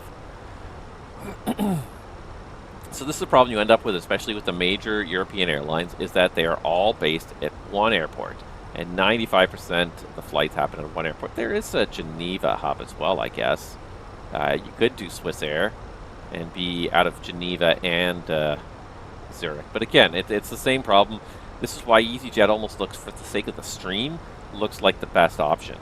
Because it's got the most... I'm just going to put the TCAS on below here. It's got the most variety of hubs, and so you probably would end up with not an out and back. And it might be good for kind of learning the European skies as a little bit of an amateur and the EasyJet, and then move on to a more legacy carrier. That's my feeling right now. I haven't decided 100% what I want to do, but that's kind of my feeling right now, because I really want to take on Europe. I think Europe will be fun. It's going to be different. It's going to be places I have not been. ATC procedures I'm maybe not totally familiar with, and I will have to do some studying and some research to actually be good at this. But I think that'll also make me grow, right? As a pilot, make me grow as a streamer, as a simmer. So I'm looking forward to that. I think I'm going to try that. But right now, I don't know which airline I'm going to work for. We'll see who's offering me good pay rates. We might end up with an out and back for a season. I don't know. We'll see what happens here. All right, we're coming down to Cameron at 11,000 here. Yeah. Other than that, yeah, what else have I been doing lately? So, one more thing I wanted to talk about before I finished off my flight here, and that was another game that I've started playing that has got me quite hooked at this point, and it's really kind of tickling my simulation logistics 1000 itch. to go. All right, so we're 12 for 11, thrust idle, and speed's coming back to 250.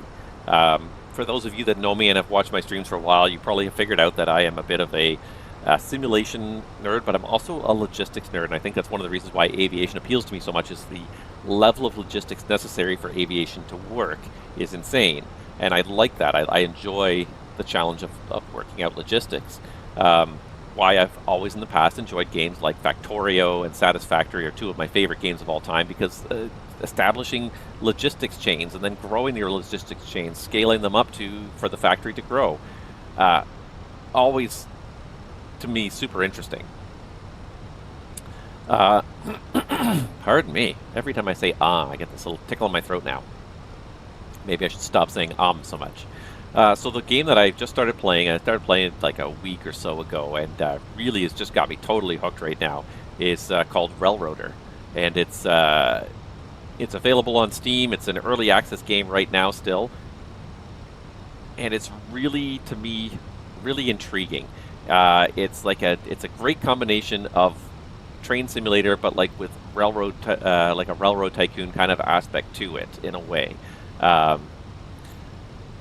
Basically, the premise of the game is that it's a first-person game. The premise of the game is that you have purchased this flooded out, washed out railroad, and that you have to basically rebuild it. There's Speed Alt Star.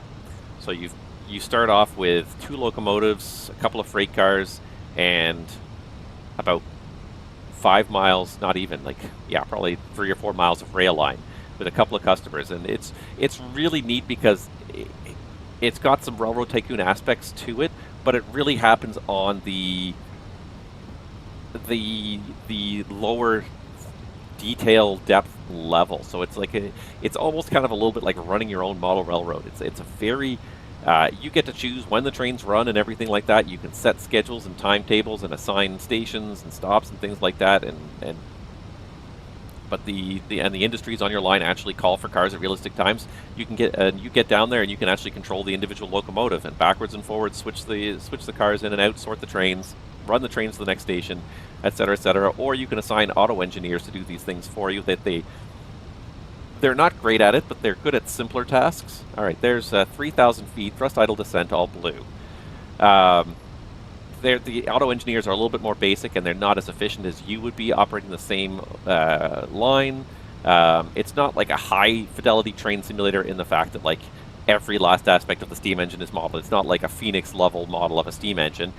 The controls are a little bit basic. There is a throttle and a reverser, and independent and train brakes and that sort of thing, but it's not like a hyper realistic where you have to actually control the water flowing into the engine and stoke the coal or anything like that, but shovel the coal or anything like that. But it really scratches my itch because it gives you a very blank canvas to work with. So here's the railroad. There are various industries on the railroad that you have to sign contracts with, and then they'll want you to ship cars back and forth. It's up to you to arrange the trains, make the trains, switch out the industries, and get the cars to where they need to go to keep your reputation high enough to continue to make money as a railroad.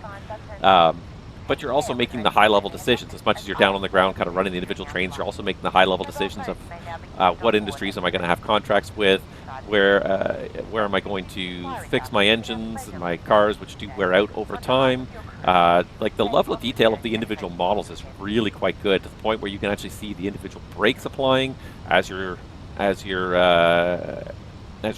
going down the railroad. You can see the brakes going on and off, the couplers, air hoses, all these things.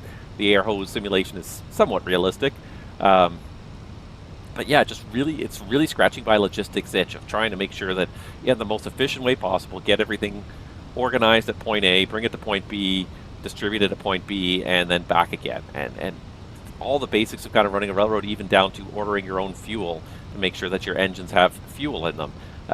You've got to buy some freight cars to deliver the fuel to your engines and to the coaling towers, to the diesel fuel stations, and unload the fuel there, send them back to get reload it again, and it just the whole logistics of running the railroad, right from nothing. You get almost nothing, 2 locomotives and a blank piece of track, and you have to decide what you want to do, schedule your trains, give yourself enough time to do all the jobs with the schedules. It's flight deck. Thank you. And it really scratches that simulation itch. It really, like, it's just, it all happens in real time. You really can't accelerate time. The only thing you do for accelerating time is there's a skip ahead button that'll let you skip 15 minutes, 5 minutes, 50 minutes, an hour, or skip till 6 a.m. the next day.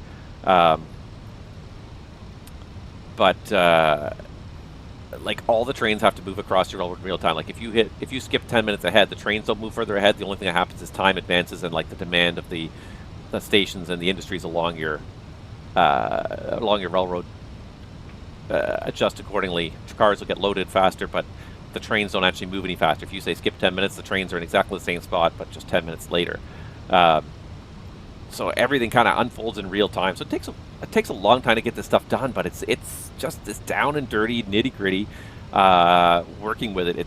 It's just really, really entertaining. I'm really enjoying just kind of building this up from nothing.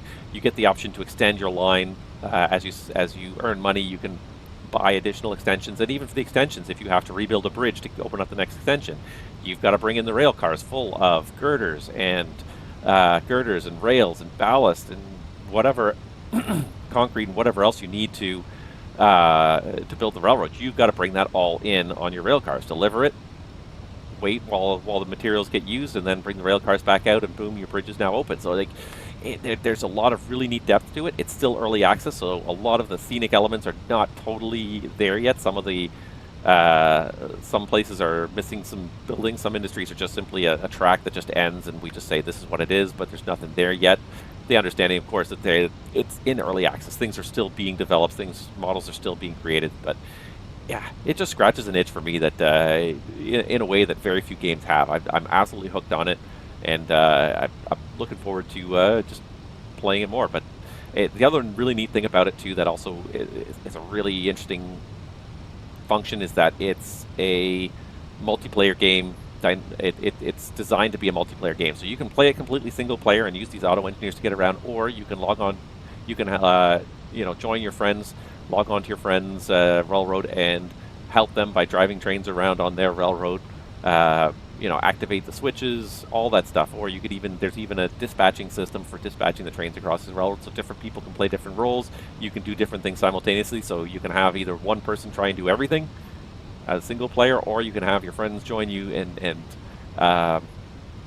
work together to try and earn money more efficiently, faster. It's just a really, really, like I said, really, really interesting game. Very well done. The modeling is really quite phenomenal. Everything feels substantial. The trains, they feel substantial. Like, it takes effort to get them moving. They clunk around. There's something about it. It takes that simulation, that combination simulation and logistics, two of my favorite genres. It really kind of mushes them together in a way that I really enjoy. So if you ever get a chance, pick it up on Steam, or at least have a look at it anyways. It's it's not for everybody. I will 100% grant that. You've got to have a certain amount of patience for it to work. But for me, I've found it's just exactly what I'm looking for. All right, I've roger that 1,000 to go. I'm going to go ahead and bring up the JFK tower. You can see here. One last look over to make sure nobody's on here. No JFK ground, no JFK tower. Nope, nobody is online. Very good. All right, in which case, New York Kennedy traffic. This is JetBlue 780. We're about 15 miles to the southeast, just about level at 3,000. 3 miles till turning final. ILS runway 31 right, JFK. All right, there's 3,500. There's the approach phase is now activated.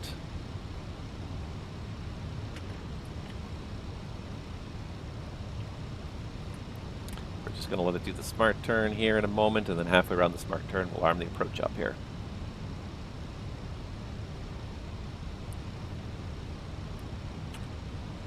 Flaps 1.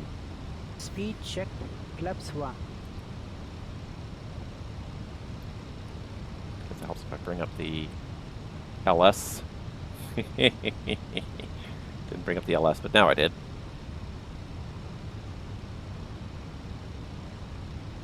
There, get the flaps 1. She's still slow at decelerating, so it's still working out here.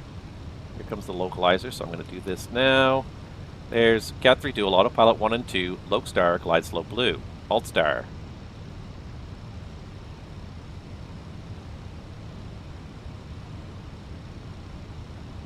Looking good.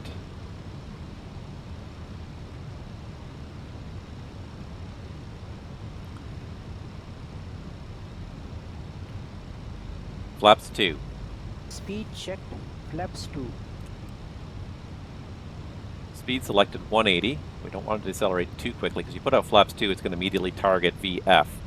No change in status. We can remove that status. It's going to immediately target VF, which is way down at like 140, and we don't want to target that quite yet. Glide slope star. A little bit far to be slowing that much. What a beautiful day out here. I do have real-time weather turned on, right? Yeah. No, it's just that nice a day. Not a cloud in the sky. Glide slope.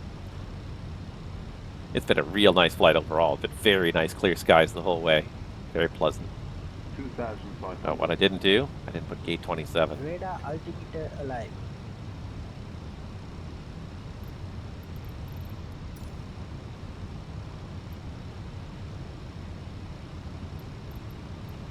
Which terminal are we at? I don't even know which terminal we're at here. Terminal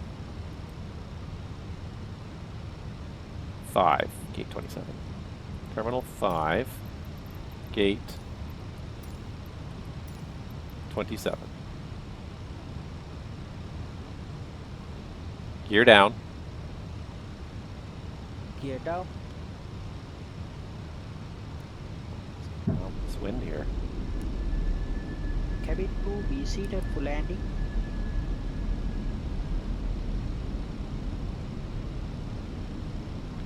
She's at idle. Why are we at 200 knots still?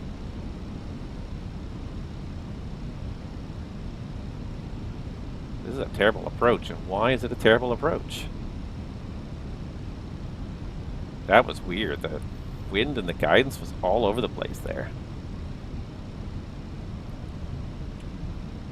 Flaps 3. Flaps 3. Speed checked. Flaps 3. Speed managed. Flaps full. Speed checked. Flaps full. Landing checklist. 1000. ECAM memo. Landing no blue. Landing checklist completed. Sync rate. New York Kennedy traffic. JetBlue 780. 2 miles final. Runway 31 right Kennedy.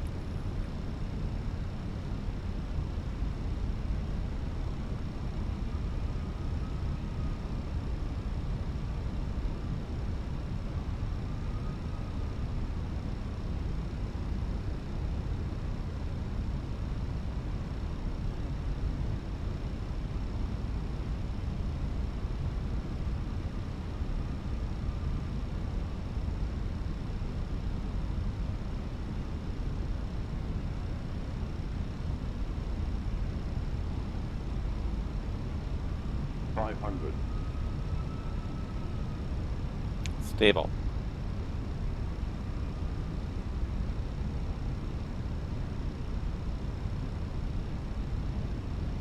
Land.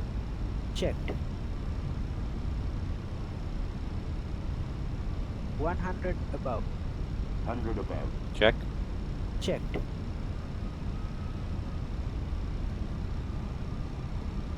Minimums. Continue. Minimum. Checked.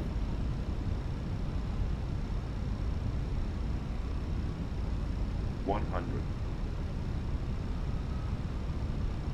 50, 40, 30, 20. Set. Retard. Flare. Drive. Checked. Roll out. Spoilers. Reverse screen. Decel.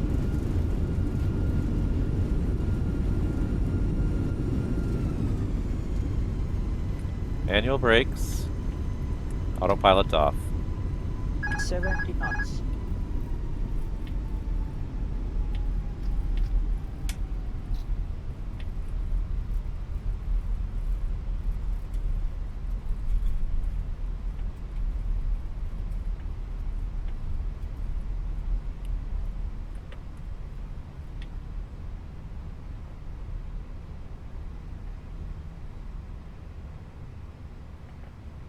Looks like somebody's already logged in there. I hope they're not logged in at gate 27. 2 people are logged in already. JetBlue's a popular airline, I guess. Alright, we're going to cut over to Alpha right here. Still the speed brakes, and that's usually the sign to the first officer to do all the rest of the after landings, which includes setting my lights for me. Thank you.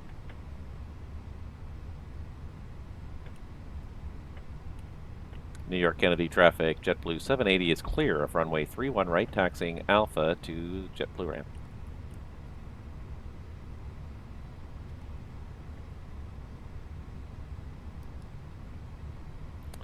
See, and I would love to have like FSLTL and have more airplanes on here for more immersion, but the frame just doesn't quite cut it here.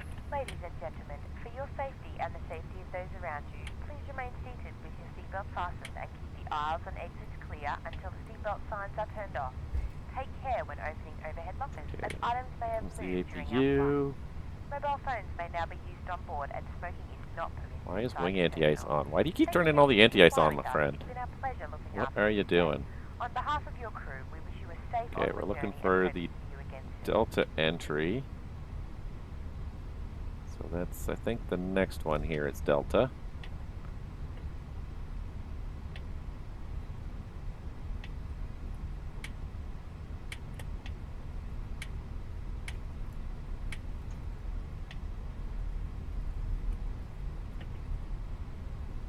Alright, this is Delta entry right here.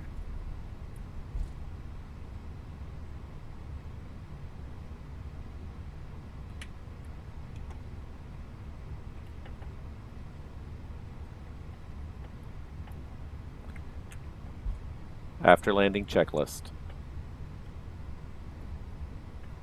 Radar and predictive wind shear system. Off. After landing checklist completed. Very good. Trying to remember exactly where gate 27 is here from Delta. It should be actually just slightly to the right from Delta. So that looks like that says 26. Anti-ice. Cancel checklist. Roger. So that's gate 27 there. Lights are off. View's good. Accumulator's good. The weather radar is confirmed off. We should have a marshaller. Actually, we have the signboard. Even better. Welcome back to JFK. I feel like I've done that Cameron arrival a dozen times in this, in the last season or two. So it is time to go somewhere different. Get me out of my comfort zone. Let's explore the world that's available to us here, because there's a whole world available to us. Why I'm not making better use of the world that's available to me, I don't know. Alright, there we go. I really have got to do something about my teller. It's just getting worse every day. It's hard to go a straight line now with the teller the way it is. Alright. Views available.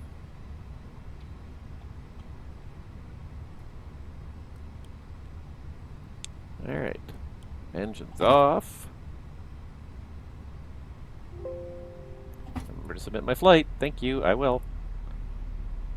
Again, deboard. Alright, we can get seatbelts off. The beacon should also go off, and that'll trigger this, I hope. 5, 4, there it is. Okay, while they're waiting for that, parking checklist. Parking brakes or chokes.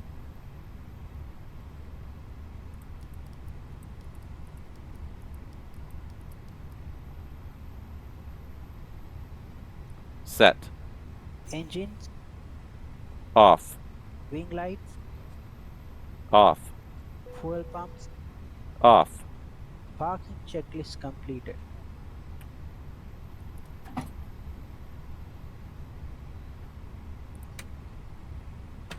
Three, 2, 1, load. Takes a couple seconds, but there are the passengers. I'll just turn around away for a second and look back, and now it should be mostly full again. There we go. All right. Well, we are done, everybody. That's slightly askew there.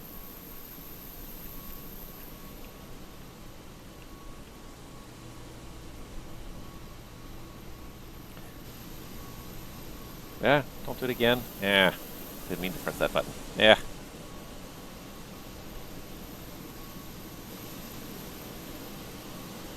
Anyways, we are done, everybody. I'm just going to turn down that volume, but we are done. That's the final episode of Season 13 of A Pilot's Life.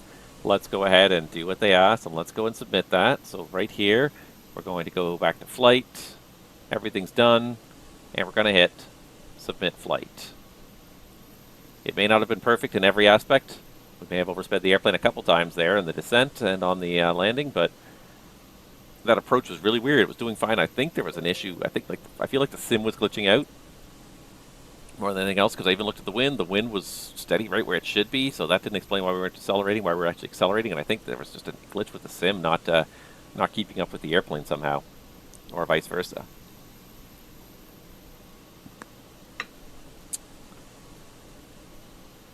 But that is it. We now have 5,300 experience points, $3,600 in the bank account, but that is the end of JetBlue. As you can see, our schedule is now blank. We've got the schedule generator up again, but it's time to change jobs. I don't think I'm going to take a job from Finnair or Austrian. I might. I'll think about it. I'm not huge on them. They're not terrible. I'm going to be very hard-pressed to find something that is not just an out-and-back legacy airline, and that's my problem. Is I don't want the legacy out-and-back airlines, but I feel like that's all the European airlines are, because they're all based in one big city in the center of the country, in the center of each country, and then you go to another country, it's another airline. So I feel like what I want is going to be very hard to find outside of the low-cost carriers like EasyJet and Ryanair, and I'm tending towards EasyJet to keep flying the Airbus. If I wanted a 37, I'd fly Ryanair. That's kind of the choices I'm kind of forced to make here. Quick check of my dashboard, and I've got lots of inbox. Lots of unread messages. Saturday event polls. I really don't care too much about. Looks like I did actually receive a friend request, and I got my salary from my last stream, $87.94. It wasn't a long flight from Fort Lauderdale down to Moat Bay. This one's going to be quite a bit more. Friend request received, so let's go ahead and just get in the community and quickly accept that friend request if it's still there. And I find sometimes if you don't accept them fast enough, people eventually rescind them. Your choice. Friend request. Nope, still there. Good. Okay, so reject. No. Accept. Yes. There we go. Friend request accepted. Yeah. Total number of pilots listed in the system, 18,000. Like, that's actually a lot when you start to think about it. 581 connected pilots, 436 current flights underway, 18,000 total pilots in the system. That's a lot. It's still a good amount of software, and they've got a lot of people in the system, which is good.